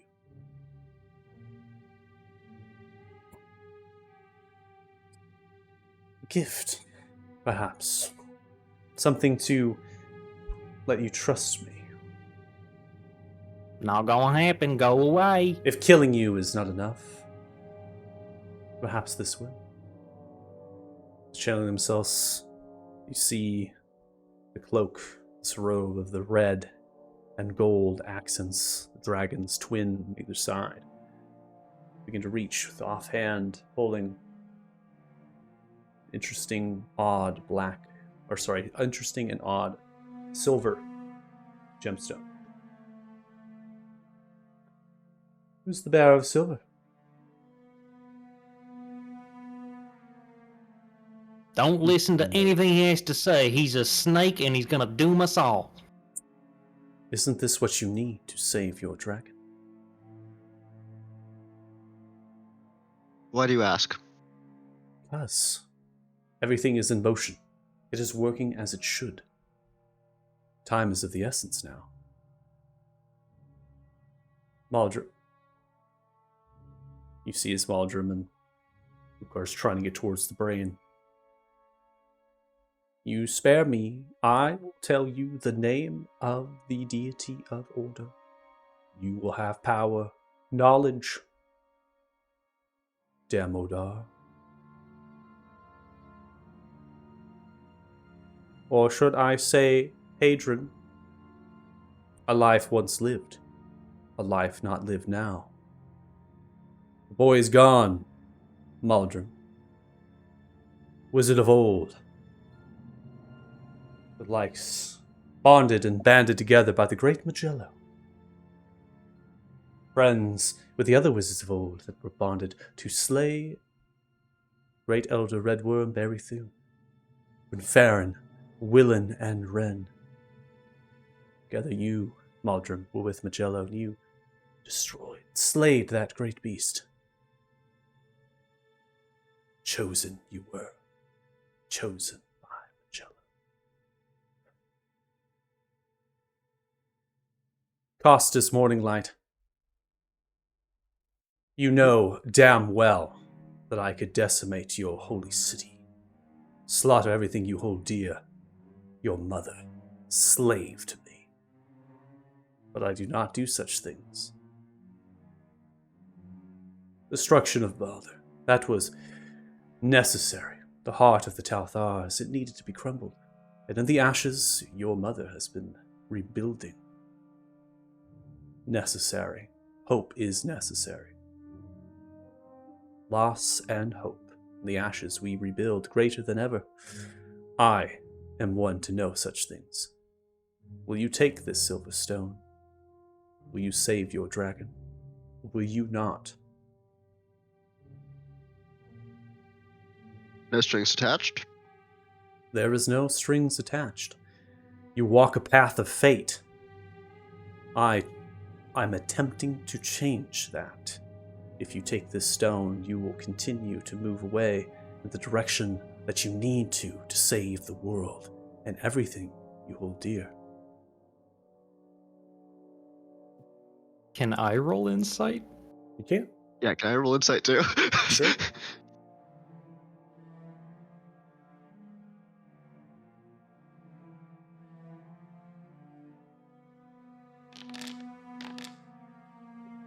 Body language, character is very charismatic. They also have blending of red and gold dragon scale underneath some of their skin, and as they move, the elegance of those dragons are unleashed in their words and whispers, a silver tongue of sorts.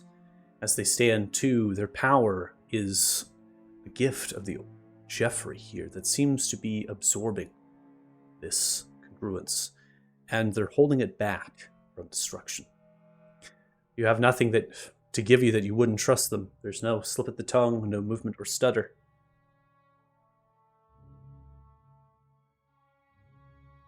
So he is just trying to mess with fate.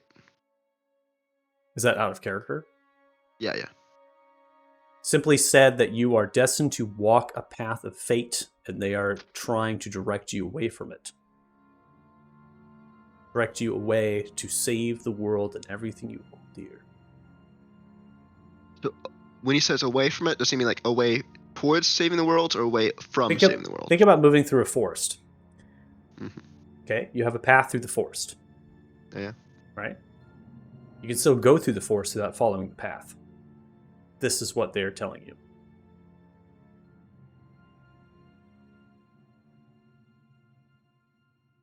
Fine, Damodar, just give it here. I'd be a fool enough to take it. They catapult it over towards you. As you do, you kind of grab towards, you hold the silver stone. It feels connected towards you, a presence. You know exactly that this is what it is supposed to be. I found it, dare I say.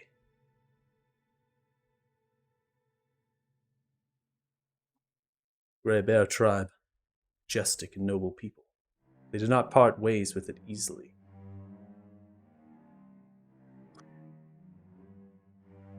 There is always a need of loss. In that loss there is hope. Oh, it's just not going back to those people. If you are going to get back, they won't be there. Sad truth. They resisted. Will we find a burnt forest or a mountain of corpses? You will find their deaths. The ones that stood against me.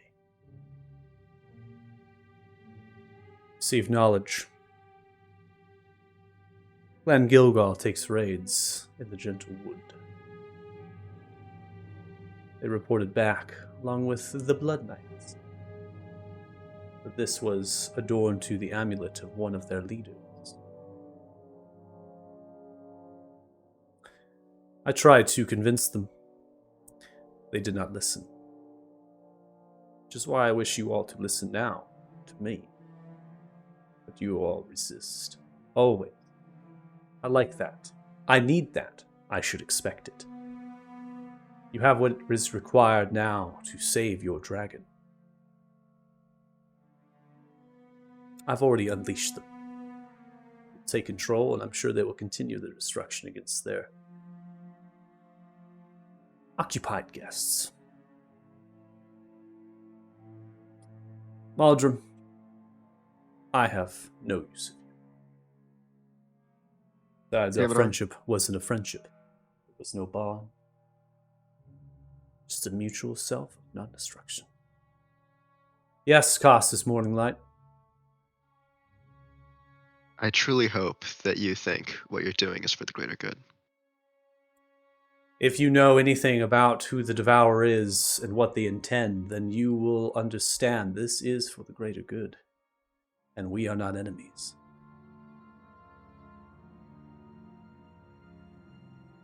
Mock this up to another trial. Test. Slain a wizard of old. Feat not easily achieved. Imagine you'll run into another one again. You see as Ugar now breaks into the glass. Baldrum's last words.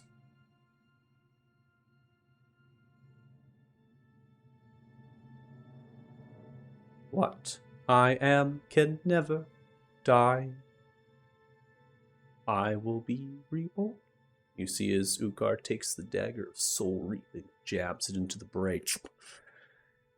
You see in the hilt, the gem, sucking and reaping the soul of Maldrum. And my duplicates will finish every blood knight there is off. Will be nothing left of you and no copy of your soul. Dabs out the dagger, looks towards it. Sheath the dagger and they put on a ring of holding. They open a void of warping, and inside they reach in for a sending stone. The Tinkerer has perished. The plan will proceed. Chuck the sending stone back into the vortex, ring of holding. They take it off. Let us go. There's no need for this now. See as Alden is confused, looking left and right. I will go with all of you. Ukar begins to leave. Yamador looks at the rest of you, continuing to brace and hold. Are the gifts that me and Istro or Joe resonating to whatever he's doing, or in the proximity of this? Not necessarily resonating, but your gift is sustaining the time distortion from aging, so you're not aging. Their gift is entirely different than your gift. Their gift seems to be that of absorption. They're consuming this.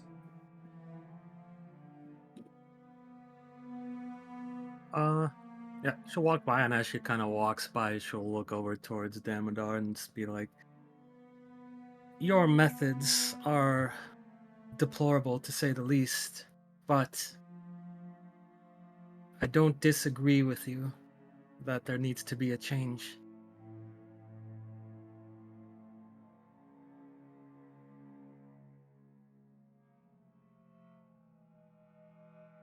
See, as they hold themselves, they look directly at you. You will find the change that you seek. Don't you worry. Everything is as it will be.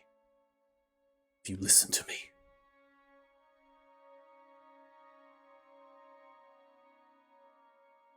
Until next time. Until next time. Save your dragon. Find Horan and Mount Chris. Do with what you will. Walk the path. Listen to me. Diverge. One way or another. We will meet again. Allies or enemies. Go! So you're continuing to brace.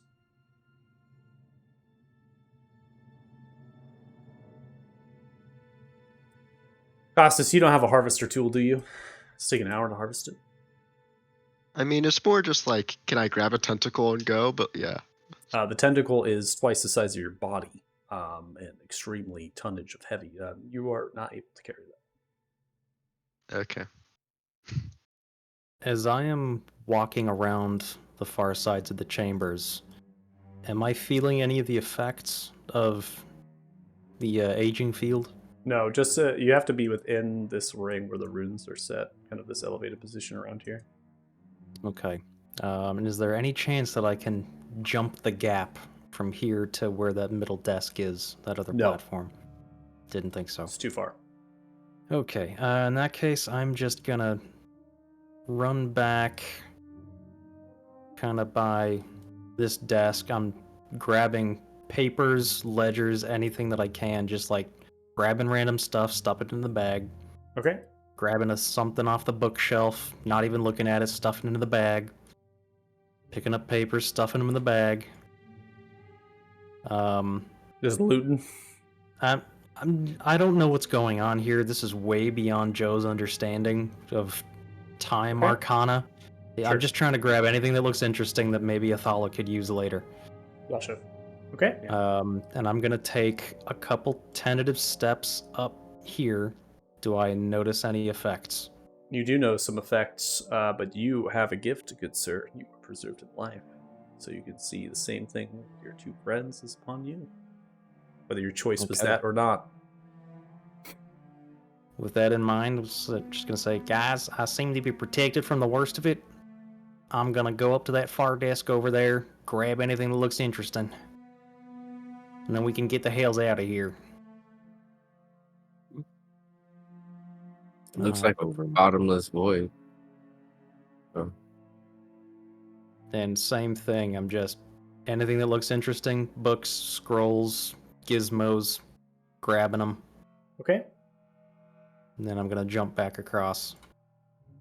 Athala, you can take a look at all this stuff later. Figure it might be useful to you. hopefully.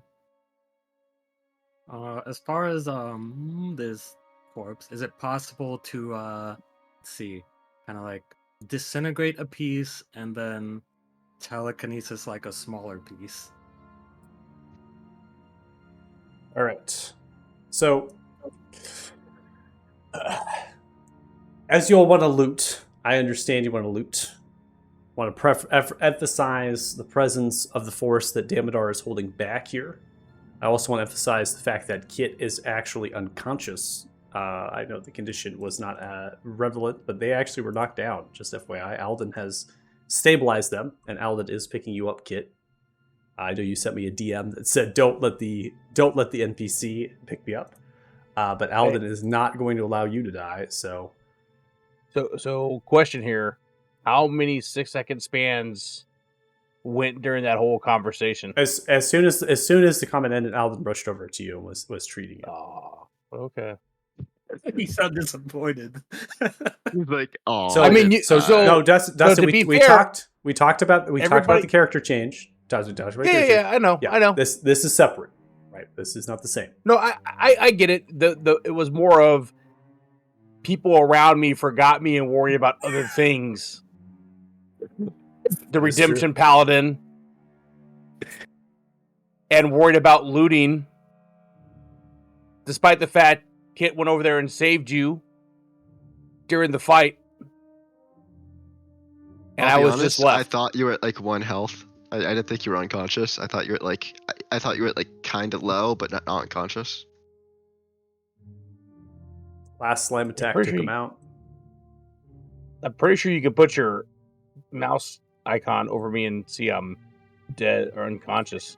It's a tough one. The overlay's kind of broken, but I will say I narratively did say you were crushed in, you were knocked unconscious once more. We had a long heated combat. I'm not going to put that on anybody to understand that.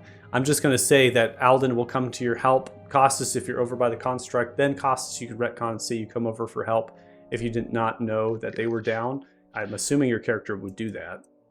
Yeah, like if I didn't see like any like effect on your token, so I just figured I didn't see any health in your bar, but I figured it must be like 1 or 2 health points. So it's like, okay, yeah, like it's probably just super low. Like we'll get that later. Okay. So again, trying to clarify, right? So you're able to come over there and help or retcon there. Alden will pick you up, Kit, to continue to move you around here.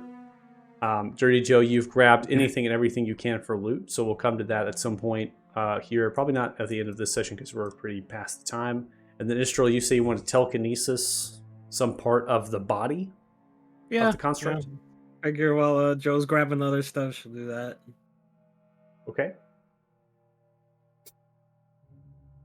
Is one of the only things I can do right now with limited spell slots, just to give you some love, some healing. Okay. Yeah. So Kit will be up.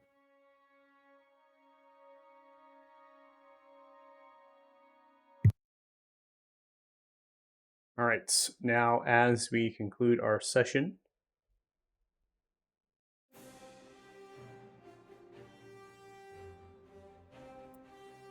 and on a sad note for you, Dustin, lost but not forgotten. Oh no, totally lost and forgotten. I didn't lose you, and I think players wouldn't if they saw the icon appropriately. You didn't.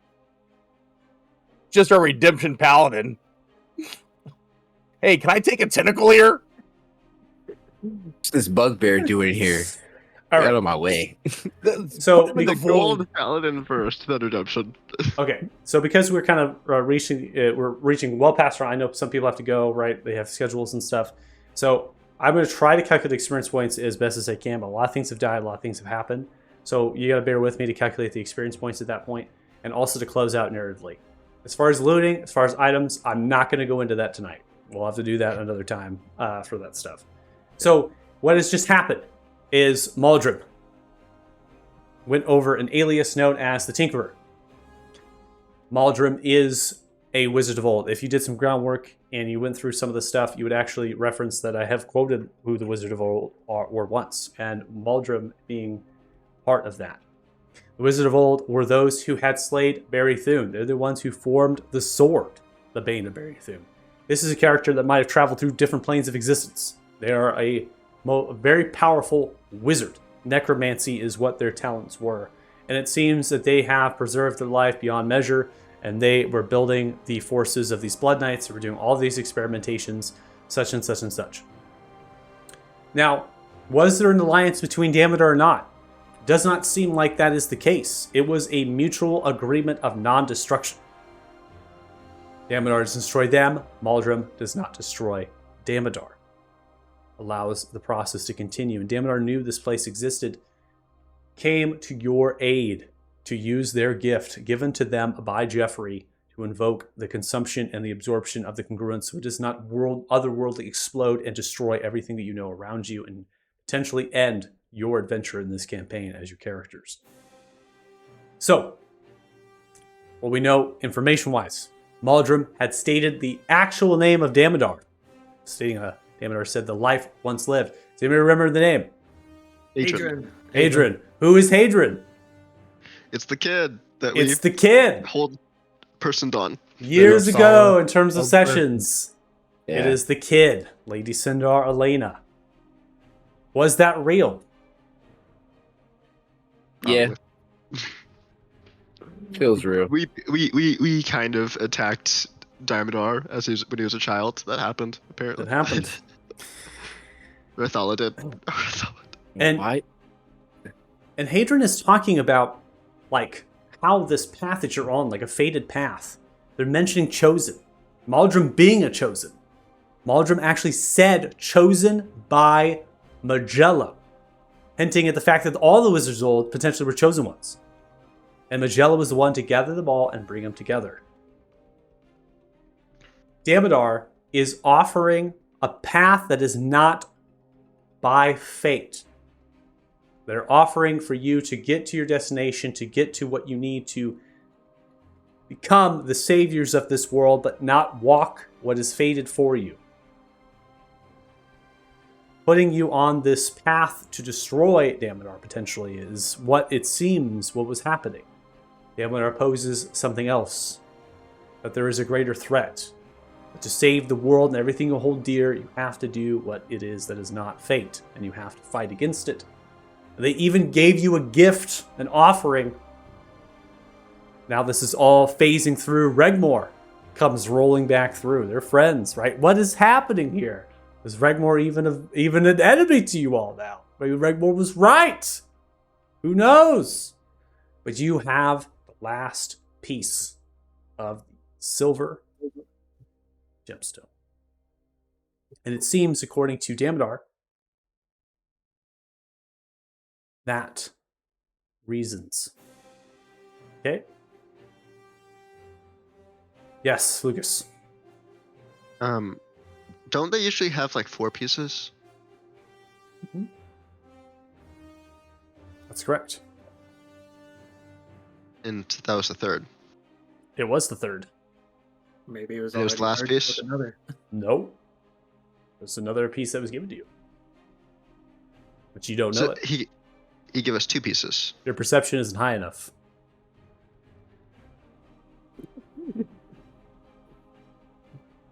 Can I roll perception? No.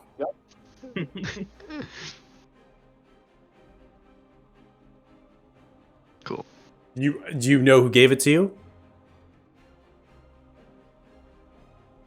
Who do you think gave it to you? Who is a crazy rogue that you joined forces with that is moving? Oh and my god, vanishing Ukar gave villages? us a piece.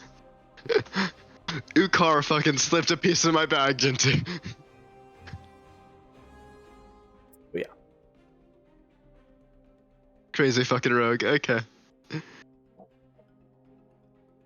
So, Ukar was in like mind of saving the dragon's life as well.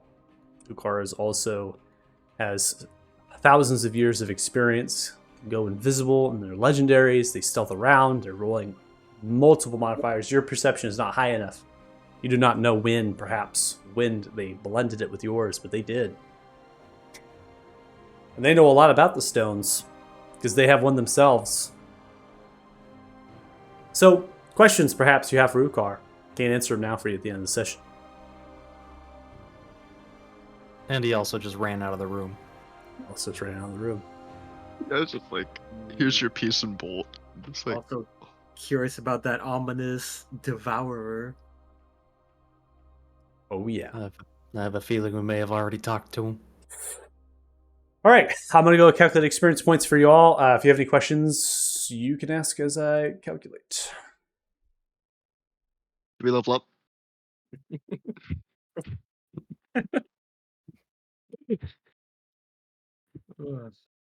You really should ask me if I have any questions. It's just like, it's bait for me. I'm just like, ooh. It's bait for you to ask if you have any questions. Yeah, it's like, any questions? Like, any at all? I wonder. Yeah, is your party mate still unconscious next to where you're looting? Okay, on my HUD, there's no symbol on you saying you're unconscious. You just have an empty health bar, okay? The empty health bar didn't give it Just away. an empty health bar. I'm sorry. Generally, I'm there's just giving you a hard time, man. I don't look. Look, I'm old enough where like it's a character in a game. Okay, I'm not. Even if I love the character to death, I am not. If it dies, it dies. It is what it is. It's like going into an EFT raid. You go in there and you expect to lose everything. If you come out with, what you went in there with plus some, it's even better. I'm not tied to it all. I just think it's funny because I can't say anything because I'm unconscious. I'm just sitting there and you're like, oh, can I loot this? Oh, can I do this? Oh, and I'm like, Yeah. Welcome to Costas. This is yeah, I guess so. like I literally like earlier in this dungeon was like, okay, we were bringing that automaton in our bag. It is made out of gold. We are stuffing it in the bag of holding. Yeah, but none of us were knocked unconscious at the time. Oh, I would have done it if someone was unconscious. Yeah, Oh to be my fair, I totally forgot about you two. Unapologetically. Dude, it is what it is. I get it. It Yeah, happens. but, like, Yeah, we had a villain entry that was on top of a platform. Yeah. yeah, I will say I think like I remember. I'm you for a just little going on the bit, only and it's person like- that was within like 10 feet of me. That's all. Yeah, you drew the short straw with cost this. I mean, It's Yeah. all good, usually- man. I don't hold hard feelings one way or the other, man. It don't matter. Costas is like, if you get hurt in front of him, it's fine. If you got hurt 2 minutes ago, he has already forgotten. Usually, like, I try to play Joe. Like, he's a very caring and compassionate guy. He's usually really quick about helping his buddies out. This in particular instance, like, the big bad is in the room with us. We've just killed an elder wizard. There's a giant time portal. He's like blinded by hatred. So he's just thoughts are pinging around. He's trying to figure out what's going on. He just tried to shoot the guy again. He's like, okay, we gotta go grab some stuff and get the hell out. Like it's So I get that with Damodar in there. I'm talking about after Damodar left and Costas is next to me still. And he's like, can I take a tentacle? What can I loot off this guy? Is there anything good?